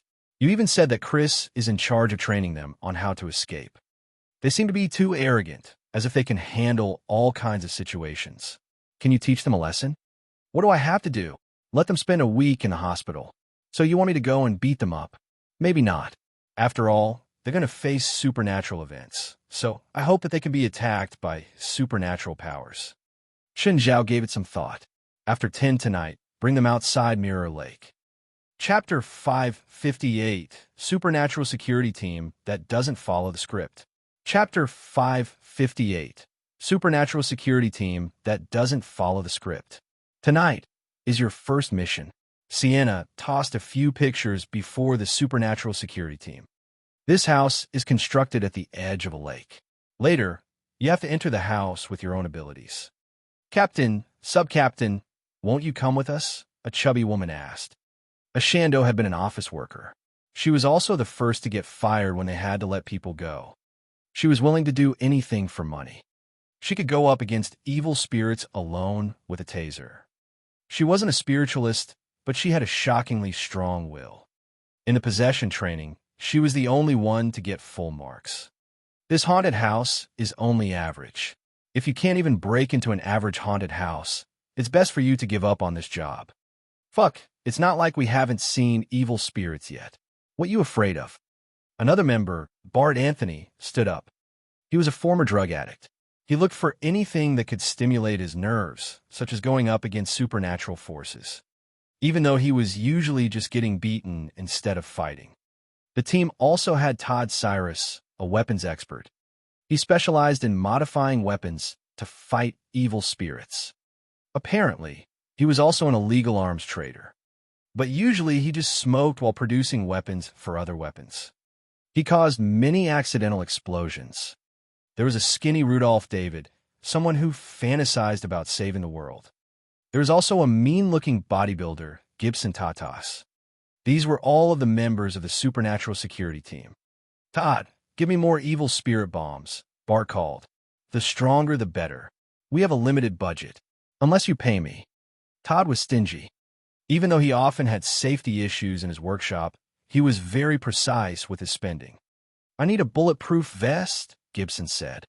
He was the biggest guy, but also had the smallest guts. "Fuck, we're facing evil spirits, not terrorists. What the fuck would a bulletproof vest do?" "What's our mission? How much is the pay?" Ashando asked.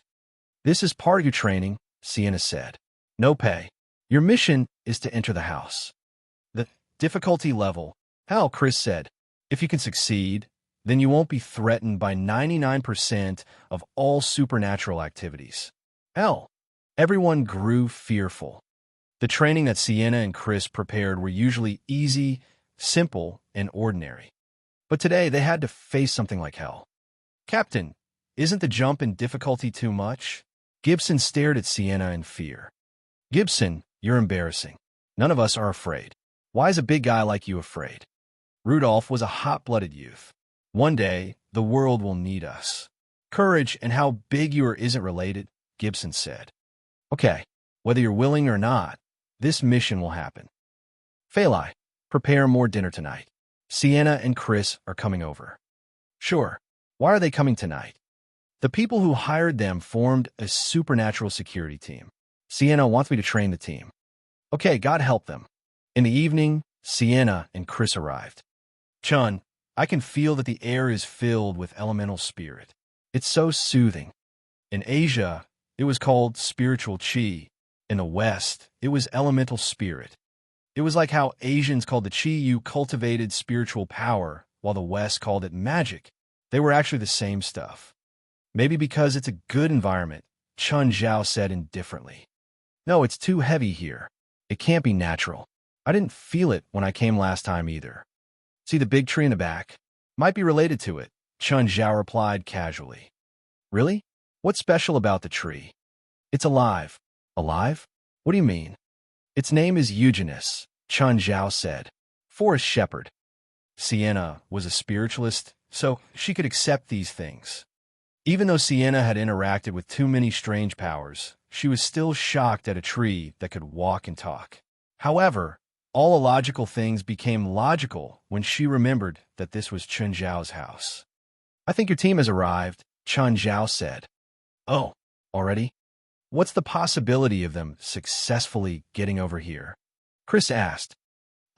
Probably zero, Chun Zhao said. My plan is to send them to the hospital. She'll be over there, right? Ashando and the others arrived at Mirror Lake. They looked at the house in the distance. They were 3 kilometers away, and it was night, so they couldn't see it clearly. It doesn't look like a haunted house, Gibson said. Did Captain get wrong? How about we leave first? If it's a regular person's house and we break in, it'll be illegal. We're already here. There's no reason for us to leave. Then how do we get over there? Swim. Are you an idiot? The lake is probably 3 or 4 kilometers wide, other than the scaredy cat Gibson, who has the strength to swim over. Then what do we do? Go through the forest. The 5 stood at the edge of the forest. The eerie forest had an uncomfortable feeling. Just then, they saw a wooden sign hanging on an outer tree. No fire allowed. What does this mean? Did evil spirits hang it here? Are they afraid of fire here? How about we set a fire? Everyone exchanged awkward glances. Set a fire, Ashando said. Just do it. Are you sure? Gibson asked in worry. Will we get reported for being pyromaniacs? Coward, I'll do it. Todd grabbed a pile of wood and ignited it. The fire flared quickly. An entire tree started burning. The people who were eating a barbecue in the house's front yard saw the fire in the distance. Fuck, your guys are setting a fire. Chun Zhao yelled. Do they want to burn my forest? Huh? What should we do now? I'm gonna kill them. Chapter 559 Hell. Chapter 559 Hell. Huh? Captain's calling. Why would she call us now? Ashando picked up the call. Hey, Captain. Idiots, what are you doing? Quickly extinguish the fire. What? Do you know that we set the place on fire? Does Captain want us to extinguish the fire? But the fire is pretty big. Don't think we can kill it. If you can't extinguish the fire, you can wait to die. Sienna was speechless. What did Captain say? She asked us to die. Don't worry. It's just training. We won't actually die, Bart said. Suddenly, they heard some noises from the forest. Then, the air turned cold. Look, the sky. The sky was suddenly covered by dark clouds. The region affected was neither big nor small, perhaps about a few dozen meters wide. Just then, hailstones fell from the sky into the forest. Oh, it hurts!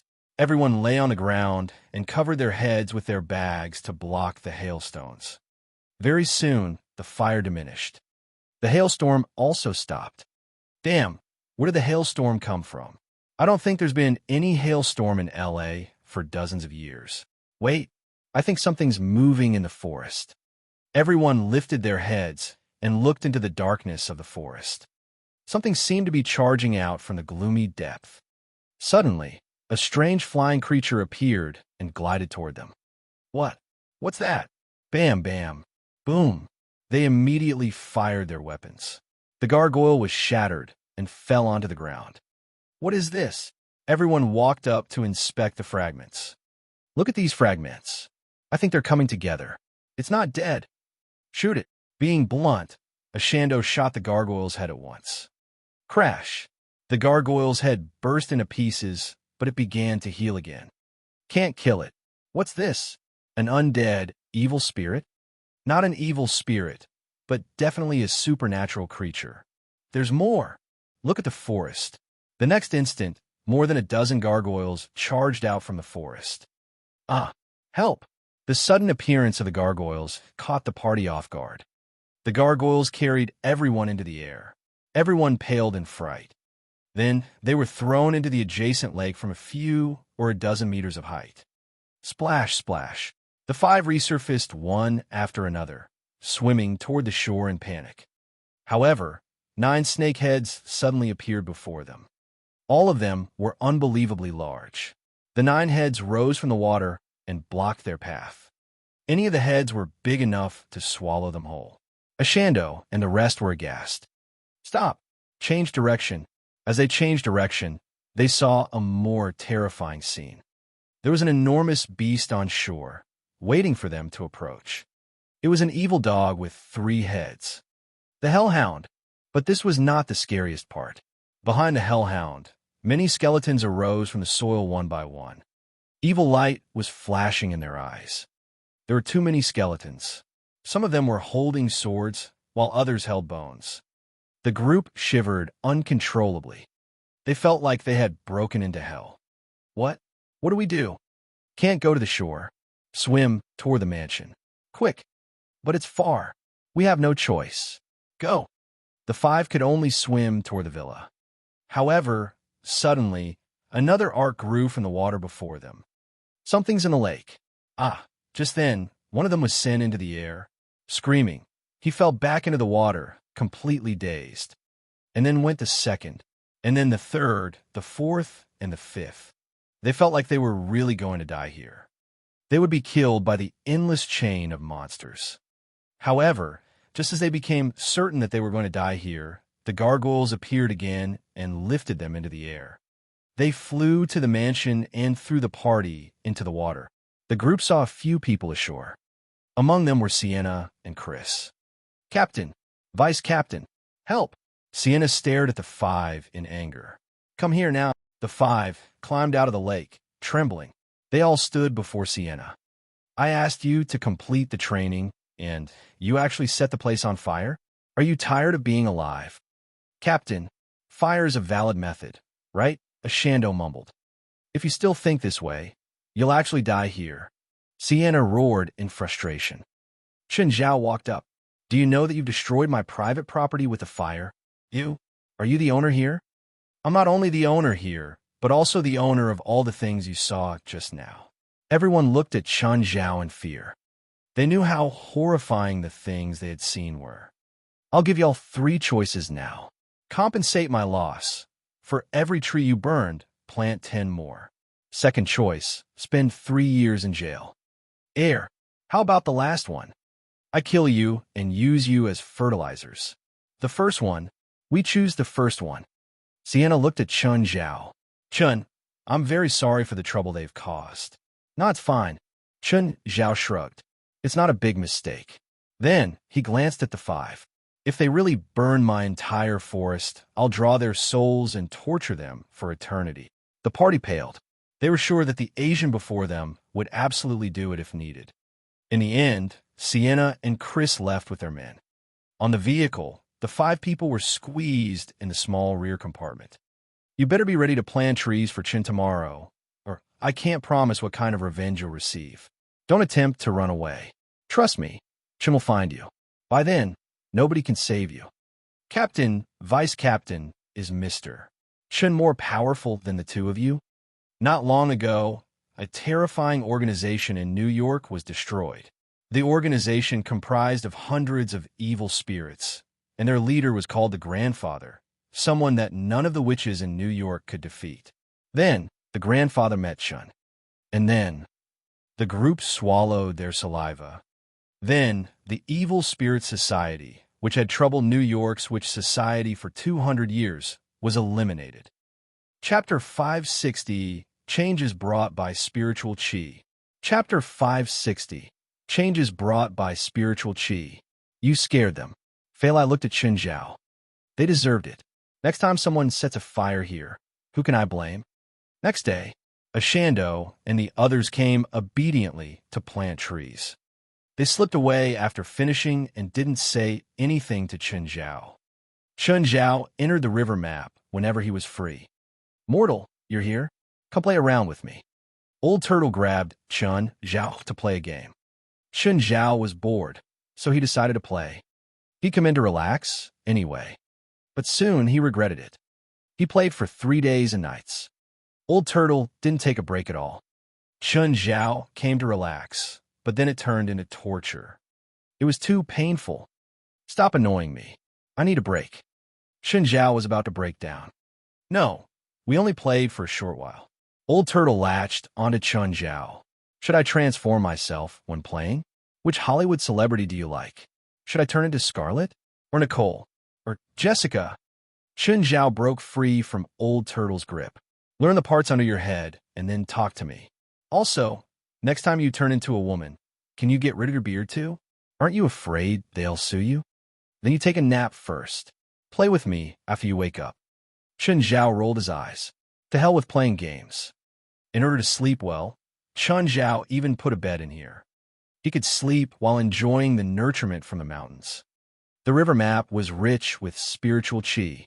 He felt completely energized after a nap. Seeing Chun Zhao wake up, Old Turtle grabbed him immediately. Mortal, let's continue playing. Play your ass. I need to cultivate. Cultivating isn't fun at all. For a million-year-old monster, there was nothing more boring than cultivation. Chun Zhao ignored him. How about you give me some pointers? I don't know anything about human cultivation. How can I teach you? Should I teach you how to cultivate into a monster? Go play your game. This old monster didn't have the awareness to act like a grandfather. Old Turtle, how about I give you some novels and you see how to act like a grandfather? Sure. Old Turtle wouldn't reject any forms of entertainment. When he exited the river map, the inferior demons had already prepared lunch. Carrie jumped onto the table.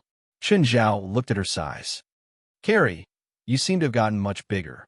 When Carrie had just been summoned, she was the size of a puppy. Now, she was like a small Samoyed. There's too much spiritual chi here, Carrie said. My power is getting nurtured. Raymond seems to have grown a lot too, but Beelzebub hasn't grown. Chun Zhao glanced at Beelzebub. He hadn't changed at all. As Chun Zhao's first demon subordinate, he still looked as he'd looked originally. My appetite got bigger, Beelzebub said proudly. Human, wait, no, master, I haven't changed either, Samuel said. Why didn't you change? Because I'm strong enough inside, Samuel said proudly. The change in spiritual chi doesn't affect me much. Chun Zhao didn't know what there was to be proud of. But the one who changed the most was Little Nine. Its size was a bit uncontrollable now. It seemed that it could grow as much as it ate every day. For now, Little Nine's size was still acceptable. The 3 hellhounds didn't change at all. They looked like how they did originally. They were artificial demons. Blackie was their creator. Thus, they were already set and had no chance of growing anymore. As for Princess and Walter, they were still growing, but they'd slowed down a lot. For example, after shooting to 750 kilograms, Princess only gained around 25 kilograms in the past half-month. Chun Zhao estimated that her weight was close to the limit now. Abitos was also part of the rapidly growing group. He was now 5 meters long. He was twice the weight of Komodo dragons and entirely red. Abitos was the most likely one to be heavier than Princess. As for Black Ma and White Ma, they were in their true bodies, so they didn't grow too much. Even they couldn't tell if their abilities had improved either, let alone Chun Zhao. Of course, Amon was the one who'd grown the fastest. He was truly a huge creature and was now more than 50 meters. Chun Zhao didn't know where his limit was or how heavy he was now. The smallest changes were probably the 4 small ones, Briar, Bramble, Simba, and Nana. They were regular animals and didn't do anything other than messing around all day. They were practically models for annoying kids. Of course, they didn't have their kryptonite either. Faith, Vera, and Manny were their kryptonite. Whenever these 3 demon lords came, the house would fall into chaos. Master, I can summon 30% of my original strength in this area. Raymond slithered to Chun Zhao. Chun Zhao had seen his terrifying true form before. If Raymond could summon his true form, he'd definitely be more horrifying than anything Chun Zhao had run into. Both Evangeline and the grandfather would be a morsel for Raymond. Can this spiritual chi area raise your abilities? Chun Zhao asked curiously. It won't raise it, Samuel said. It'll just raise how much our projection can take. It's like a basin of water. How much water it has determines how big of a fish you can put in it. So it doesn't affect your actual abilities. It'll only affect Black Ma and White Ma. They're their true forms, so they can be affected directly. But it doesn't look like they've changed. Their outer appearance won't change much, Samuel said. But they've at least gotten 50% stronger. This is good. When they're strong enough, they'll be good help to conquer the world for me. Okay, good luck. I'm rooting for you. So, you support me conquering the world? Of course. Chun Zhao nodded. Give me $100. For what? Event funding. You know, a legit company needs to do a detailed budget in order to get funding. You have to request it before I decide if I allow it. Go write up a budget, and then you can request it. Chapter 561, Stephen's Complaints. Chapter 561, Stephen's Complaints. Just then, a car stopped before Chun Zhao's house. Chun Zhao walked out only to see Stephen. Chun Zhao was actually happy to see him, but it was really sudden. Stephen had come here without even bringing his assistant. Chun Zhao recalled from her last phone call that Stephen had yet to complete the filming. Hey, old man, why didn't you tell me that you're coming? Chun Zhao walked up and gave Stephen a friendly hug. How come you're here? Chun, I'm really upset now. Have you been having too much sex again? Chun Zhao scanned Stephen's body. You need to check up? Do you have alcohol? Stephen asked. Come in. Chun Zhao did not know what had happened to Stephen, but he surely looked depressed. Chun Zhao grabbed some beer. Princess strolled over with her big but shaking. She wanted some beer too. Darling, come here. Stephen walked up and helped Princess open a bottle of beer. He took a mouthful first and then fed some to Princess. So what's wrong? Damn, I'll never cooperate with PLM again. They're all assholes. Stephen roared, venting his frustration. What exactly happened? Those bastards want my new movie to be released in July. And then, Stephen's eyes widened. Do you know how complicated it is to make a movie? Dubbing, colors, editing, and reshooting. Need at least half a year, but now there are only 3 months left. 3 months for post-production? Not even enough for publicizing. The box office is going to be shit too. Chun, do you know how much this will affect me? Isn't Rasfa in charge of this? Talk to him. It was not Chun Zhao's field, so he did not know much about it. That old asshole can't do anything too, Stephen said, helpless. Why? He's not the sole decision-maker in PLM. Rasfa's opponent is the second largest shareholder Slody, whose people include the manager of the resources and publication department. Next February, New York Plan, a super blockbuster movie invested by PLM, will be released, so Slody suggested that they should give New York Plan enough time for advertisements. And if my Great Sea Detective wants any resources in publication, I'll have to release it either after New York Plan or earlier. Stephen added helplessly, if I release it in July and start the publication now, there's no way I can cover the world in 3 months. PLM is only going to give a budget of $5 million for my publication. Fuck. Do you know what's the publication budget for New York Plan? $80 million. And New York Plan's film budget is only $120 million. Stephen had come here to complain. What could Chun Zhao do? He did not know about any of this. Stephen, I believe that you will succeed, even if you only have 3 months. Stephen shook his head. I have no hope in this. Once my Great Sea Detective fails, I'll take full responsibility.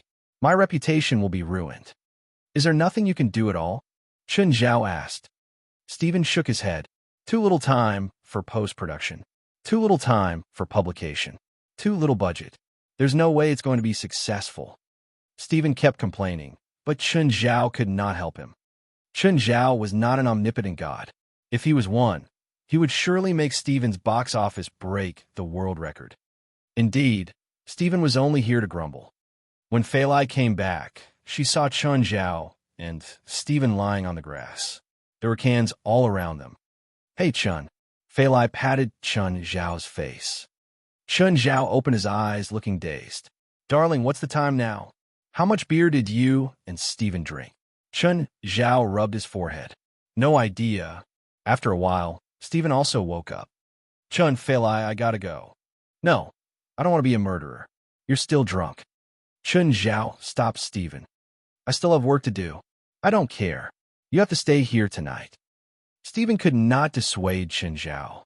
Importantly, Chun Zhao had even snatched his car keys. Stephen had to spend the night here. Nevertheless, the two went to eat and drink again. Stephen drank so much that he eventually vomited. Then, Chun Zhao carried him into a bedroom.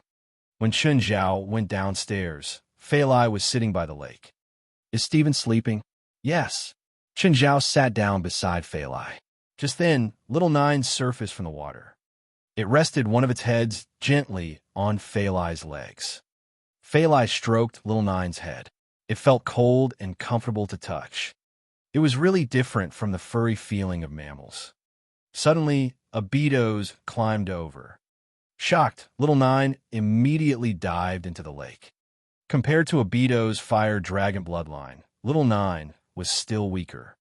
Moreover, the 4-meter-long Abitos was much stronger than the 7-meter-long little Nine. Lastly, one of them was fire, while the other was water. They were born incompatible. Every time little Nine encountered Abitos, it would be bullied by him. Ada, Abitos poked Chun Zhao with his head. He also tried to lean against Chun Zhao and Fali, like what little Nine was doing. However, with his 600 kilograms of weight, even if he did not lie on Fali entirely, Fali could not take it. In addition, Abito's scales were not as smooth as little Nine's skin, not to mention his fire dragon bloodline. He did not have the coldness of cold-blooded animals. Instead, if anyone put their hand on his skin, they would feel a scorching temperature. Ada, father said that he's finished counting Samuel Logan's properties. When you're free, you can go and take your share. Chun Zhao nodded. He was also looking forward to what he could receive. Chun, when I passed by the supermarket today, I heard from the staff that you bought many things, even a television. Who are you giving them to? Chun Zhao was momentarily stunned before he reacted. People in that place. They're isolated from this world, and many things are unavailable. Every time, I go there empty-handed, so I decided to bring some things there this time. Oh, are you going there again soon? Fali was really curious about what that place was. Yup, within the next few days. Chapter 562, Carlo's Hell Trip. Chapter 562, Carlo's Hell Trip. What did death feel like? First, there was darkness. Then your consciousness would start fading. You'd keep falling like you were drowning. The process felt like an eternity, but also like one instant. Then there was a red light. Finally, you'd fall into a large river. A frightening river filled with fresh blood. This was what Carlo felt. This river was filled with monstrous and frightening creatures. Compared to the creatures here, crypt demons were like domestic kitties. Souls kept falling down from the sky. They were all people who died and fallen into the blood river. Carlo was chased by a 12-meter-long fish. Just as he thought he would die a second time, a hand grabbed his neck and pulled him out of the river. Then the monster who grabbed him stuffed him into a bottle. There were 2 other people, or souls, in the bottle. Carlo learned from them that this was hell. The monster who'd captured him was called a demon. One of the humans was English. The other was Australian. Durrani, the English person, was an alcoholic and had serious violence issues. In the end, his wife killed him in his sleep. Nibor, the Australian, was a gang leader. He died in a shooting. Where are we going now? Carlo asked. To get sold, Nibor said. We might get sold to other demons. What if no demons buy us? Carlo asked. Then we'll get eaten, Durrani said. Before you 2 arrived, the other 2 souls imprisoned with me were eaten. Carlo and Nibor shuddered. Will we get eaten by the other demons who buy us? No, our souls are pretty complete, so if other demons buy us, it's not so they can eat us. Then what can we do? Work. What work? Don't know, Durrani said. I've been stuck here the entire time. How would I know what we do? Can we escape? Escape? Huh, Durrani laughed. Are you sure that you, a pathetic and weak soul, can live in this terrifying hell? Just then, the demon Adu looked over, peering at the talking souls. Don't think about escaping. You can live a bit longer like this. Adu clearly heard them talking. The three souls paled in fear. Adu cackled. If you get bought by other demons, you'll be lucky. But you can talk a bit more when we get to Obsidian City. You might get noticed by other demons. Move. Suddenly, a large hand pushed Adu to the ground. Adu shuddered and quickly knelt down. A huge red demon walked past Adu. There was a large group behind the red demon. However, most of the demons in the group had handcuffs and shackles. Lord Adu, what is with these demons? Why are they shackled? They're the booty for our Lord. Half a year ago, our Lord fought with his neighbor, Samuel Logan. Lord Logan lost, so our Lord took over his land. These are Logan's servants. Now, they belong to our Lord. Is that red demon the Lord? Nonsense. That's an inferior chaos demon. Lord Adu, what level are you? Durrani asked. You asked too much. I'll eat you first if you don't get sold tomorrow. Durrani was terrified. He didn't think that he'd get treated like this just by asking a question. He wouldn't know that Adu was only an inferior hybrid demon. He was the lowliest demon in hell and didn't even have a breed. More importantly, the earlier chaos demon was a soldier under the Lord. Adu was only a small merchant. His status was much worse. On the other hand, Carlo and Nibor were gleeful. If he ate Durrani first, then they'd be safe for now. The sky darkened without any warning. Carlo saw a huge red dragon flying in the sky. That's the Lord's wife, a superior demon with noble dragon blood. Adu pointed at the black castle in the distance. See that castle? That's Obsidian Castle, where the Lord's wife lives. Carlo stared at the castle, eyes filled with envy. He could tell that Adu was lower class in hell. Even though Adu was able to kill him now, he was still nothing before the important figures. Even one of the Lord's soldiers could humiliate him at will, let alone the high and mighty Lord. If Carlo could enter that castle, he might be able to change his fate. Of course, right now, his fate wasn't in his own hands.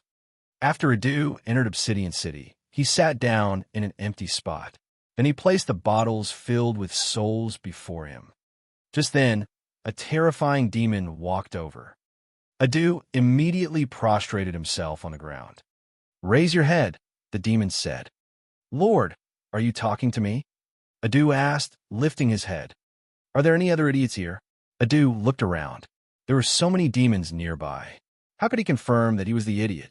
Lord, how may I help you? Do you have the soul of a human scholar? Hearing the demon, Carlo immediately yelled, Me, I'm a human scholar. The chance was here. The chance to change his fate was here. The terrifying demon picked up the bottle. You're a human scholar. Yes, I'm a human scholar. Lord, how can I help you? Do you know Spanish or whatever? Yes. Carlo was even more excited. Spanish was one of his most fluent languages. Good, you belong to me now. The demon glanced at Adu on the ground and tossed a stone to him. Adu kowtowed continuously. Thank you for your benevolence. These two souls don't seem to be useful. The demon glanced at Durrani and Nibor. Lord, I know French, Nibor said hurriedly. Don't need that. Lord, better be safe than sorry. Maybe you'll need me. The demon considered this. It seemed reasonable, so he chose to keep him. Then he looked at Durrani. What about you? Chapter 563, When Enemies Meet. Chapter 563, When Enemies Meet. I'm his assistant, Durrani stammered as he stared at Carlo with a pleading look. Carlo smiled. Sir, yes, he's indeed my assistant. Having an assistant can help him regain his confidence. He would soon be admired by everyone again, just like in the past. If he's your assistant, I'll keep him. Sir, how do I address you? Hybo. I'm the great Lord's personal bodyguard. Hybo answered proudly. The Lord also gave me the current task. Then Hybo crushed the bottle.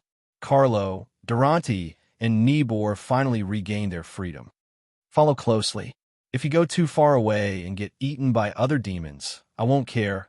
Haibo warned coldly. Especially after we enter the castle. Haibo brought the three into the castle. On their way, they saw many chained demons being pulled into the castle. Some of them were big, others small. After they passed the passageway, they reached an open space. The space was piled with boxes of various sizes. Ah, the Lord must have gained so much from the war. Carlo looked at the boxes, guessing what they could possibly contain. Wait here. I'll report to the Lord now. Haibo left. The three did not dare to move around, and so waited in their spots. Durante and Nibor stood beside Carlo attentively. Mr. Carlo, we'll be counting on you in the future. Ah, of course. We're companions, Carlo said with a smile. Despite his polite words, he was clearly arrogant. He was completely behaving as though he was superior. Nevertheless, Durante and Nibor could do nothing but flatter him. Only he was useful to the demon lord here. After all, the two of them were merely followers. Suddenly, Carlo saw a figure that he could not be more familiar with. A person whom he abhorred. Chen Zhao. If it wasn't for Chen Zhao, he wouldn't have died. If it wasn't for Chen Zhao, he wouldn't have fallen into hell. When Carlo saw Chen Zhao, indescribable anger burned inside him. Is he dead too? Has he fallen into hell as well? Carlo continued to stare at Chen Zhao. He saw Chen Zhao approach the boxes casually. Then, Chen Zhao began to search through the boxes. He seemed to be picking some things from them. Great. I thought I would never have the chance to take revenge. I didn't expect to see you here. Now, you don't have the power you had in the human world. Stop. These are the Lord's trophies. How dare you steal them? Carlo shouted righteously. Chen Zhao was stunned. He was choosing gifts for Fali and his friends. Clearly, he did not expect an interferer. Moreover, he actually knew the interferer. Yo, isn't it Professor? Carlo. Ha! You've actually ended up in hell. Using a Chinese saying, there's always another chance to meet again after separation, Chen Zhao teased. Since Carlo was dead and in hell, Chen Zhao could not be bothered to deal with him again. Who wants to meet with you? Carlo had heard the Chinese saying before. The happier Chen Zhao looked, the more unhappy Carlo was. Go and beat him up. Carlo waved his hand. Hesitant, Durante and Nibor exchanged looks. Go. Are you not going to listen to me? Professor Carlo, who is he? Doesn't matter. He's just a nobody. I died because of him. But, given that he's here, he might have some power here. Durante and Nibor were worried that Chen Zhao had some form of position. He died after me. What would he have done here? Carlo said with confidence. He was lucky to have entered Obsidian Castle. How could Chen Zhao be even luckier than him? You saw for yourselves that he was stealing the Lord's trophies. No matter who he is, he's doomed for sure, Carlo said. Don't you want to be recognized by the Lord? Durante and Nibor glanced at each other. That's right. If they beat him up, after the demon lord arrived, they could righteously claim that they did it only because he had been stealing. They might even be recognized by the Lord. It was an exceptional opportunity not to be missed. After they heard Carlo's words, they looked at Chen Zhao with an evil smile. Go. Even if you kill him, I'll take the responsibility, Carlo said, fully confident. Carlo had just received Haibo's recognition, and now he felt as if he already owned the world. Durante charged forward impatiently. However, the only thing that welcomed him was Chen Zhao's fist. Bang! Durante's spirit broke up at once. However, very quickly, it converged again. Chen Zhao looked at his hand. He had forgotten to use magical power. Professor Carlo, look at how popular you are wherever you go. Where did you get those 2 followers? Chen Zhao looked at Carlo, smiling. Cut it out. It's too late to act friendly. Carlo felt that Chen Zhao was begging him for mercy. Nonetheless, Carlo viewed Chen Zhao as an absolutely irreconcilable enemy. How could he let Chen Zhao off? You're going to die today. Great. I would love to see who's going to die, Chen Zhao said with his arms crossed. Durante and Nibor charged up again. This time, Chen Zhao channeled some magical power to his leg. He lifted his leg and kicked Durante's groin. Durante gave a miserable scream and knelt on the ground. Covering his groin, he moaned in pain. Nibor attempted to sneak attack Chen Zhao. However, Chen Zhao punched out and half of Nibor's shoulder was gone in an instant. This time, it did not heal. Nibor also collapsed and groaned in agony. Carlo's expression changed drastically. Why is this asshole still so powerful in hell? But it was useless. This was hell, not the lawful human world. Here, demons were the true rulers. No matter how strong Chen Zhao was, could he be stronger than the demon lord? Look at the enormous dragon which flew past just now. It was the madam. Given how mighty the madam was, the demon lord was definitely stronger. Help!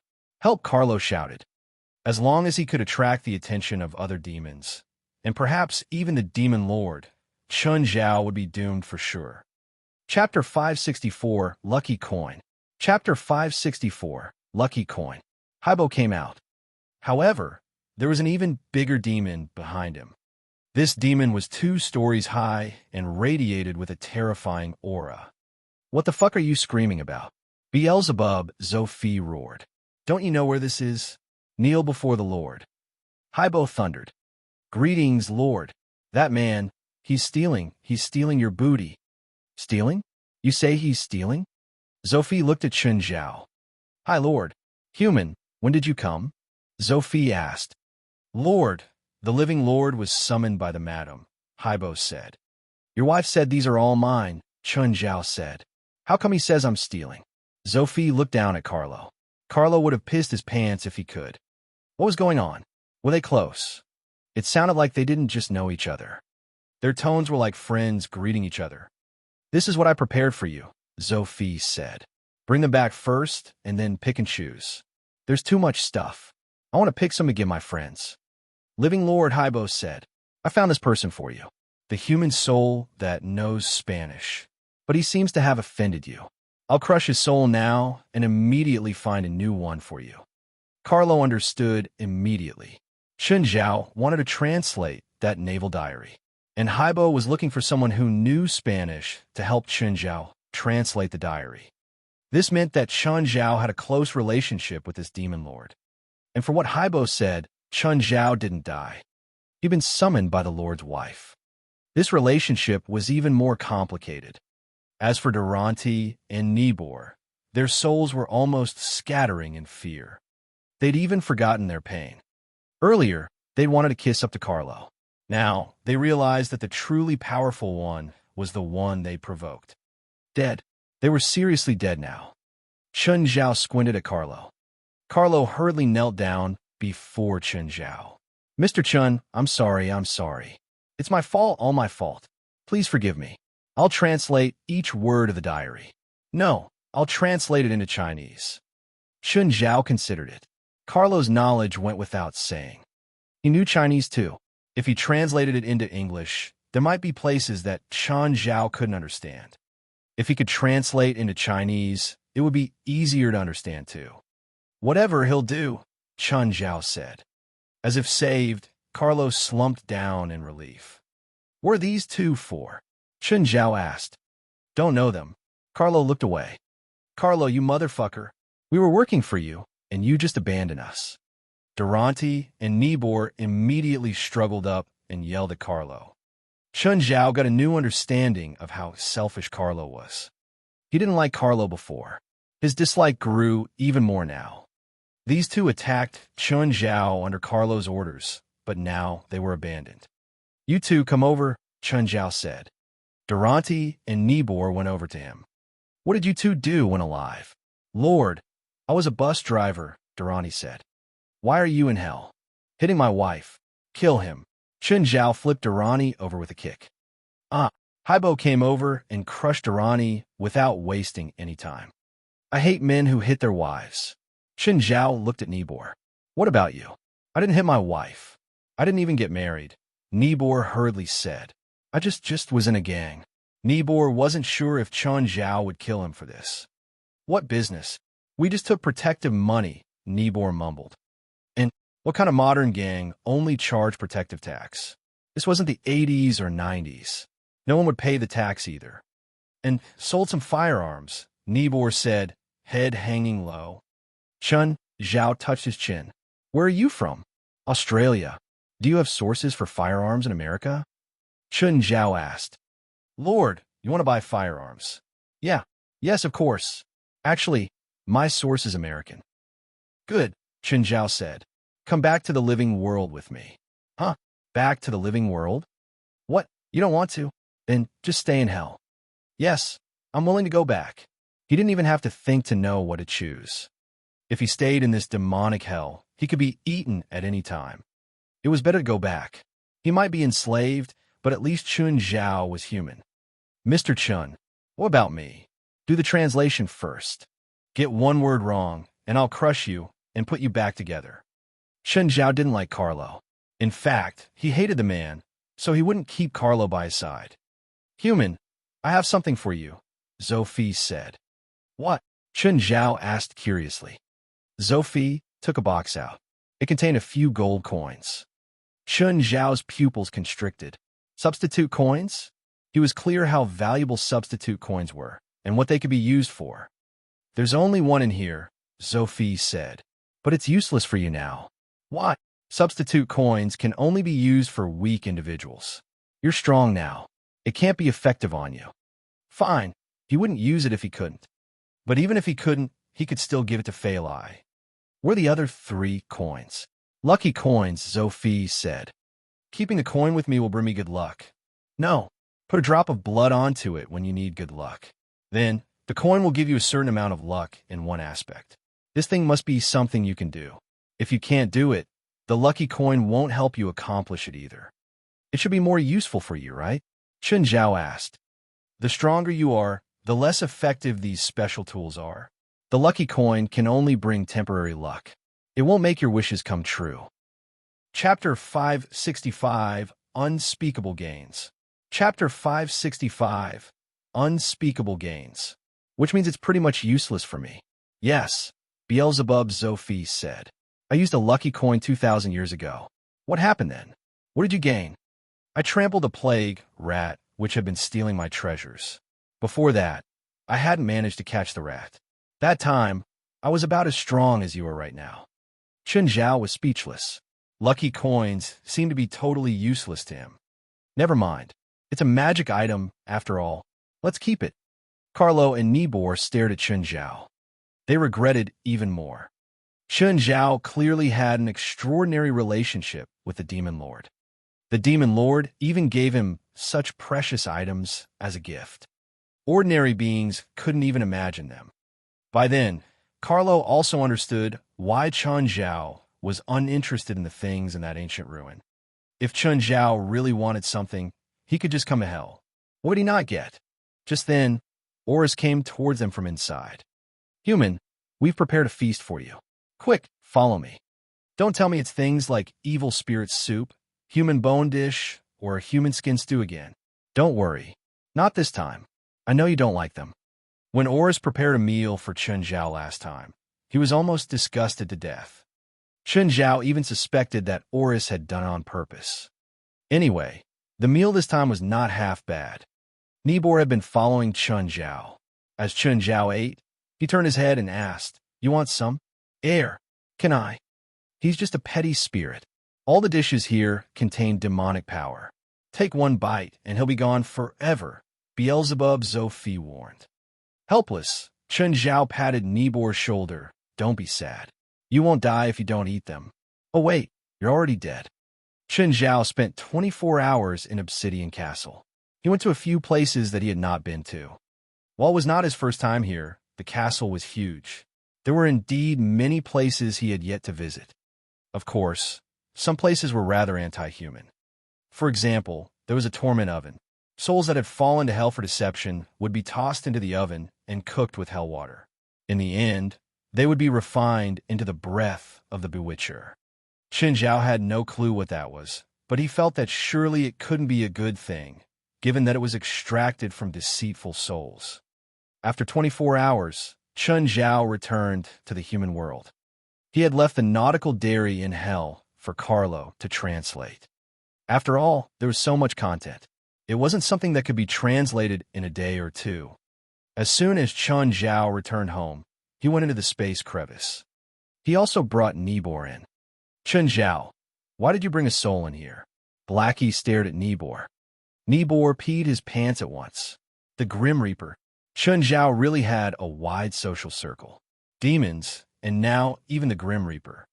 I'm thinking about whether your skeleton army should get armed. You know, guns. Chun Zhao had suggested this idea to Blackie before. The skeleton soldiers were all revived with necromantic spells.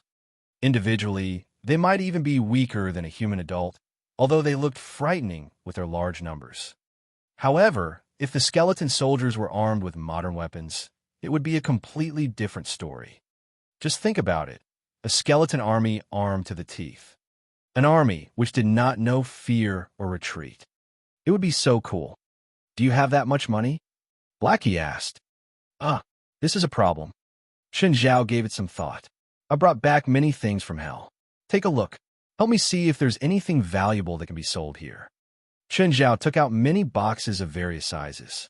There were more than 100 of them. You come and help me too. See if I can sell any of these. Most of the boxes had raw materials in them.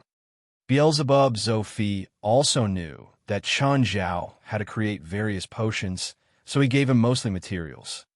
Mountain Demon's beard. Perhaps some rich guys will love this. This is still moving. It's obviously abnormal. Which rich guy will love this kind of obviously evil stuff? What about this? Lurker's eyeball. It even glows red in the dark. If someone places this in their room, I'm sure they'll be scared to death someday. Master, this is definitely okay. You can get a lot of money, Nibor said, pointing at a box of gems. Oh, they're demonic diamonds, very similar to diamonds in the human world, and they're of high quality. You can sell this, Blackie confirmed. Fuck, have you seen a 1,000-carat diamond? If I go and sell this, people will think it's a synthetic diamond. Chun Zhao covered his forehead. Indeed, nothing here could be shown to other people. Master, you can cut a demonic diamond into small pieces and then sell them, Nibor suggested.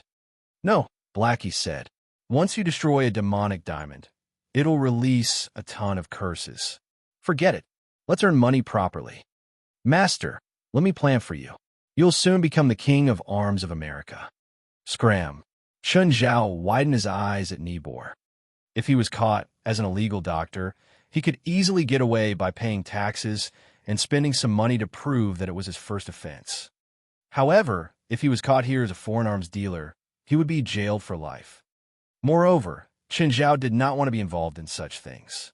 Even in America, where gun ownership was legal, arms trafficking was a severe crime. If he killed a person, he could clean it up properly and hide everything. However, arms trafficking involved deals with people. There was no way he could remove all evidence. Chun Zhao did not plan to do such a dangerous thing. He was satisfied with the income he had now. Of course, if he could become rich safely, he would not reject it.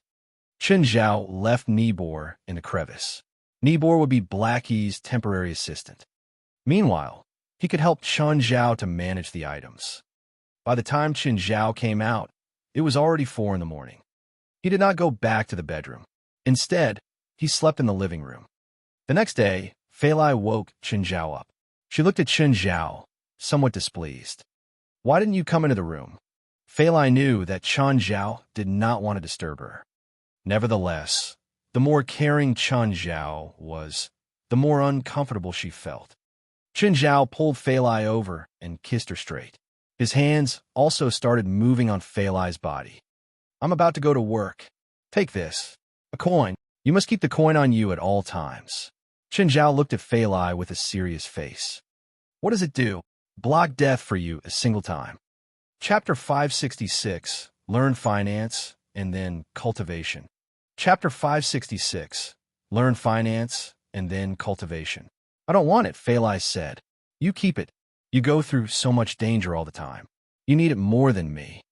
I obviously have one too, Chun Zhao said, taking out a gold coin. The pattern on it looks different.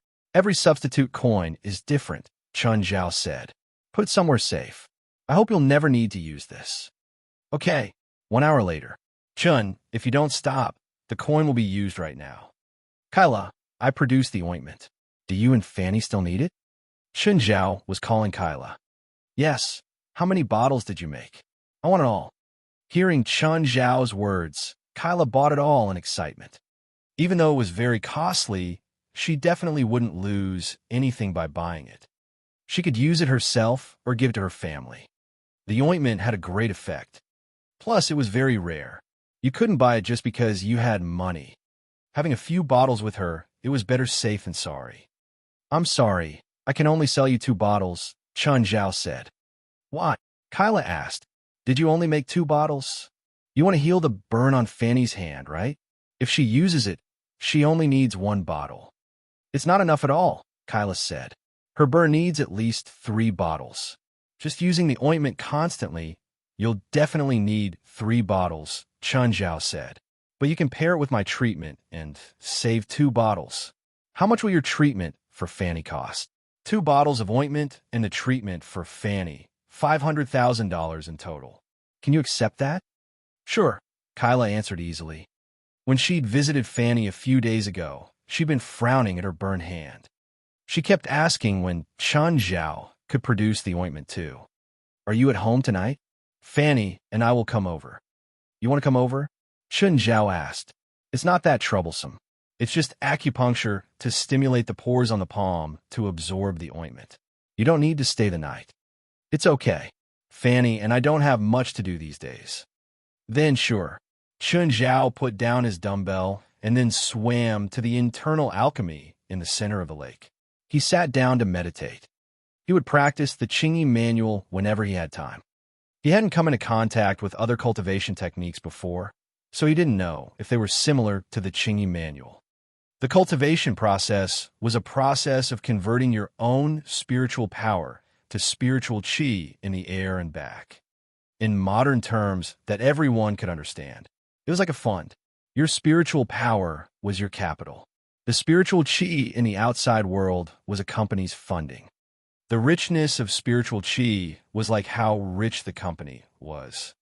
If you invested your capital in a fund that lacked money, you might not even get your capital back, or just earn it back after a long time.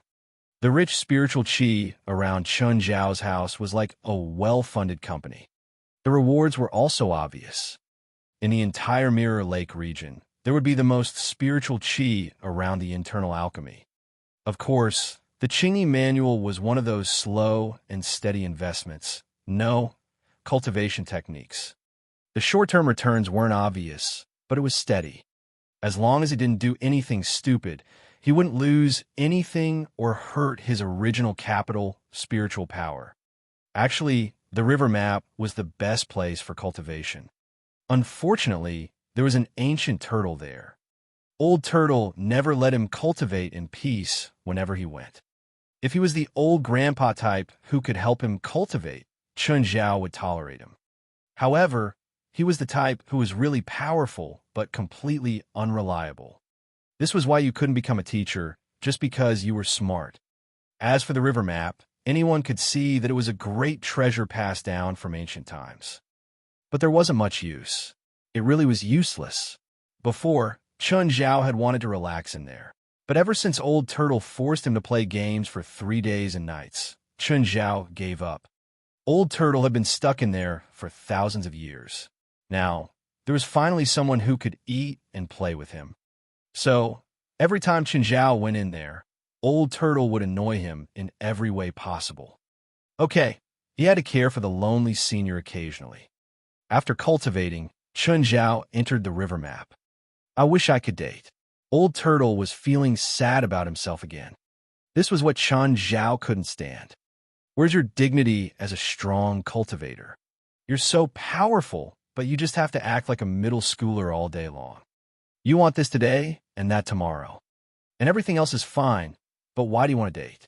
You want me to get you a little turtle? Please, they'd be dead if I bring them in. Old Turtle, did you watch the movie recently? Love is not blind. How about you transform yourself? You can date yourself. No, I can't use transformation after cloning. I can't clone myself after transforming. Then use your own face. Dating yourself is interesting too. I've tried. I want to throw up after looking at myself for 10 seconds. Zhao felt like he didn't have to come to visit at all. Old Turtle actually had fun by himself. Here, Chen Zhao found a magazine and cut out a person's face, taping it to Old Tortoise's face. Now it's okay. Hey, it might work. Old Turtle cloned himself again. Chen Zhao sat on the ground. He drank alcohol while watching Old Turtle act by himself. What scene are you acting? Titanic. Old Turtle hugged his other self from the back. Jack, Lucy, Black. This alcohol is too much. Chen Zhao very rarely threw up from drinking, but he really vomited after today's drink. Didn't I bring this in? How come it's so strong? Chen Zhao asked, holding up the beer. Just as humans are the top of all spiritual creatures, alcohol is the top of all spiritual water. It also absorbs spiritual qi.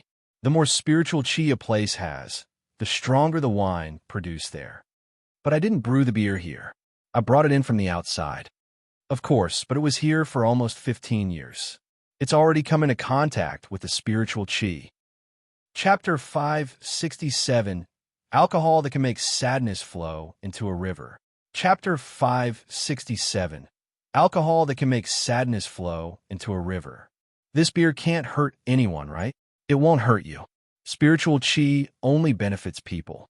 It won't hurt anyone. Chen Zhao's head kind of hurt, but his mind was extremely clear. The sweet alcohol entered his throat, hot but not burning. A fragrance poured out without an endless aftertaste. Images flashed past his eyes. Memories that had blurred became clear again. Chen Zhao's cheeks actually dampened. He wiped away his tears. What? I became so emotional after drinking this. Your spiritual power isn't bad. If a regular person drinks it, they'll probably dissolve into tears. You're sure drinking this won't kill anyone? Of course. It's not fake alcohol. Chen Zhao looked around. There was a bamboo forest in the distance. He cut down some bamboo tubes and poured the wine in. What are you doing? I'm going to see if there's a market. What do you mean? Sell the alcohol. Money's tight these days, and you keep spending. I need to maintain my income. How much can you sell this for? Old Turtle grew interested too. I don't know, Chen Zhao said. I have to package it and find some rich people to taste it. There's purple bamboo deep in the forest, Old Tortoise said. It'll look better if you use that bamboo. Purple bamboo? It sounds hard to grow. Grows one segment every century. But time flows differently here. As long as you don't chop them all down and only cut down one or two every time, you'll be able to maintain it. The two worked for a while. The purple bamboo was very sturdy. Chen Zhao couldn't even hurt it with his bare hands. In the end, he had to add magic to the bronze sword and chop with it. Name it, Chen Zhao said. Old Turtle wasn't cultured. He thought for a long time and could only think of things like divine wine, spiritual wine. Chen Zhao was speechless. Uncultured people were scary. Just call it Purple Brew. How is that name better? What's bad about Old Turtle Divine Wine? Great, but we don't have an Old Turtle in the wine. Chen Zhao made 10 purple bamboo tubes and poured wine into it. He planned on brewing wine from the grapes in his backyard anyway. If the Purple Brew could sell for a nice price, he'd set up a sales channel. This way, he'd have another source of income. Old Turtle, unwilling, carved the words on in classical Chinese. Purple Brew. Nellifa, how about we eat dinner together? Nellifa. Oliver frowned. Why was this old guy inviting him today? She was angry just thinking about the last time. Stephen had obviously gotten Hutchinson-Gilford syndrome, but the next day, he said that he wasn't sick. It was just a trick to see her reaction. Nellifa didn't know how Stephen did it, even tricking the doctors. But with Stephen's wealth, it wasn't completely impossible. However, Nellifa was still caught up with this. She didn't want Stephen to die, but she was even unhappier seeing how comfortable and relaxed Stephen was. I'm busy. Nellifa rejected him after hesitating for 3 seconds. I feel depressed these days, Stephen said in a low voice. I want to die.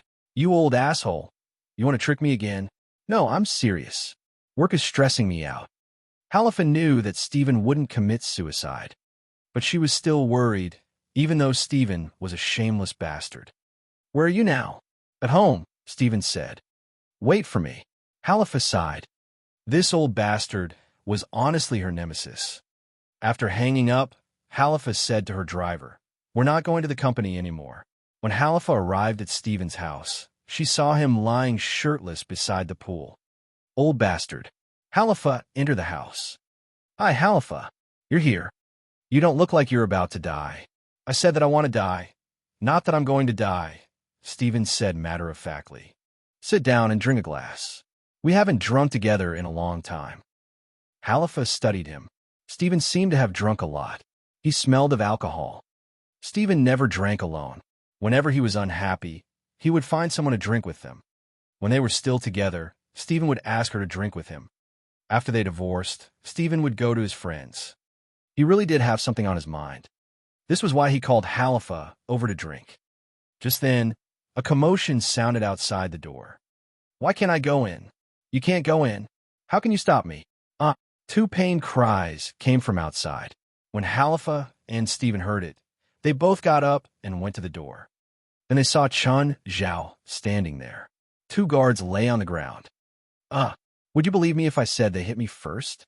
"Chun, how come you're here?" Stephen looked at Chun Zhao in shock. Halifa looked at her bodyguards on the ground, expression uncomfortable. "You did this." "Halifa, Chun is my friend." Stephen was a bit worried that Halifa would do something to Chun Zhao. He knew how powerful Halifa was. "Your guest." Chun Zhao looked at Halifa and then said to Stephen, "I came to give you some wine. I brewed it myself. You can try it." Stephen looked at the bamboo tube in Chun Zhao's hands. There was a shiny film on the surface. The bamboo had a mistiness. Instead of wine, it looked like it contained chemicals. "I won't disturb you anymore. Bye." Chun Zhao handed the purple brew to Stephen and then went back to his car. Is this drinkable?" Halifa looked at the bamboo in Stephen's hands. Stephen didn't think like her. Chun Zhao's wine definitely wouldn't be bad. The instant he opened the bamboo, an extreme fragrance spewed out. Then all his memories with Halifa flashed past his eyes. And then he started crying. A strong yet complicated feeling kept growing in his heart. Standing beside Stephen, Halifa also couldn't stop crying.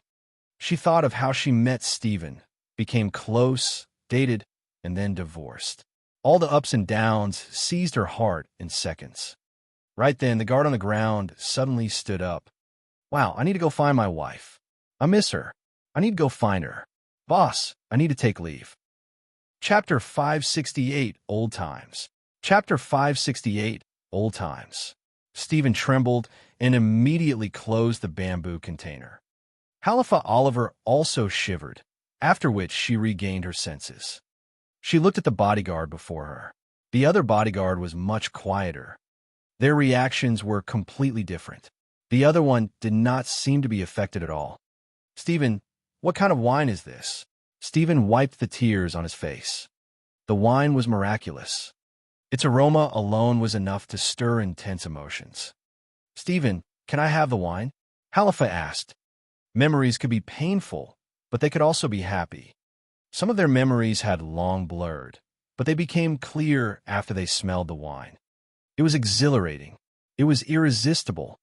The smell was sufficient to intoxicate them and attract them so deeply that they could not stop. "No, it's a gift from my friend." Stephen was similarly unwilling to give the wine away. He also missed that feeling, the feelings of happiness and sorrow. In only a few seconds, it was as if he had recalled everything in the past. "Boss, I would like to apply for leave." Halifa widened her eyes at her bodyguard. 3 days. "Yes, boss, see you." "Give some to me," Halifa requested again. "Can't you see that the wine is held in a special vessel? If I pour it into another container, it'll surely lose its effects." Stephen looked all-knowing. "You asked me here to drink with you, didn't you? Now you have good wine, and you're keeping it for yourself? Where's your sincerity?" Stephen really wanted to keep the wine and drink it himself. However, since Halifa had pointed it out so bluntly, he could only share the wine. When he opened the bamboo container again, the aroma filled the air, but the emotional impact was much weaker. Nonetheless, the smell was only more fascinating. "It smells so good. I've never smelled anything like this before." Halifa was also a frequent drinker. She had collected wines from various wineries at home. However, she could guarantee that she had never come across a wine whose aroma alone was so alluring. Stephen poured a small glass for Nellifa. Your health isn't great. Don't drink too much. Nellifa lifted her head and downed the glass in one mouthful. Remember when we first met? A picture suddenly flashed across Nellifa's mind. Stephen also took a sip. A scene appeared in his head. That time, I was filming my graduation piece. You were the only girl who came for the audition. You wore a floral dress, white, very beautiful. And I thought, it'll be great if you could become my wife. Remember the first restaurant you asked me to?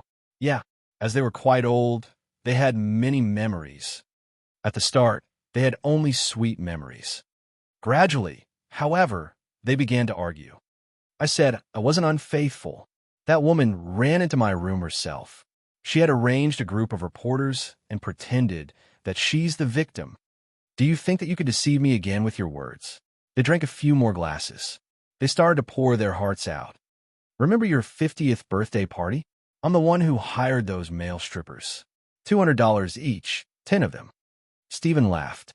It's you, old asshole. Remember 8 years ago when you dated that old man? I'm the one who hired people to break his leg, Stephen said again. Oh, what's his name again? Nellifa could not remember. Here, one more glass, and you'll remember. Stephen tilted the bamboo container, but only a few drops fell out. Fuck, it's empty. Stephen was annoyed. What? Nellifa was also impatient. They ran out of wine before they were satisfied. You should have drunk slower. Asshole, you didn't drink less than me. Nellifa licked her lips. The aroma was still around her lips. It was mellow and not intense. It would cause emotional fluctuations, but no headaches. Ask your friend to give us 2 more. Stephen's eyes lit up. Right. Stephen called Chun Zhao. Hey, Chun. Stephen, what's up? Chun, I've finished the wine you gave me. Give me 2 more bottles. No, I've only made a few bottles, and I need to give some to Rasfa, Zola, and my other friends. Don't say how close we are. I can only give you 1 bottle. What? Just 1? You might as well not give me any. Who gives presents like this? Stephen cursed. Rasfa's quit drinking. Give me a share. You're my friend. So is he. There's no way I'm going to give you 2 and not give him any, Chun Zhao answered. If you still want to drink, go find someone with the wine. Yeah, I can go to Rasfa's for the wine, Stephen thought. I'm going to Rasfa's. Are you coming with me? Stephen asked. Yes, of course. Fuck. Give me my wine back, you thieves. Rasfa screamed loudly. I've only had 1 sip, bastard. After Rasfa had taken his sip, he was still enjoying the sweet aftertaste, thinking about those unforgettable times. However, by the time he realized it, Stephen and Nellifa had already finished half of the wine. Rasfa, when have you become so stingy? It's just a bottle of wine. Just a bottle of wine. It's Chen's wine. Don't you know how precious his wine is? Rasfa attempted to snatch the wine, but Stephen would not let go. The two grappled with each other and eventually knocked the bamboo container onto the floor. They began arguing loudly. In the end, they only stopped because of Nellifa. Someone come and clean the living room. A maid walked in. Her eyes were red and her face had clear tear marks. What's wrong? Did someone bully you? Sir, nobody bullied me. I just recalled the times when my grandmother was still alive. The maid sobbed. Has the wine been enchanted with magic? Nellifa said, amused. Stephen and Rasfa widened their eyes at each other like 2 roosters. They were still blaming the other for spilling the wine. Now, none of them could drink. No, we have to get more from Chun. Chun said that he doesn't have a lot himself. He's giving each friend just 1 bottle. Wait, I think he said he's giving 1 to Zola. Let's go and find Zola. Chapter 569, beautiful. Chapter 569, beautiful. No, I'm already sleeping. Don't come bother me. Without hesitating, Zola rejected Rasfa's idea to come to see his grandson and granddaughter. Of course, if you really miss them, I can have someone bring them over. Zola was enjoying the sweet wine. There was no doubt that Rasfa was here for the wine. I'm already outside the door. I can see your lights still on. Maybe the maid forgot to turn it off. With that, The lights in Zola's house were turned off. Rasfa, Stephen, and Halifa, the three elders, were barred outside like that. I introduced Zola to so many Hollywood clients, and she treats me like this. I'm her father, and she won't let me in the door. This is too much. Johnny, Chin gifted me a bottle of wine. It's so sweet. Come try it. Sure. I'm coming. When Risfar reached Dell's house, Dell smelled alcohol on Risfar. How come you smell like alcohol? Did Chin gift you some too? Fuck, you already got it. Why are you here to smooch off of me? Lola, and I finished it already, Risfar said. You can't finish it by yourself, so I'm here to help. Fuck, why? Isn't it just a bottle of wine? Didn't you have any special feelings? Special feelings? It's just really sweet. Fine. Pretend I didn't say anything. Chun, when will you brew more of that wine? Rasfa was calling Chun Zhao. Chun Zhao thought for a moment and replied, I'll make a dozen or so bottles per month. Did you gift us the wine, so we'll help you promote it? Rasfa was an old fox. Chun Zhao's plans couldn't fool him. Yes. Sell me a bottle per month, and I'll help you promote it. Sure, no problem. You can only make a dozen bottles per month? Rasfa asked again. Of course. If possible, I want to make more for you too. Okay, whatever.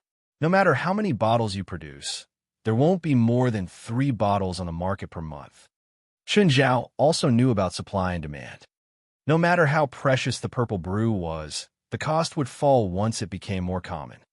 Whether something was good or bad wasn't only related to its quality. It was more about the quantity. Just think, 1,000 bottles could earn $500,000 versus 1 bottle that could sell for $500,000. Was the profit equal? Stephen said he wants to help promote too, Rasfa continued. Oh, but we need stuff to promote, right? Then you shouldn't have drunk all the wine. How about you sell it all to me? Chun Zhao rolled his eyes. The cost definitely wouldn't be small. He estimated that 1 bottle would be around $500,000. It was fine for 1 or 2 months, but if Rasfa spent a few $100,000 to buy this wine, even he would go bankrupt. So Chun Zhao either had to lower the price to sell to him, or Rasfa had to spend great fortunes to buy it. Either way, it wasn't suitable, so he'd rather gift them a bottle every month. It was also to compensate him for promoting the purple brew. Chun Zhao went home and prepared for Fali's return. He placed the bamboo tubes of purple brew neatly and took out some ice cubes. People rarely put ice in red wine because it might affect the taste after the ice melted. However, Chun Zhao didn't care. He could make as much of the wine as he wanted. It was a limited edition for the outside world, but not for him. After a while, Fali came back. Smells great. Where does that wine smell come from? Fali entered the room. For some reason, her eyes filled with tears. Fali, I brewed this with a recipe I found. Try it. Chun Zhao raised a goblet and handed it to her. As soon as she put it to her mouth, the mesmerizing fragrance created tears in her eyes. It was too beautiful. Fali felt moved as if seeing flowers bloom in spring and icebergs melt, allowing everything to be reborn. She took a sip of the wine and dabbed her lip with a finger. Then she sucked on her finger. Chun, this isn't regular wine, right? It is for us. Oh, give a bottle to Robio tomorrow. Art, meow. Princess and Samuel wanted a drink too. Chun, can they drink? Yeah. If Rasfa and Stephen knew that Chun Zhao fed the purple brew to a cat, they'd probably come visit with their guns. The purple brew didn't make anyone intoxicated. Princess drank beer often. Sometimes she would get drunk and go crazy, but the purple brew didn't pose this problem. Kyla and Fanny came. They parked the car at the door instead of the underground garage and came through the door. Smells so good. What is it? I've never smelled wine so sweet. It's so moving. Want a glass? Fali offered a glass. Fanny accepted and drank it all. That instant, an image flashed through her mind. It was that dreamlike night. That night, she'd been thirsty, so she went downstairs to look for water. And then that black shadow, the snake that led her to the waterfall cave. The voice at the end, Fanny's head shot up, and she looked at Chun Zhao. It was him. That voice was him. Fanny, are you okay? Chun Zhao didn't understand. Why was Fanny suddenly looking at him? Fanny lowered her head. No, nothing. Fanny, Kyla, how come you two came over today? Chun said that he made the ointment, Kyla explained. So I brought Fanny over. Actually, she wanted to come over herself. She had to admit that the trip was worth it. If she hadn't come, she would have missed this wine. For dinner, they sat on the grass in the front yard, chatting while drinking. Mr. Chun, do you sell this wine? Yes, but I can gift you 2 bottles, Chun Zhao said. How much is one? Fanny asked. I want 10 bottles. I've set it at $500,000 per bottle for now. Splutch. Fali, Fanny, and Kyla all spat out their wine at the same time. Fanny looked at Chun Zhao in shock. Are you sure you said the right price? I'm not drunk. I know what I'm saying. I can't even afford 1 bottle per month with that price, Kyla said, chuckling wryly. Even an A-list actress was stunned by that price. But whether the wine was worth the price, it depended on the person. It was indeed great, but not to the point that people would lose their minds over it. The price also meant that there wouldn't be a large supply. Chapter 570, Best Friends. Chapter 570, Best Friends. Full and satisfied, the 3 ladies jumped into Mirror Lake. Usually, Fali was a very careful person, but she knew that there would not be any danger in Mirror Lake. It was indeed much safer than Angel Beach. Why is there a big stone there? The 3 of them climbed onto the stone. Immediately, they felt completely refreshed. An indescribable feeling erupted in them. Fanny suddenly closed her legs, her face flushed. Luckily, Kyla and Fali did not notice her weird behavior. The 3 ladies lay on the stone in a triangle. It's so comfortable. Fali, I really envy you. What's there to envy about me? Actually, I envy big stars like you, Fali said with a smile. In fact, Fali was not interested in becoming a celebrity. Last time, she went to visit Steven's crew. Steven asked her if she wanted to play a small character. Although the scene would last only a few seconds, Fali still rejected. It was a female killer in the Mexican gang. She would rake the protagonists with a machine gun. Fanny touched the stone with her hand. It was a unique feeling. It was extremely comfortable. It was like the younger her holding her mother's hand. It was warm and soft. It was also like her father's hug before she came to LA. It was kind and generous. Fanny had no idea where that feeling came from. Hey, Fanny, what are you thinking about? Nothing. Fali, chin strong, right? Kyla stared at Fali with a teasing look. When Fali heard that, she flushed at once.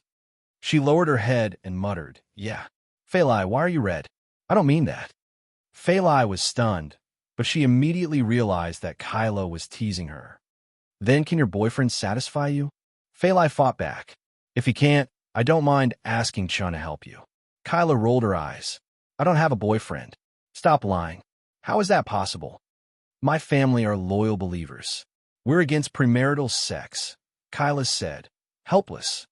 Religions like Christianity had such rules. For example, premarital sex was viewed as unchaste. Nevertheless, as time progressed, some religions began to tolerate premarital sex. Currently, few believers would follow the doctrine entirely.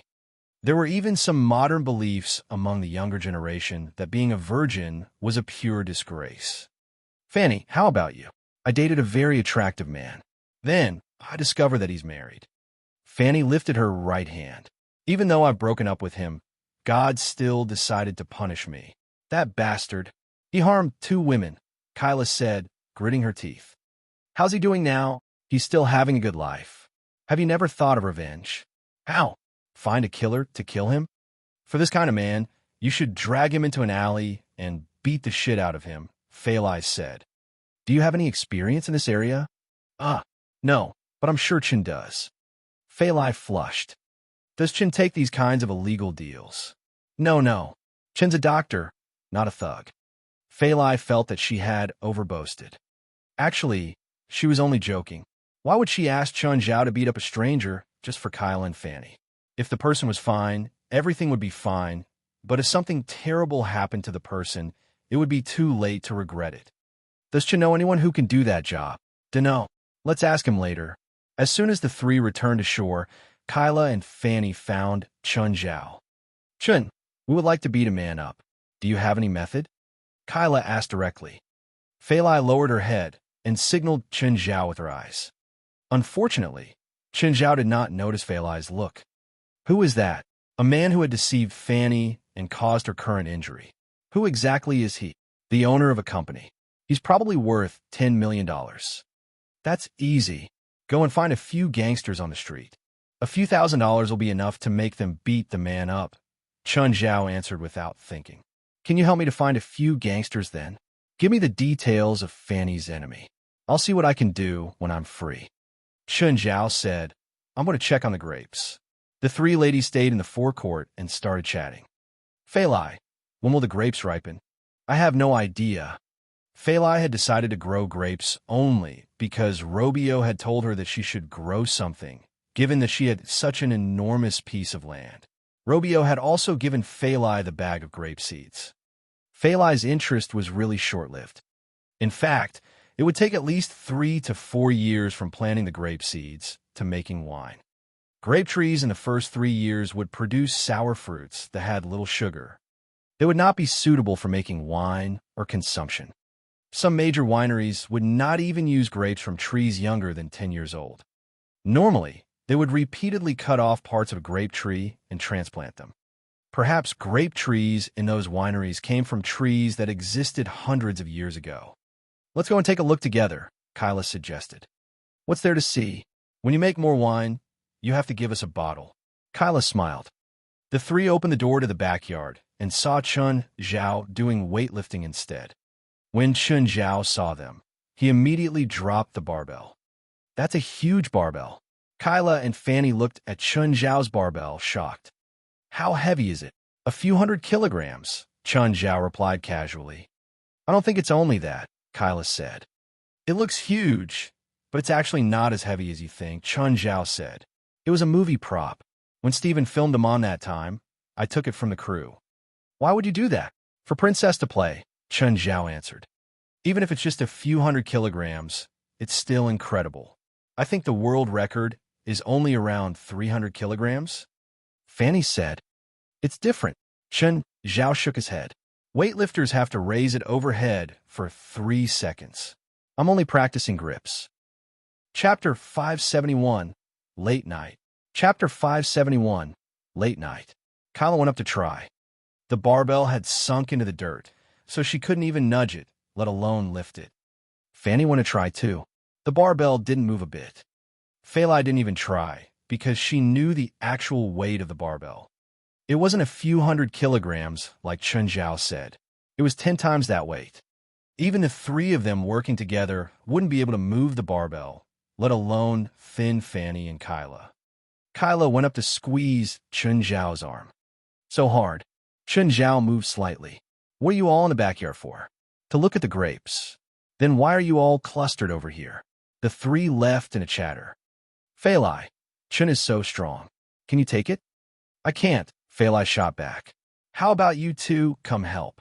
Ah, you practice abstinence. You act like you're really willing to share. These grapes grow so quickly. Fanny kept turning around to look at Chun Zhao. The sky was darkening, so his figure wasn't as clear as before.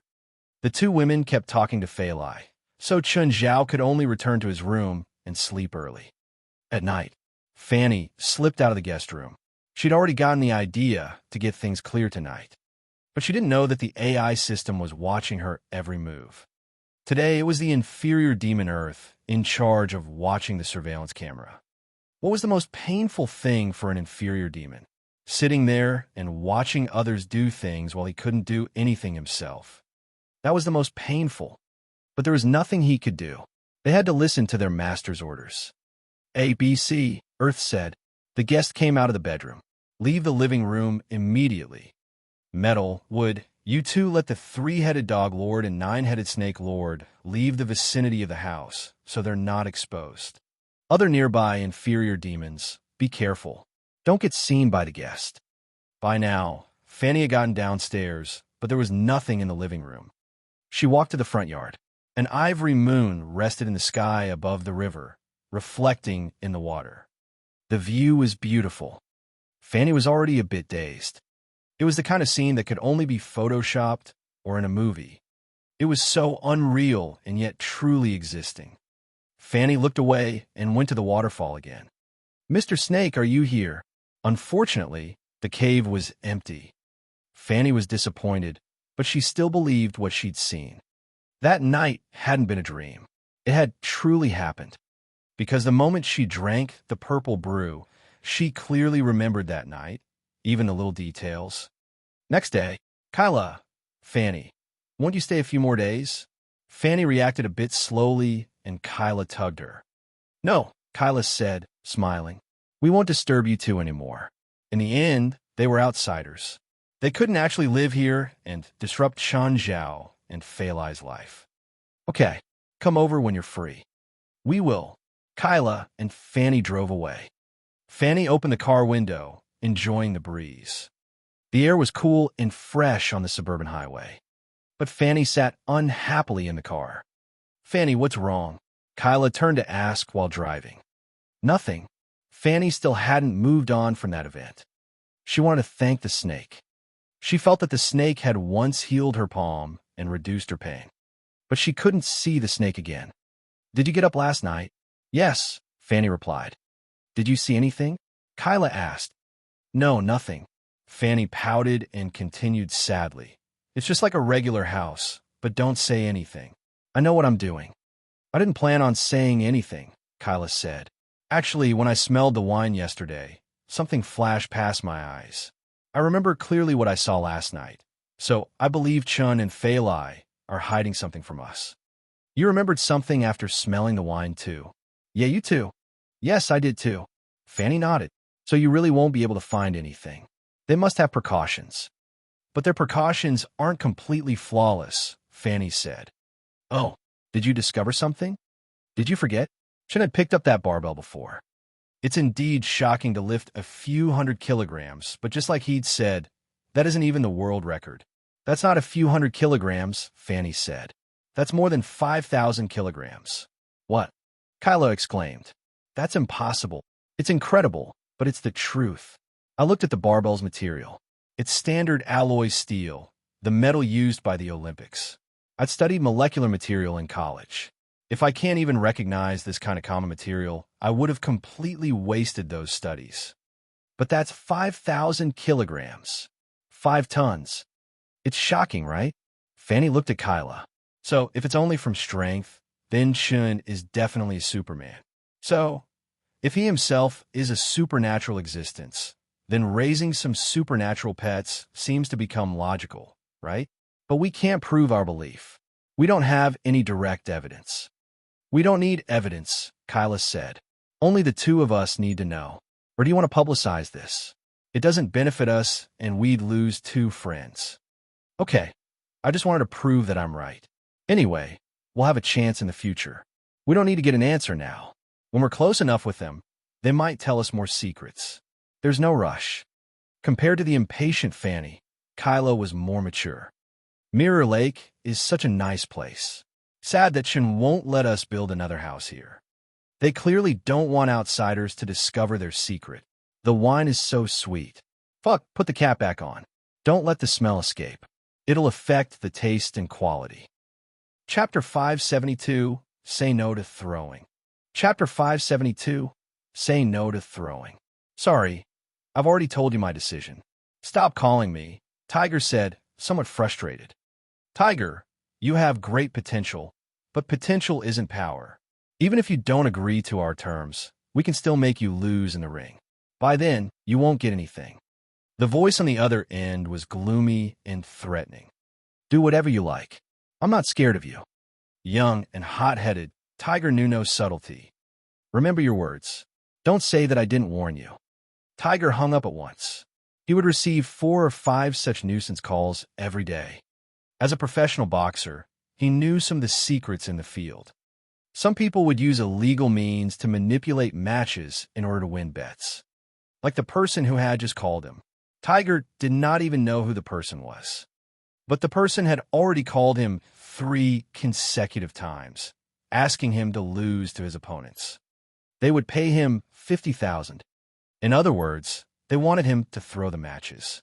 Just like how most boxers hated those who would throw a match, Tiger was also disdainful about it. He wanted to gain fame and fortune through dignified victories. He also believed that he was powerful enough to get whatever he wanted. At the same time, he would like to prove his worth to some people.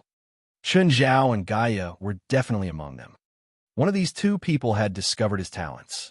He had given him another chance to stand in the ring. The other was his mentor. Gaia's help was no less than Chun Zhao's. Therefore, Tiger did not want to disappoint them. He wanted to tell them that they had not trusted the wrong person, that their choice was correct. Tiger, were you hiding? Come out now and train. Gaia's voice erupted from outside the changing room. Tiger ran out at once. Gaia widened her eyes at him. Why were you so slow? Do you think that you can stop training after winning those matches? Sorry, coach. Let's begin. Tiger was particularly serious. As a result, Gaia could not even be lazy. She even missed the times when she was Chun Zhao's boxing coach. Although Chun Zhao was outstanding, he did not have the inspiration to become strong. He had asked for the training himself, but he would seize all opportunities to be lazy. At night, everyone else had left. Gaia was exhausted herself. Tiger, that's enough for today. Coach, I would like to practice a bit longer. Then continue yourself. I need to go back. Remember to lock the door, Gaia said. Whether an athlete could become successful depended not only on his talents, but also on how hard-working he was. Tiger's talents had been greatly boosted by Chun Zhao. He was also sufficiently diligent. Therefore, Gaia was confident that Tiger would certainly succeed. He would become a superstar in international boxing, starting from the BBL competition this time.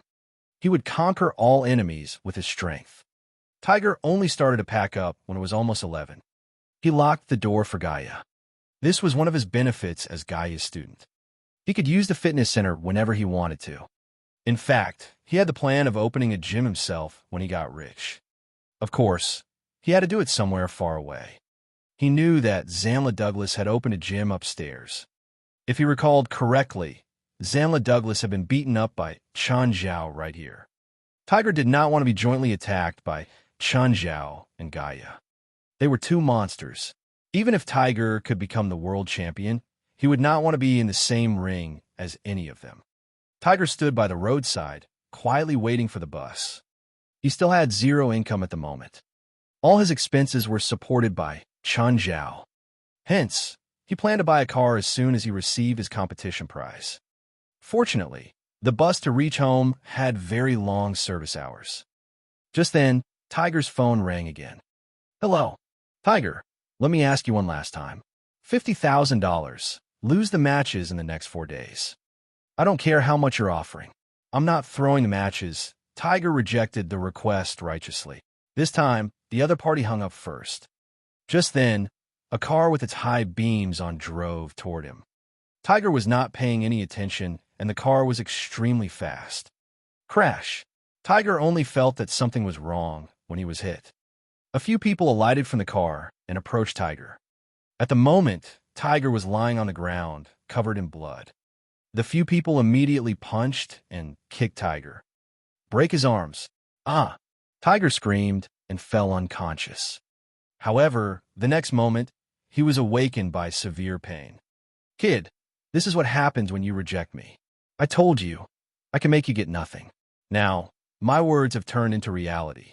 Understand? Chun, something's happened to Tiger. It was Gaia's hurried voice. Chun Zhao looked at the time. It was 4 a.m. He said in a sleepy tone, Don't tell me he raped a girl on the street. I'll crack his balls myself. No, he's in the ICU now. He's been attacked. Chun Zhao was alerted at once. What? What happened? I'm not sure what's the exact situation either. The police found my number in his phone. They said Tiger's in the hospital. Why didn't the police call me? Did he not store my number in his phone? Fuck, you're still in a mood to joke? No, I need to know what's my position in his mind.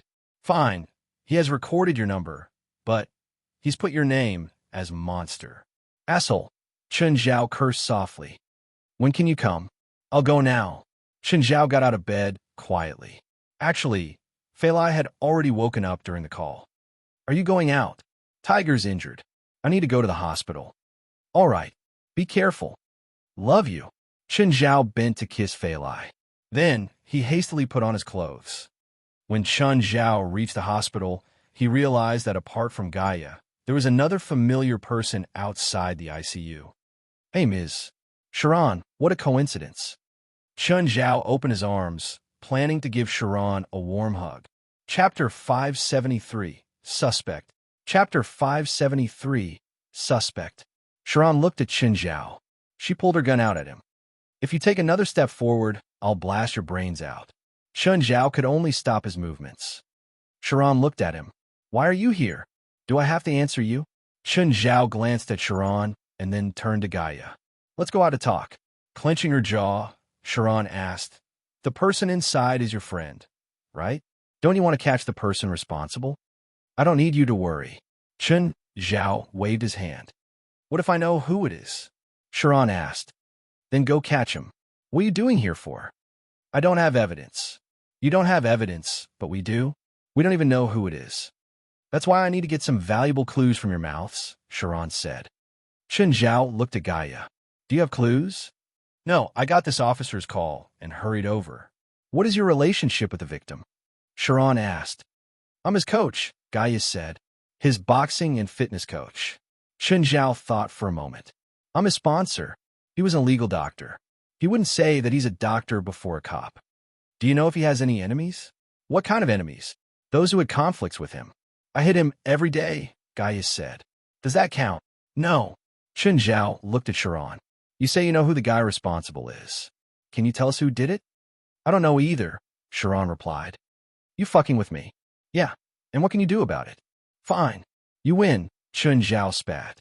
He didn't plan on going up against Sharon. He couldn't offend American cops. Any slightly bigger actions could get him arrested. Gaia, what exactly happened? I don't know, but I suspect that it's related to the bankers. What bankers? The bankers for the competition's bet, Gaia said. Is there a suspect? No. There are around 100 bankers, and I'm not familiar with them. Tiger doesn't have any enemies. They wouldn't break his arms with a baton after crashing a car into him. Thud. Chen Zhao slammed a fist into the glass door. Sharon, standing in the distance, came over immediately. Looking at the glass on the ground, she said, What are you doing? I just leaned on the glass, and it broke by itself. Thankfully, I didn't get too close. Otherwise, I would have gotten hurt. Chen Zhao brushed off the shards on his hands. Sharon glanced at the glass on the ground. The thickness of the glass door wasn't something that a normal person could break. Let's go talk over there. Chen Zhao pulled Gaia away. Sharon watched Chen Zhao's back, clenching her jaw.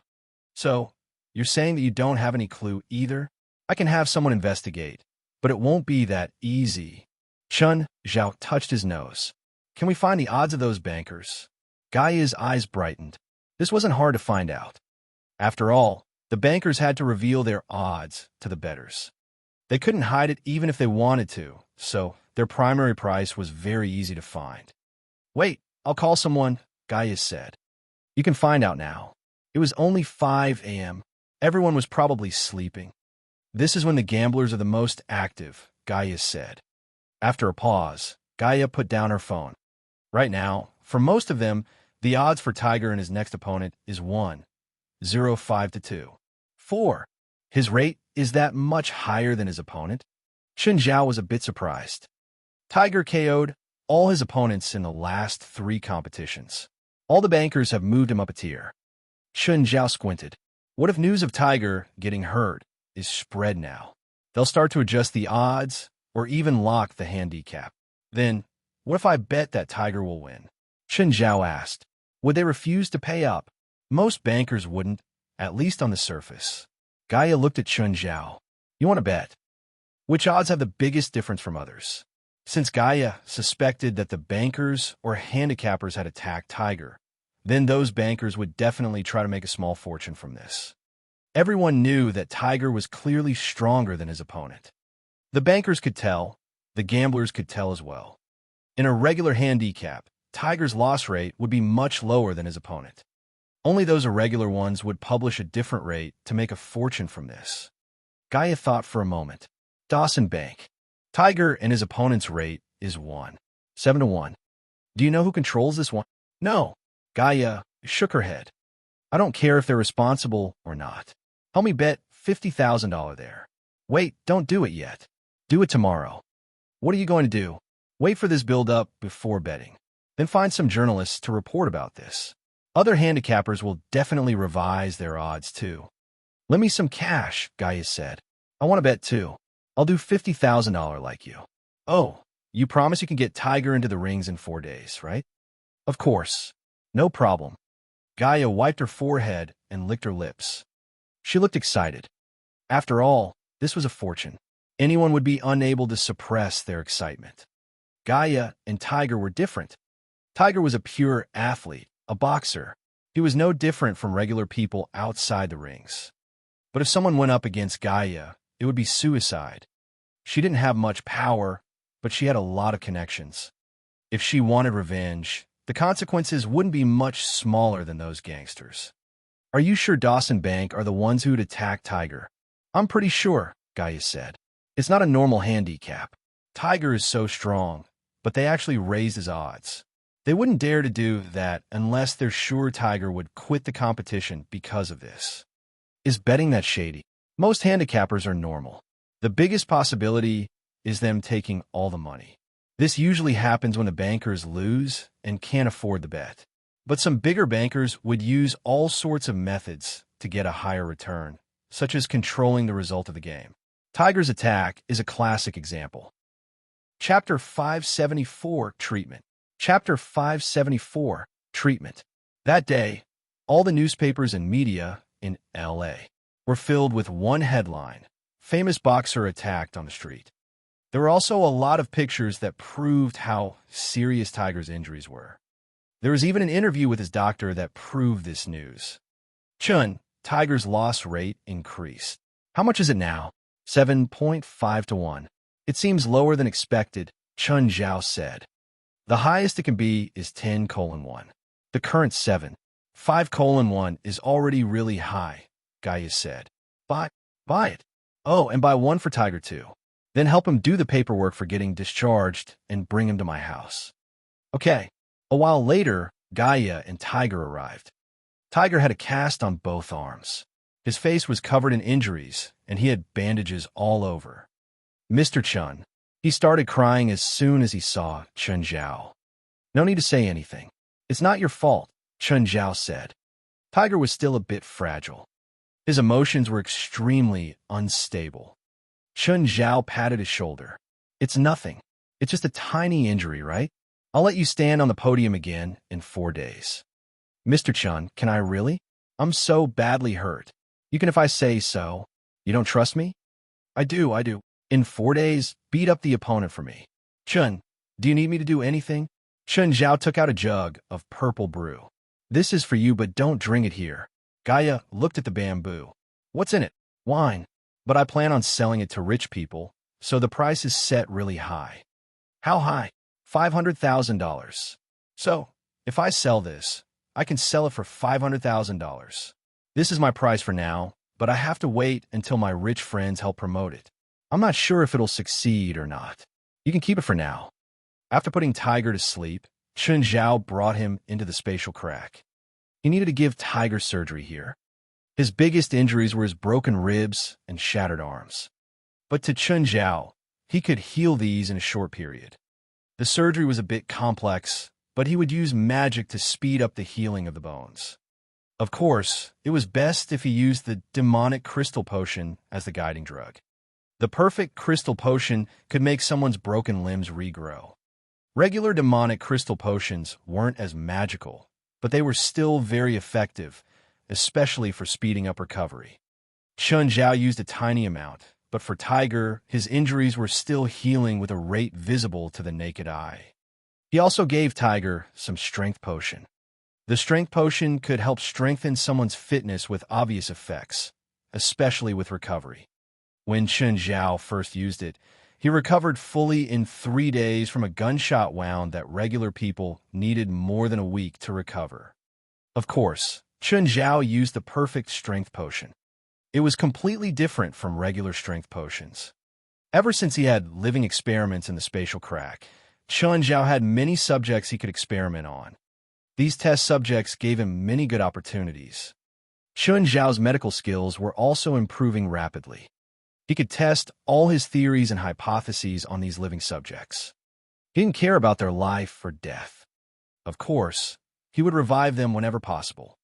Even though he had a lot of living subjects, they weren't limitless. He still had to save a little. The best result for these living subjects was getting stabbed by Chun Zhao and then receiving a few stitches. If they were unlucky, they would add another soldier to Blackie's skeleton army. Trigley walked over. "Master, how may I help you?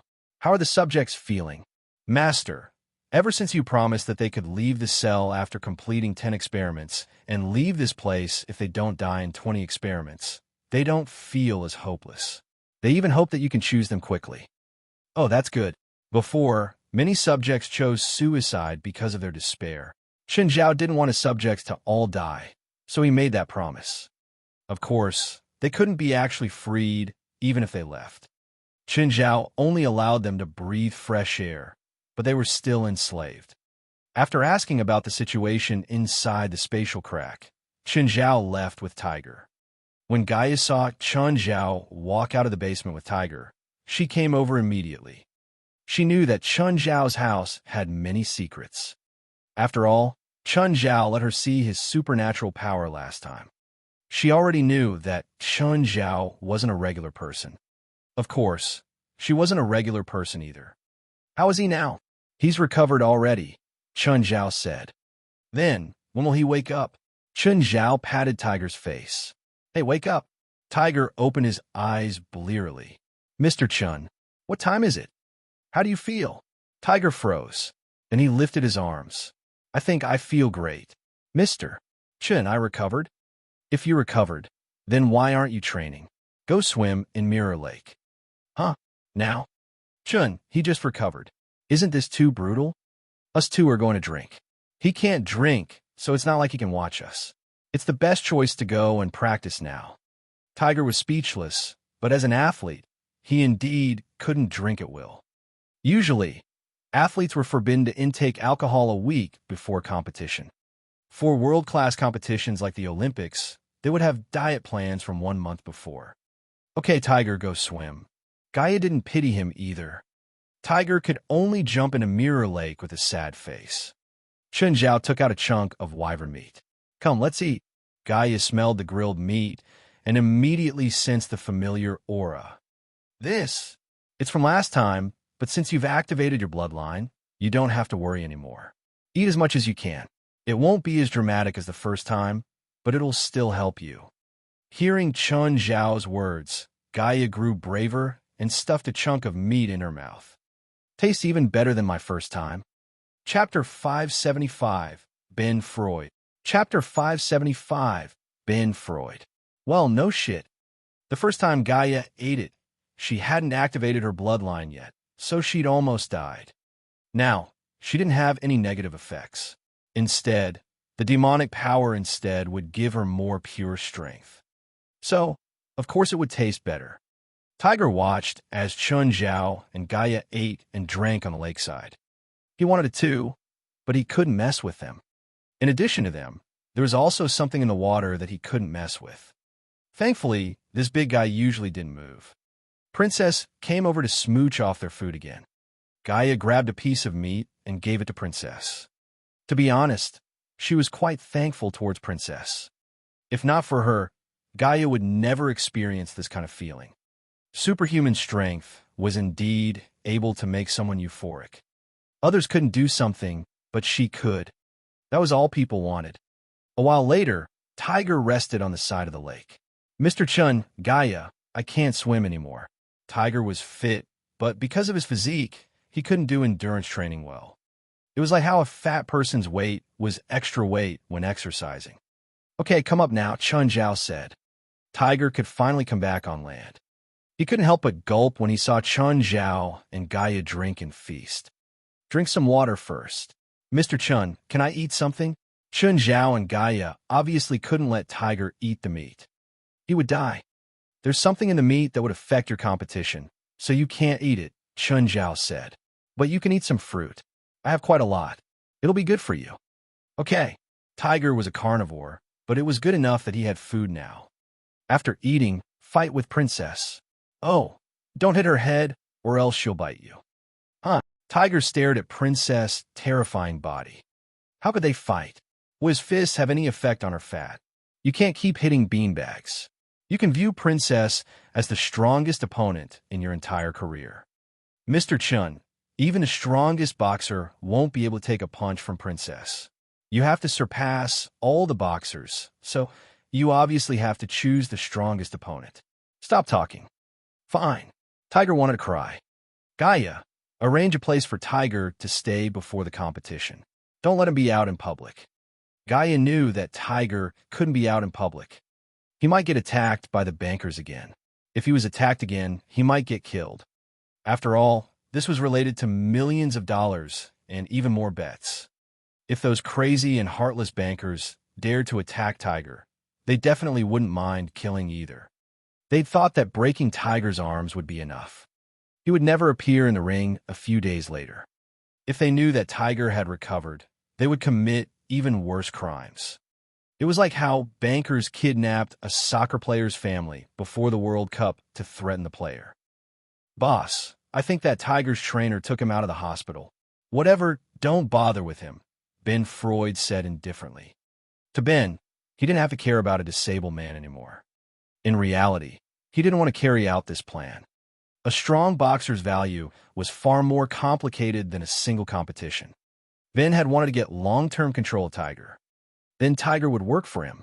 As long as he got proof of Tiger faking his fighting, he would have blackmail material to control Tiger for life. In the future, he would be able to give Tiger orders at any point in a competition. This way, he'd have perfect control over every competition. His profits would be the highest, too. Unfortunately, Tiger didn't plan on cooperating. This annoyed Ben. Of course, for the competition in 4 days, he'd already received $3 million in bets. He planned to wait 2 more days and publicize the information when more people placed their bets. This way, he would earn more money. But the news was publicized the 2nd day. This meant he'd make less money. Ben thought that Tiger must have figured out his goal and contacted the media himself. He wanted to give Tiger more trouble, capture him, and teach him a lesson. But Tiger was already in hiding, so Ben gave up on that. There was no point in fighting with a disabled man. Boss, after we adjusted the odds, the bets for Tiger are still more than $500,000. 3 of the bets are $50,000. Will there be any problems? Huh, what problems? Ben said, not agreeing. They just think that it's fake news, so they want to go for the smaller odds.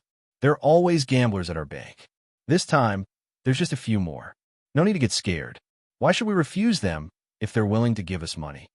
It was possible to win big with small odds, but it was very rare. Plus, in handicaps like this where the bankers control the result, the chances were practically zero. Why else did people say you lose 90% of all bets? These gamblers were mostly all bankrupt because bankers would never lose. They always had a reason behind their odds. Take Ben for an example. In the beginning, he put the odds as 7-to-1 to attract gamblers to bet on Tiger. Then he would use illegal methods to disqualify Tiger from the competition. This way, he would make profit without any worry. For the next 3 days, Tiger was stuck in the gym the entire time. Gaia closed the gym to cover things up.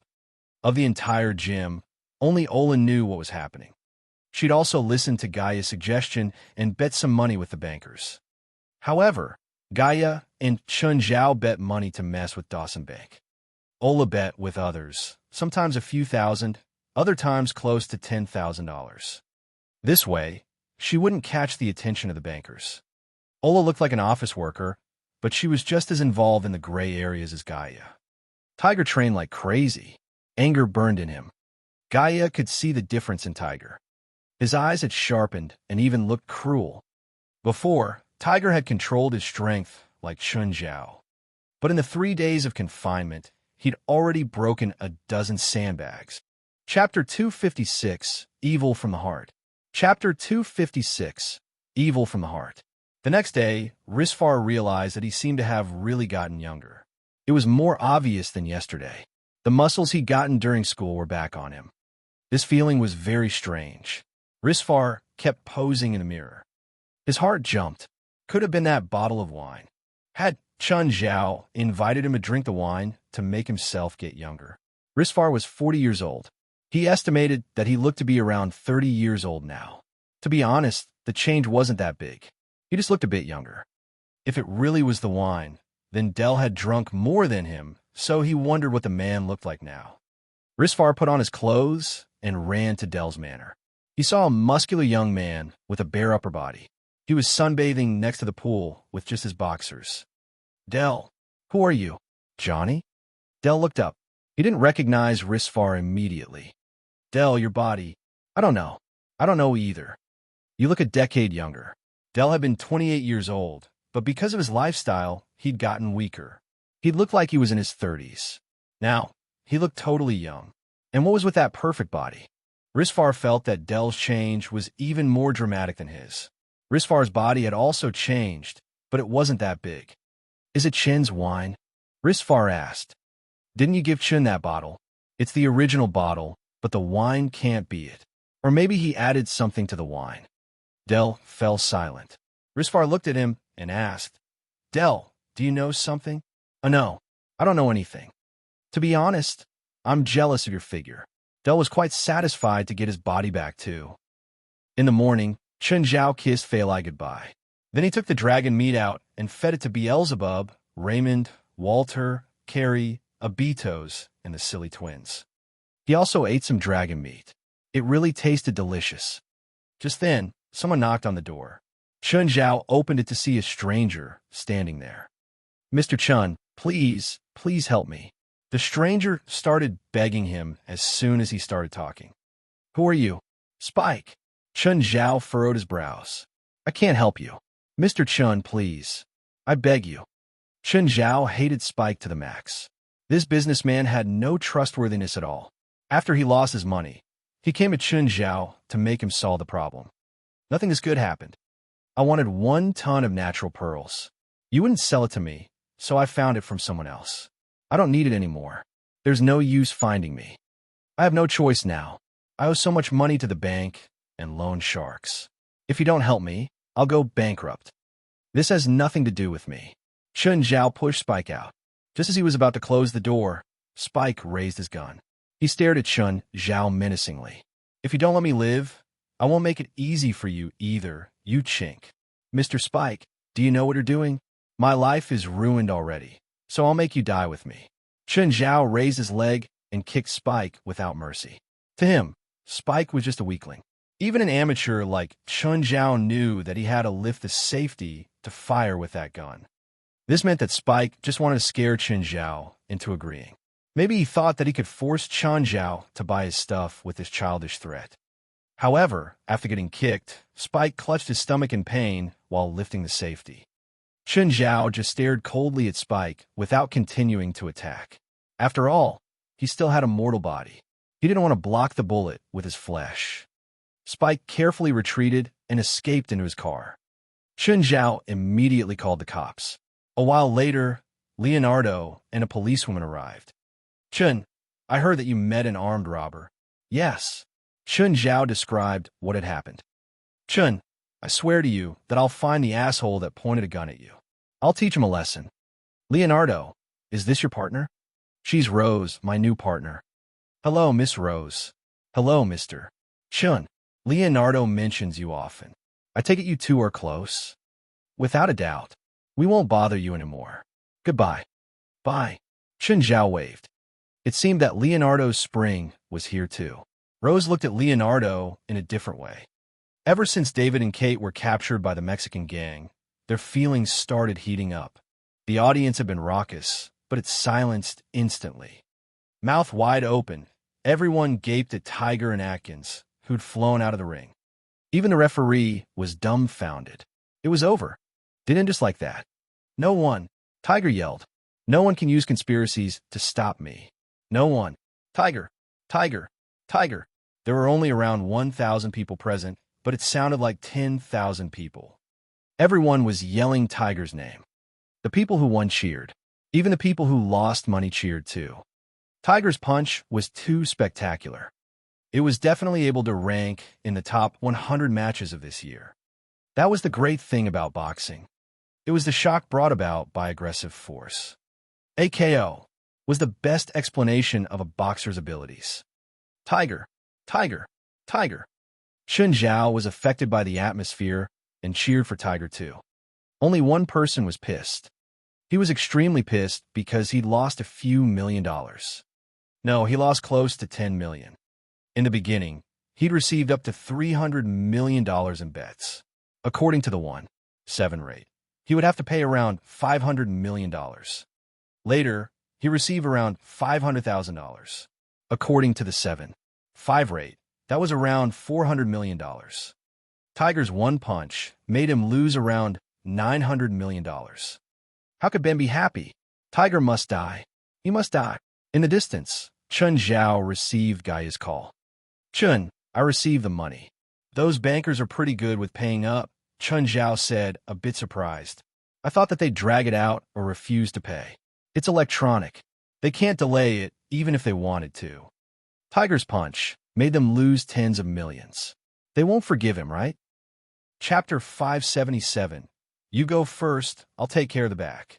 Chapter 577. You go first, I'll take care of the back. Now we're waiting for them to fight first. Protect Tiger and don't let him get hurt. If he gets hurt again, I'm afraid he'll get PTSD. This will affect his future career. Okay, I understand. Chun Zhao hung up and continued cheering.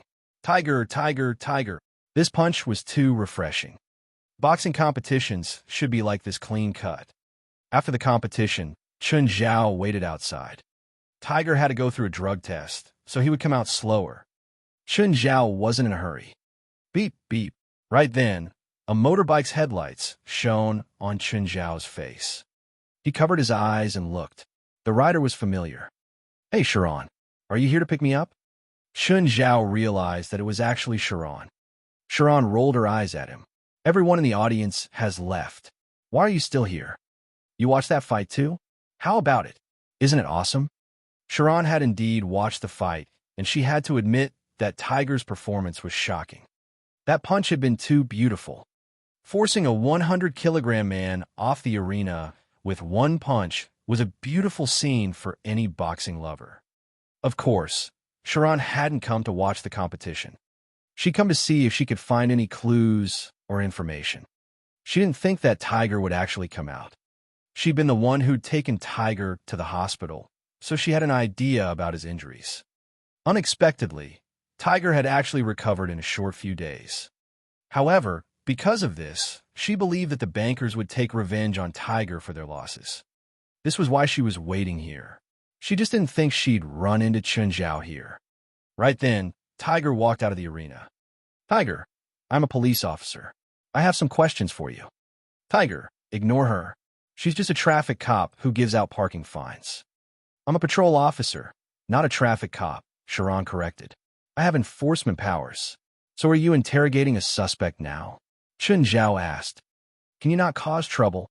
You gave me so many fines, Chun Zhao complained. Don't you know how much I've lost? If you can make Tiger cooperate, I promise I'll turn a blind eye if I meet you again.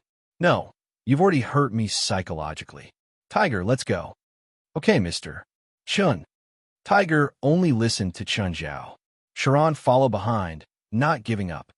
When they reached the parking lot, the surrounding cars suddenly turned their headlights on. At the same time, more than 30 people ran in from all over. They held all sorts of bats and looked really menacing. Chun Zhao saw the guy at the front. He seemed to have been the one who'd gotten into a fight with Chun Zhao in the stands and got taught a lesson. Tiger, do you know that I lost $10 million because of your one punch? Ben led his dozen guys and glared sinisterly at Chun Zhao. Seeing the dozen men, Tiger was actually a bit afraid, but he still looked at Chun Zhao. Hey, it's that Asian monkey. Good, great. I was wondering where I could find you. I can't believe that the two people I hate the most tonight are right before me. Ben's eyes were filled with happiness when he saw Chun Zhao.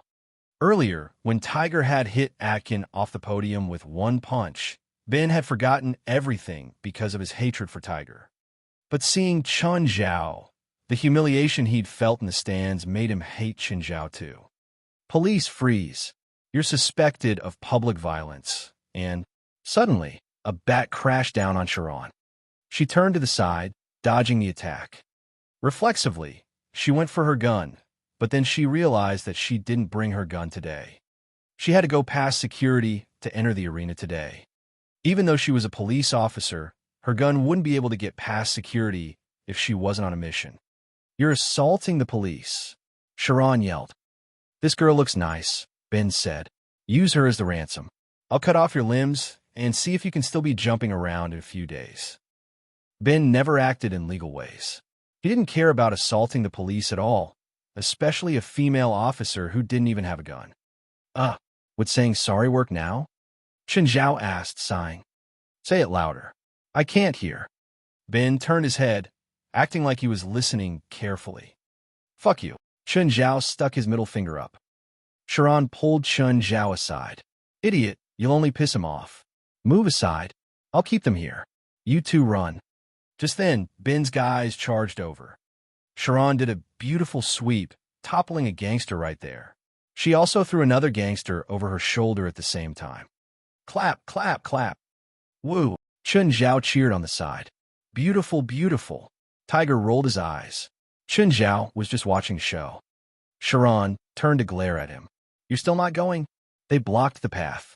We have no escape route, Chun Zhao said helplessly. How about you help us clear the path? Just then, a gangster attacked Sharon from the back. The metal rod slammed into her shoulder. Sharon had good fighting techniques, but she was still human. She was only a bit stronger than regular people. The bat wasn't light at all. However, Sharon reacted very quickly. She turned around with an elbow jab, and the gangster who'd attacked her was flipped onto the ground. Go, Sharon. Sharon was so annoyed. This guy was just taking pleasure in her misery. You asshole, Sharon cursed. I should just leave. Aren't you happy to have me cheering you on? Shut up and stop distracting me. You're the one who talked first, Chun Zhao said, pouting. Just then, Sharon was hit again. This bat hit her arm, and now, she couldn't move her right arm anymore. Chun Zhao moved forward and pulled Sharon back. What are you doing? Sharon yelled. Tiger, protect this lady officer. Yes, mister. Chun. Sharon, will I get arrested for accidentally killing someone in this situation? You'll be fine even if you kill them all right now, Sharon said. But the biggest possibility is that you're the one who gets killed. Chapter 578. He has met all the requirements to become an asshole. Chapter 578. He has met all the requirements to become an asshole. Remember what you said. Bang. Before Chun Zhao could finish, he was already hit in the back of his head by a stick. Chun Zhao rubbed the back of his head. It hurts. Sharon facepalmed. How could it not hurt? It was a baseball bat. Chun Zhao was lucky to not have his skull fractured. Just then, the gangster lifted the bat again and struck at Chun Zhao's face. Crack. Chun Zhao would clearly not allow the disfigurement strike to land on his face. He immediately broke the gangster's wrist with one hand and punched his stomach with his right fist. The gangster covered his stomach, after which he knelt on the ground, his body twitching lightly. The next moment, Chun Zhao raised his foot and kicked the gangster out. Sharon lifted her eyebrows in surprise. Chun Zhao was not huge, but his kick was pretty strong. He had actually managed to send someone 3 meters away. It seemed like he was not that weak. Thud. Just as Sharon was still thinking, Chun Zhao suddenly swept out his arm. A gangster was almost split into 2 together with his bat. When Sharon saw the gangster being hit by Chun Zhao's hand, she thought she was watching a slow-motion scene. The gangster's expression became painful, his body became distorted, and he eventually flew backward. It's been so long since I last hit someone. What an amazing feeling. Chun Zhao stretched his arms, exercising his shoulder bones. Tiger had just beaten someone up today in the ring. He also felt great. However, after seeing what Chun Zhao had just done, Tiger thought that he would never train with Chun Zhao again. Go, what are you waiting for? Kill them, especially that Asian. Ben Freud roared. Arg! A gangster was sent into the air by Chun Zhao's punch. Sharon watched the fight at the side. She had learned how to fight before. She knew that the strength needed to send a person vertically upward was completely different from what Tiger had done in the ring. In addition, the two punches also had different powers. It was easy for Tiger to use all his strength in the right hook. On the other hand, Chun Zhao could use at most half of his strength in the vertical uppercut, but he still managed to send the gangster 2 meters into the air with a blow. Has he always been so strong? Sharon asked in disbelief. She had originally thought that Chun Zhao did not know how to fight. When Chun Zhao fought, she thought that he was a mere novice. However, from the look of it, Chun Zhao was in fact a skilled fighter. One time, he broke both arms of a top professional boxer in one punch.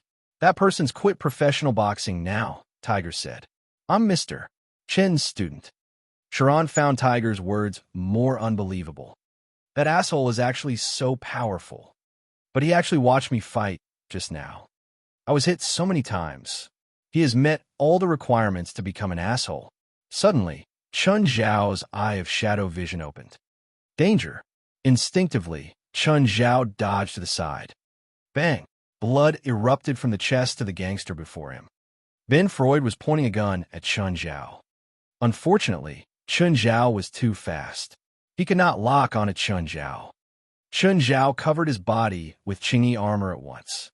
He had never used Cheeeese armor to block bullets, so he did not know how effective it would be. Anyhow, Cheeeese armor could block some damage from the bullet. Chun Zhao dodged left and right. Ben Freud fired 3 times but did not hit Chun Zhao at all. However, Chun Zhao had already charged before him. Ben lowered the muzzle and pointed at Chun Zhao. Locked, Ben was about to shoot. The next instant, he saw his arm flying in the air. Sharon and Tiger watched in horror. They saw Chun Zhao suddenly grab Ben's arm and shoulder, and then simply pulled it. Immediately, Ben's arm made a perfect trajectory in the air. Tiger paled as he recalled the past. He suddenly realized how lucky he was. He had actually challenged Chun Zhao in the past. It was good to be alive. Sharon was similarly dumbfounded. Little did she expect Chun Zhao, who would bullshit with her every time after receiving a ticket, to have such a terrifying side. My arm. Arg. I'm gonna kill you. I'm gonna kill you. Chun Zhao grabbed Ben's right shoulder with one hand. Crack. He crushed Ben's right shoulder directly. Arg. Say sorry, Chun Zhao said. Arg. Chun Zhao twisted Ben's ear. If you can't hear me, you won't need your ears anymore. Sorry. Sorry. Sorry. Ben obviously did not expect Chun Zhao to be so frightening. That's better. Chun Zhao let go of his ear, but instead grabbed his chin. But your pronunciation is worse than a foreigner like me. Let me correct it for you. Sharon covered her eyes. She saw Chun Zhao kill Ben. No, he didn't kill him directly. Perhaps Ben could still survive. But his chin was totally crushed. Chun Zhao looked at the rest, after which he rubbed the blood on his hands. Everyone shivered uncontrollably. There was no way he was human. How could he do such a cruel thing? Miss Sharon, can I kill all of them? Sharon's face darkened.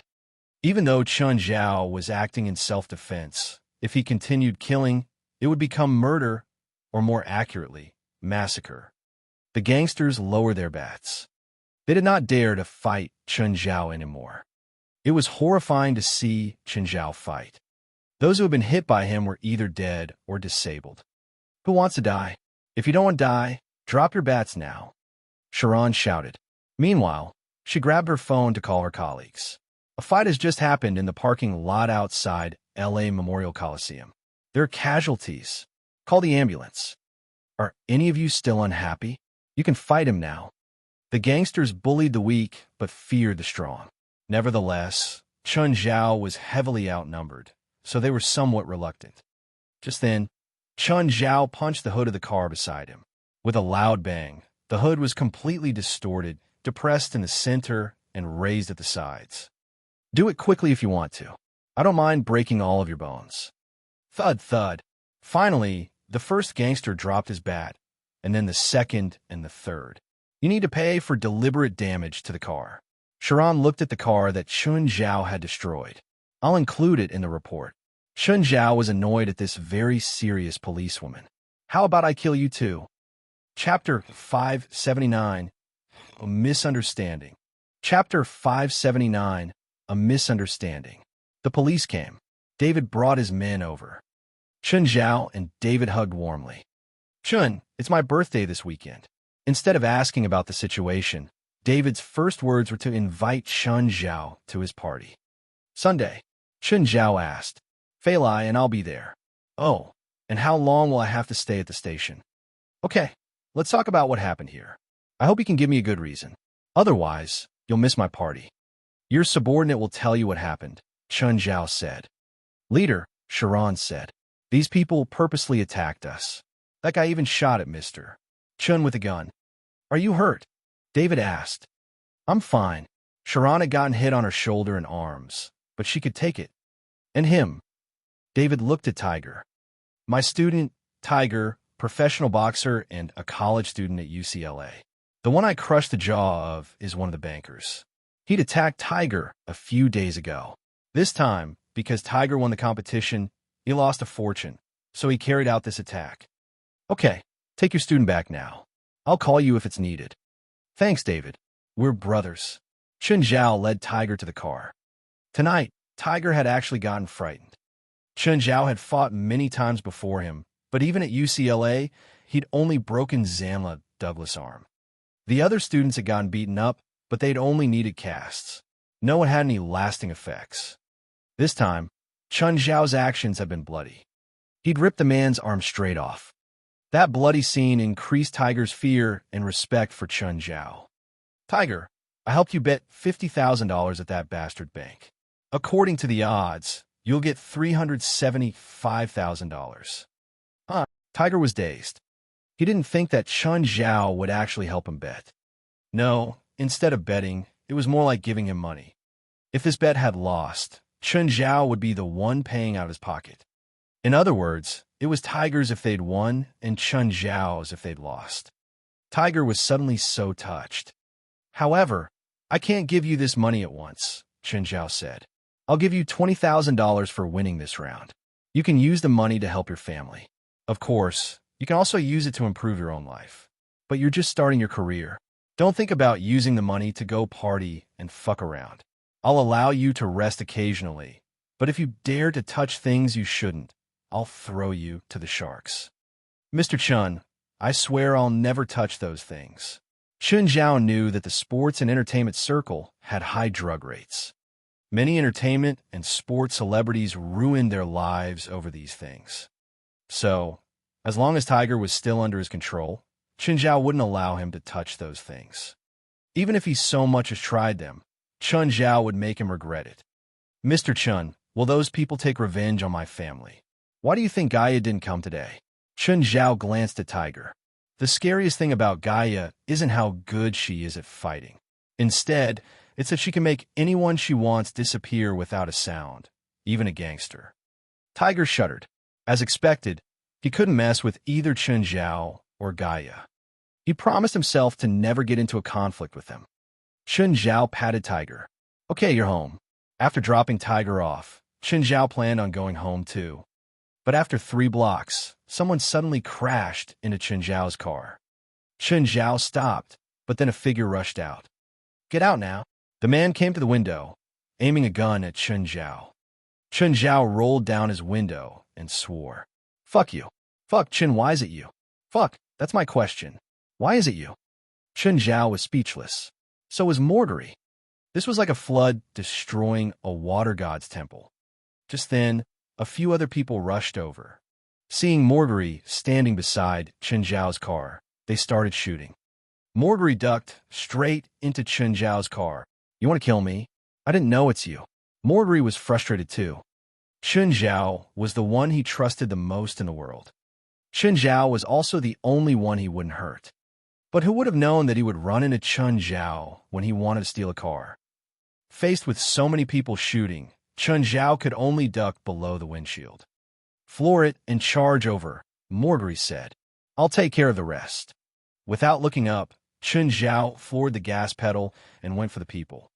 They hurriedly dodged to the side, but because Chun Zhao couldn't see, the car crashed into the railing. Mordery had already slipped out of the car. Bang, bang.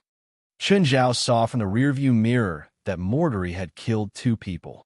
He also slipped out of the car and moved to the people's side. They currently had a few bushes between them and Mordery and were shooting into it. They were completely focused on Mordery and didn't notice Chun Zhao. Taking a deep breath, Chun Zhao gestured at Mordery. Mordery's expression went blank. What did that gesture mean? Suddenly, Chun Zhao charged at the people's backs. He was too fast. They couldn't even process what was happening before Chun Zhao had already charged into them. Mordery was unable to shoot now. He didn't care about anyone else, but he couldn't shoot at Chun Zhao. With Chun Zhao so close by, the people panicked too. They hurriedly tried to shoot at Chun Zhao, but they were beaten to the ground before they could fire. The entire process was less than 10 seconds. Mordery looked at Chun Zhao standing in the middle. He hesitated a few seconds before walking over. The first thing he did was to add some more bullets into the people on the ground. Can you tell me what just happened? Chun, pretend you didn't see this. This has nothing to do with you, all right? Mordery didn't want Chun Zhao to get involved in this. Chun Zhao just looked at Mordery, and he knew that he couldn't hide it anymore. He could only explain, I killed their boss. You can recover your status by killing their boss. I'm mustering my men from before, Mordery said. Do you need my help for anything? No, I'm mostly done. He just didn't want Chun Zhao to get involved. Then what about Victoria? Chapter 580, The Embarrassing Spider-Man Costume. Chapter 580, The Embarrassing Spider-Man Costume. Still in that cave. I came out to kill people. Obviously, I wouldn't bring her along. Is she doing fine? Yeah, apart from being a bit mischievous. Mordery nodded. To Chun Zhao, it was only an interlude. He did not plan to get himself involved in Mordery's business. Mordery was determined to remain in the profession. Chun Zhao would not say anything. He was also not in the position to say anything. Just like how he had helped Mordery, Chun Zhao believed that Mordery would help him too should he need it. Of course, it was their own choices. The next day, Tiger's name appeared in the sports headlines. Tiger became popular, extremely popular. The video of him blasting his opponent Atkin out of the ring in one punch continued to be played on various sports media. Boxing had a broad audience in America. Tiger appeared before the public like a new superstar. Chun Zhao could not even remember how much news about Tiger he saw in the next few days. Some of the media managed to dig out most of the inside story, such as what Tiger had said during the match. Of course, Tiger also enjoyed the pleasure of being famous. Wherever he went, he would attract countless stares, especially in the fitness center and the college's boxing club. Everyone viewed him as a hero. Nevertheless, there were also people who had doubts about him. They believed that Tiger was only lucky. Very quickly, he would vanish into the masses, as most newbies would. However, Tiger managed to shut the mouths of all those who questioned him with another match. He KO'd another opponent in one punch. Moreover, his opponent was a well-known boxer who was pretty strong. Now, Tiger was already in the final 4 of the BBL. There were only 2 rounds left, the semifinals and the finals. Tiger's betting odds were already very low. Nonetheless, the bankers all knew what had happened to Dawson Bank. Nobody dared to assault Tiger anymore. After all, the betting markets of a state-level competition probably involved only a few $1 million. After being distributed to the various bankers, they would receive at most $1 million or maybe not even $100,000. The benefits were not big enough for them to take high risks to control a match. Fali, you've already been putting on your makeup for half an hour. Do I not even have the right to put on makeup? Questioning a woman about her makeup time was a sure way to enrage her, including Fali. No, I'm just wondering why you're putting makeup. Even if you don't, you're still the prettiest. Humph. Fali widened her eyes at Chun Zhao. Chun Zhao did not dare to say anything again. He waited in the living room quietly. After another half an hour, Fali finally came out. It was David's birthday party today. While they did not have to dress up too formally, any party was like war to a woman. The makeup should neither be too solemn nor too casual. Anyway, Chun Zhao could not understand it, like most men. Nonetheless, he only had to know how to flatter. This was an essential skill that all men who had a desire to survive should have. Fali, aren't you wearing the Red Moon heart? I'm not the spotlight today.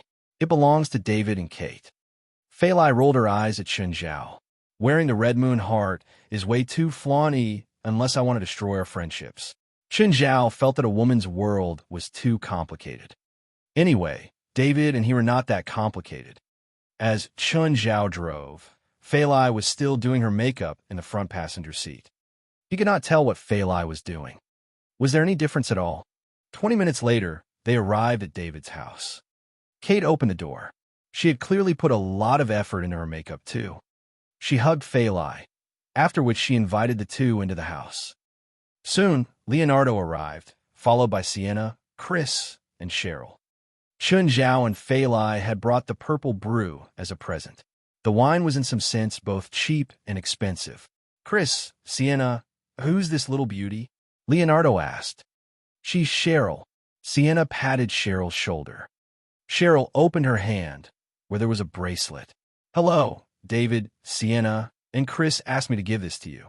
This bracelet can protect you from evil. Perhaps only Kate and Leonardo did not know that most people in the house knew about the supernatural world. Great, thank you. But don't you think that it's slightly inconvenient for a cop like me to wear such a bracelet? David grabbed the golden bracelet. It was indeed beautiful. He had no idea what material it was made of, but it was definitely not gold. With his knowledge of Sienna and Chris, they were not rich, so there was no way they would give him a gold bracelet as a gift. Chun Zhao took out the purple brew, which was wrapped in a gift box, and gave it to David. Then, it was Leonardo's turn. To everyone's speechlessness, Leonardo took out a Spider-Man garage kit. Fine, it was Leonardo's interest. David happily accepted the item.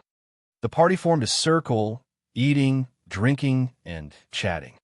When Shin came to my birthday party that time, he cosplayed as Spider-Man, Leonardo said. Oh, Leonardo, when's your birthday? Kate asked. 3rd of January, Leonardo replied. Kate, are you going to give me a present? How about you introduce me to a girlfriend instead? I really want to see Chin cosplaying Spider-Man, Kate said with a smile. Wait, I have a Spider-Man costume at home. Chin, do you want to try it? David said. What?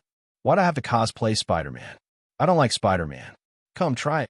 Ignoring Chun Zhao's refusal, the group approached him and attempted to remove his shirt. Fine, fine. Let go of me. I'll go and change myself. Damn, why do I have to dress up like a clown? Chun Zhao went to the room and changed into the Spider-Man costume. He looked at himself in the mirror. No matter how he looked, he found himself really awkward. Chun, stop hiding in the room. Come and let us see. Haven't you seen in the past? Why do I have to do it again? I haven't, Kate said. You're always so serious. It's rare to see you embarrassed. Take a video. Everyone took out their phones, including Fali and Cheryl. Didn't you already make videos that time? Chun, make a pose. Shoot the webs. Climb the wall. Hang upside down on the beam. There isn't a beam in the house. Chun Zhao's head hurt. David was the birthday boy, so he had to cooperate. Remember this. When it's my birthday, I'll make all of you regret it. Chapter 581, Wine Tasting Party. Chapter 581, Wine Tasting Party. On the way home, Fali looked at Chun Zhao with a smile in her eyes. Chun, you don't like tight clothes? No. Chun Zhao shrugged. But those tight clothes embarrass me. Actually, you look hot even when you wear that.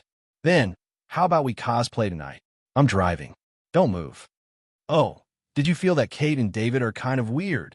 It's normal, Chun Zhao said. The last time we had our housewarming party, Kate didn't come. David kept hesitating when talking about Kate and even avoided the question. Will they break up? Chun Zhao didn't reply. It wasn't good to wonder if another couple would break up.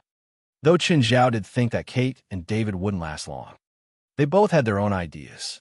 One was a reporter. One was a police officer. These two jobs both had irregular schedules. If they spent most of their time on work, they would definitely have less time for their relationship. When Chun Zhao and Fali weren't at work, they spent most of their time together. That was why their relationship was also stronger than David and Kate. Kate, it's already late. Go rest. David walked out of the bathroom to see Kate still working at her table. Today was his birthday party, but after his friends left, the atmosphere in the house cooled. They didn't have the passion from when they first met. Now, they were familiar, yet distant lovers. Because of their work, it was difficult to find time for each other. In the 4 months of knowing each other, they didn't even have time to eat a meal together. Especially last time for Chun Zhao and Fali's housewarming party. Kate had missed it to do work, and they'd had a big fight. Okay, I'll rest after I finish this. Kate didn't look back. She was holding the picture of Chun Zhao dressed as Spider-Man. These pictures looked funny. David was also in the picture, laughing happily. He only had that genuine and relaxed smile when he was with his friends. Suddenly, a strange thought flashed past Kate's mind. January 3rd, Leonardo's birthday. Kate found a video on the computer. This was the footage from the building climbing group. It was also filmed on January 3rd, and the star of the video was also wearing a Spider-Man costume. Kate compared the video with the picture. She sharpened the video and then transferred the picture into her laptop to compare further. The software displayed that the two were 99% similar. Kate's expression changed. Chun Zhao was the man. How could it be Chun Zhao? Kate hesitated. She didn't know how to take care of this. She knew what had happened in CL building on the night of the 3rd. Philip Quinn, the millionaire living in the penthouse, had been attacked. According to the hypotheses, the attacker had broken in. This meant that Chun Zhao had climbed more than 100 floors to attack Philip. However, Kate also knew about Philip's past. He was a complete and utter bastard. In the end, Kate chose to press delete. She would pretend that this never happened or that she didn't know anything at all. Not only was Chun Zhao a friend of David, he was also her friend. Disregarding Chun Zhao's status and what he'd done, Kate didn't think that he was wrong. Perhaps Kate couldn't be a hero. Thus, she would just stay silent. Hello, Mr. Rasfa. I'm very honored to receive your invitation. Rasfa looked at the guests in the manner. They were all top figures of L.A. Of course, they all had a similar trait. Rich. Very rich. Right then, Paul walked over. Sir, the guests are pretty much all here. Rasfa nodded. Get things prepared. He took out a goblet and clinked a spoon onto it. Ladies and gentlemen, can I say something? Rasfa had the right to speak among these guests. Roski, I didn't invite you here for a blind date. Can you let go of the lady beside you? All the guests chuckled. Roski shrugged helplessly. Rasfa, your wine tasting party is too boring. You didn't even prepare a bottle of wine. What are we supposed to taste? The wine will be here soon. Rasfa waved, and Paul brought the purple brew out with both hands. I bought this wine from the Far East with a great fortune. Everyone looked at the purple brew's exquisite packaging. They were curious about the wine that made Rasfa invite so many upper-class figures. Rasfa, there's only one bottle, a bearded man asked. Are you sure it's enough for all of us? This is wine tasting, not an all-you-can-drink. Rasfa replied easily. After all, he had a few of these banquets, feasts, and parties every month.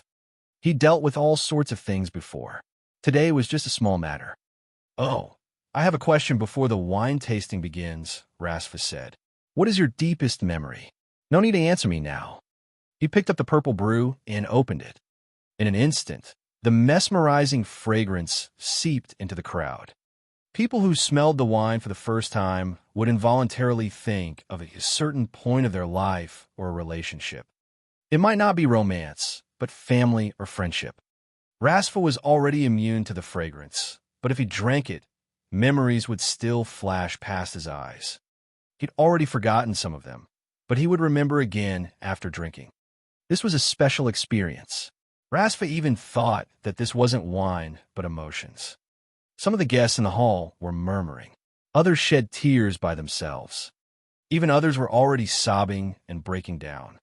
Strong and deep memories and feelings all flooded out now. Even the ones who thought they were strong couldn't resist the intense emotions. They were all immersed in the feelings. Rasfa smiled at the tearful guests. He had a satisfied expression. Even though he'd had the same reaction when he first tried the wine, at least he didn't lose it in front of so many people. Chapter 582, Endless Aftertaste. Chapter 582, Endless Aftertaste. Gradually, people began to recover. Those who woke up first looked around them, after which they wiped their tears away. The emotions were slowly fading. It was complicated and yet memorable. It was as if they had just been drunk or had an unforgettable date. Ding, ding. Ladies and gentlemen, Rasfa clearly did not plan to let them continue to be immersed in their memories and emotions. Rasfa, what's that? Magic? Can't you smell it? It's the wine. No, it's not wine. The feeling. I recalled my mother. I thought I'd forgotten about it. Carrie, ladies and gentlemen, would you like to have a glass? Another round of memories. Rasfa waved his hand, and the servants presented everyone with a glass of wine. It was a wonderful feeling. Memories might be painful, but people still wanted more. However, there was only one glass of wine. Everyone was drowning in emotions, but the feeling was slowly dying. Mr. Rasfa, can I have another glass, please? Thanks, a lady said. I would like to have another glass, too. It feels great. Sorry, but I'm afraid I won't be able to satisfy your requests, Rasfa said with a smile. Why? Why are you being stingy with just a glass of wine? You've seen for yourself, there's only a bottle. At least I only have this bottle. I've given all of it to you. Rasfa knew well how the rarity of an item would affect its value. If he chose to satisfy all the guests at once, they would instead not cherish it. By allowing only a tiny sip, the guests would enjoy the moment even more. It was Rasfa's personal experience.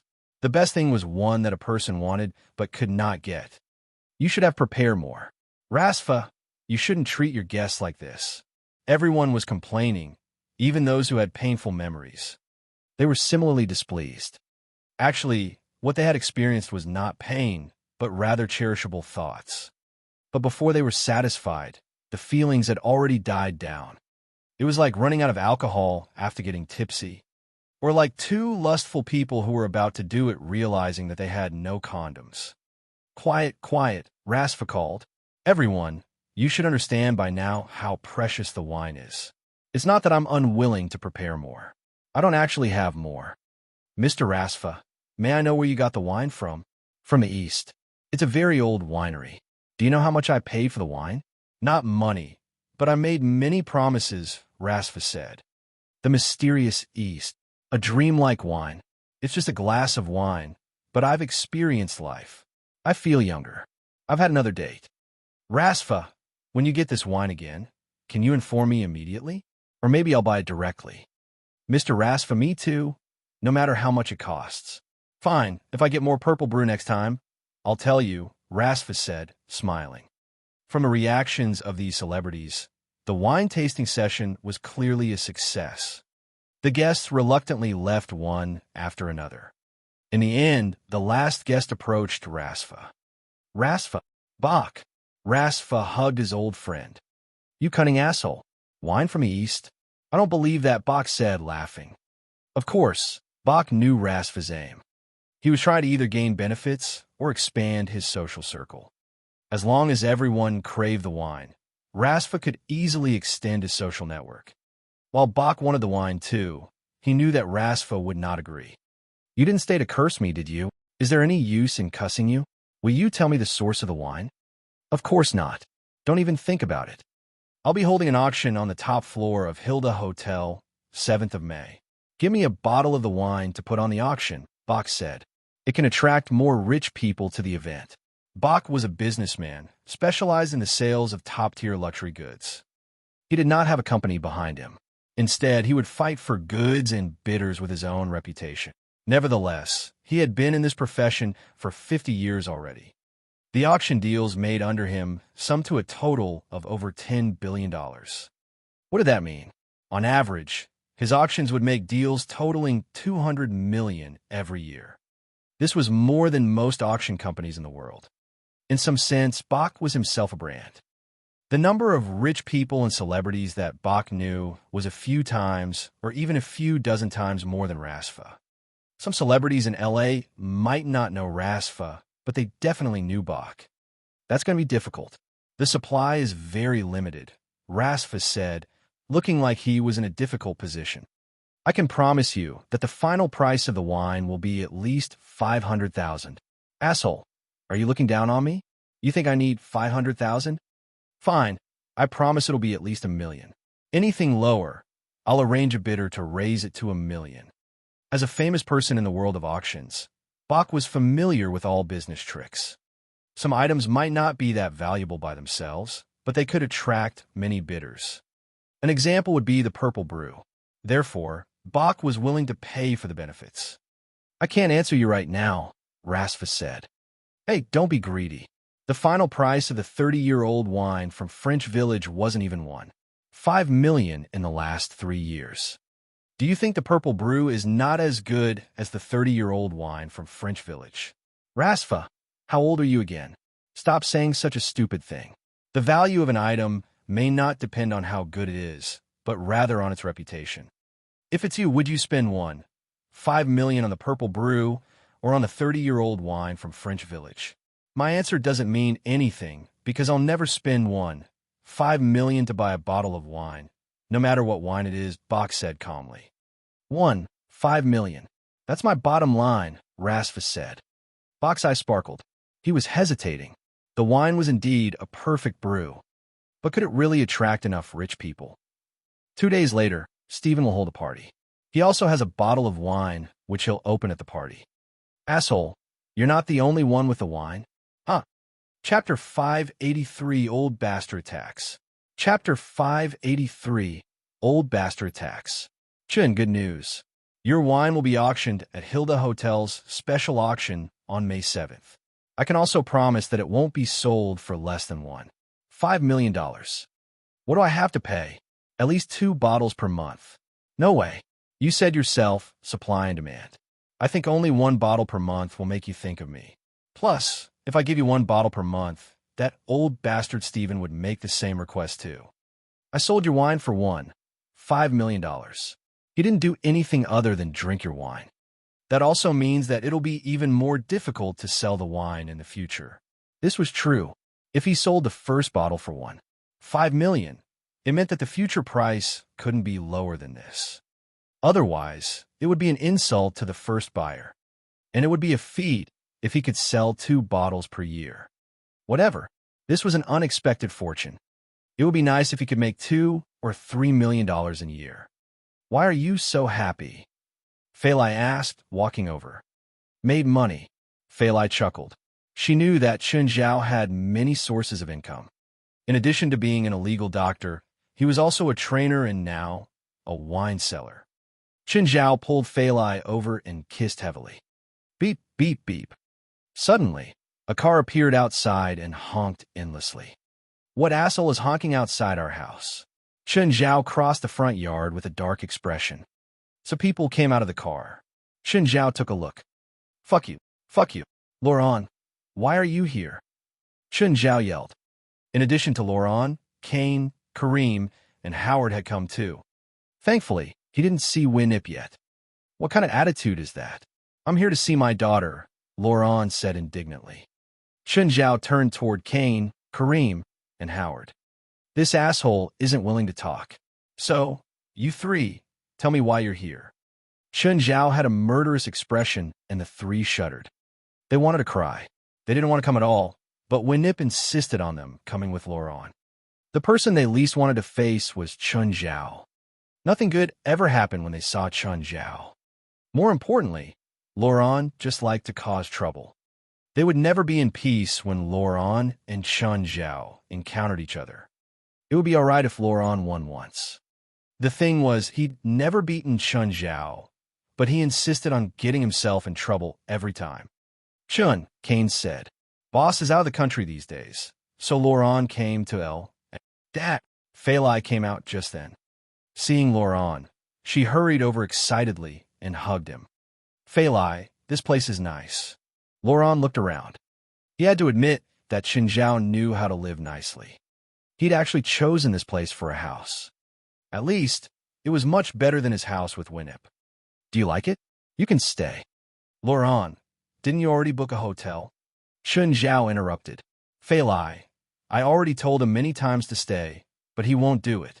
He insists on staying at the hotel, saying that the four of them won't fit in our guest room. And I think that's true. Right, Laurent? Yeah, Chun warmly welcomes me, but now I don't think it's convenient to stay at a hotel. As for Kane, Kareem, and Howard, they can fit somehow. Oh, my basement is empty. Chun Zhao's eyes flashed. If they don't mind sleeping on the ground, they can stay in the basement. The underground environment is great. Kane, Kareem, and Howard were about to cry. Laurent, it's not that far from the hotel. It's really convenient to go back and forth. Plus, Kareem isn't hygienic, so he came down with eczema. We don't want to get infected by sleeping with him. Kareem didn't talk. He would concede in order to not stay here. Eczema isn't contagious, Fali said. Right, Chun? And eczema isn't about personal hygiene. Kareem can stay and have Chun take a look. Then you can stay. Chun Zhao had a helpless tone. Laurent smiled as if his evil plan had worked and strolled into the house. What nice place. Laurent reached the living room. Wow, Raymond, you're this big now. He wasn't afraid of Raymond anymore and picked the snake up. Raymond was now at least 3 kilograms and more than 2 meters long. As for a snake that wasn't a python, that was pretty big. However, they were more shocked by Abito's size. With his thin tail, he was close to 5 meters long and completely unlike the lizards that they knew. Chun Zhao went to the kitchen. Right now, Fali was making tea for them. Fali, your dad doesn't seem to be eating healthily these days. Don't let him drink wine. Oh, got it. Fali didn't overthink it. She always trusted Chun Zhao's diagnoses. Smiling warmly, Chun Zhao brought out a bottle of purple brew. Wow, so sweet. Having a nose as sharp as a dog's, Laurent practically started floating. He quickly began crying. Winnip, I miss you so much. I remember that woman from town. I promised her to get out of the fire together. I miss my grandma. Laurent, Kareem, Kane, what's wrong? Howard was the only one with no heart. He didn't know why they were crying. I'm okay. I'm just thinking of the past. Fali, what's that smell? It's so fragrant. Oh, that's the wine that Chun brewed. Give me some. I'll have a taste of his wine. Dad, you can't drink it, Fali said. Why? Laurent was instantly upset. Chun says that you have an alcoholic liver. You're not allowed to drink. Have Chun give you some treatment. I don't have an alcoholic liver, Laurent refuted. Your mom never lets me drink. He also knew that Chun Zhao did this on purpose. Chun Zhao took out the wine to tease him, but wouldn't let him touch it. Even so, Fali still chose to believe Chun Zhao. Laurent was about to go crazy. The smell was too alluring. Kane, Kareem, Howard have a glass. Chun Zhao purposely gave the wine to the three, but ignored Laurent. What about me? Laurent, you should drink less, so you don't have trouble getting hard. Fuck you. I don't have any trouble. Chapter 584, Clash in the Parking Lot. Chapter 584, Clash in the Parking Lot. A few assholes were living here now. Chun Zhao and Fali's two-person world was completely gone. Chun Zhao was annoyed. Laurent was just whatever. After all, he was Fali's father. No, they must be driven away. They couldn't be allowed to destroy his two-person world with Fali. Laurent, do you want to go in the water? Mirror Lake is really soothing. No, Laurent refused directly. Just as he'd always been trying to trick Chun Zhao obviously wanted to trick him too. Who knew if the water was safe or not? Dad, Mirror Lake is really safe. Amon is in there too. Liar. I'm a college graduate, at least. Do you think I'm that stupid? How can a whale live in fresh water? Laurent, look over there. Laurent was speechless. He indeed saw a huge black shadow on the distant lake's surface. Wasn't that Amon? Dad, don't you know that killer whales can actually live in fresh water? Okay, so reality won. It could indeed survive in fresh water. What could Laurent say? In order to welcome Laurent and the others, Fali suggested a barbecue party. After everyone busied around, the pets gathered around too. It wasn't their first time interacting with the pets. Other than Simba and Nana, all the others were quite familiar. Chen Zhao looked around and then dragged Kane to the side. Kane, when is that old bastard getting out of here? Chen, I don't know. Kane looked helplessly at Chen Zhao. He wanted to run away too. It wasn't like he wanted to live under the same roof as Chen Zhao. I'll book a hotel for you three tomorrow, Chen Zhao said. You three go live there. Okay. Kane felt freed. He completely agreed with Chen Zhao's suggestion. And if that bastard has anything planned for me, make sure to let me know. Got it. If you three dare to get involved, our grapevines need some more fertilizer. Kane paled. Chen Zhao might not actually turn them to fertilizer, but he would definitely bury them. What are you two muttering about? The meat is almost burnt. I haven't seen Kane in forever. I missed him. It's only been 2 months. Since when were you two this close? Laurent rolled his eyes at Chen Zhao. Kane hasn't healed completely. I'm asking about his injuries. Anyway, Chen Zhao and Laurent never agreed with each other and kept bickering. After the barbecue, Fali was busy with cleaning up. Chen Zhao led the four on a tour of the basement. TSK, this is too much. Laurent sounded sour. The outer wall was entirely a curved piece of glass. It was probably very expensive. Chen Zhao didn't reply because it was true. Of the entire mansion, this glass wall was probably the most expensive. What's with this skeleton? What animal is this? Kane had a blank expression too. Is this some prehistoric skeleton that you dug out of somewhere? Idiots, Chen Zhao said, rolling his eyes. It's a model. To be honest, Chen Zhao was anticipating what Laurent could plan this time. And then he'd have a reason to fight back. Chen, are you familiar with hip problems? It was rare for Laurent to ask a serious question. Chen Zhao looked at him with confusion. You hurt your hip? Have you been doing that too much?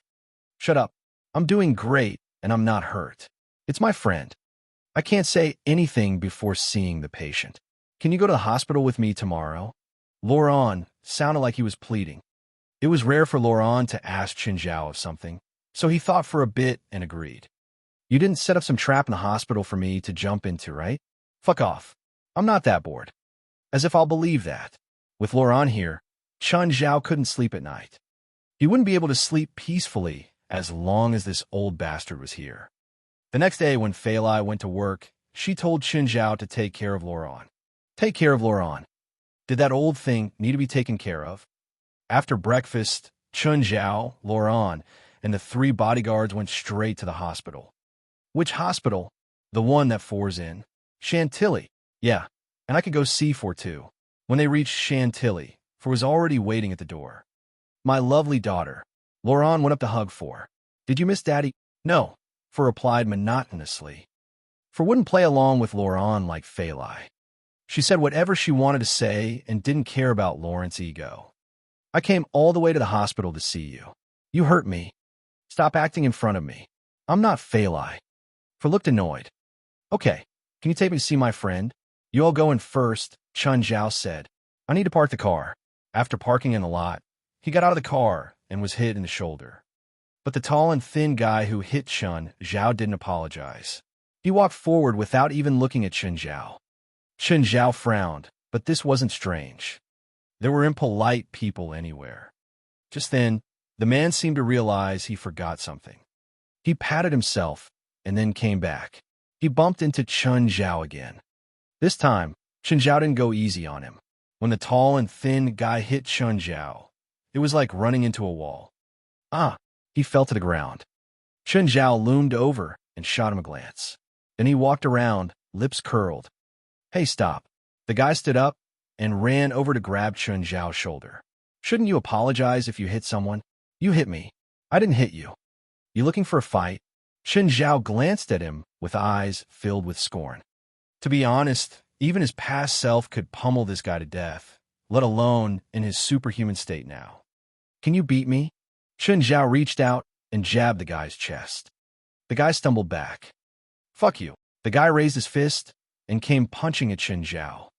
Chen Zhao grabbed his hand and started twisting slowly. Pain. Let go. Let go. You're going to break my arm. Chen Zhao finally let go of the guy, but when he turned around, the guy suddenly kicked Chen Zhao from behind.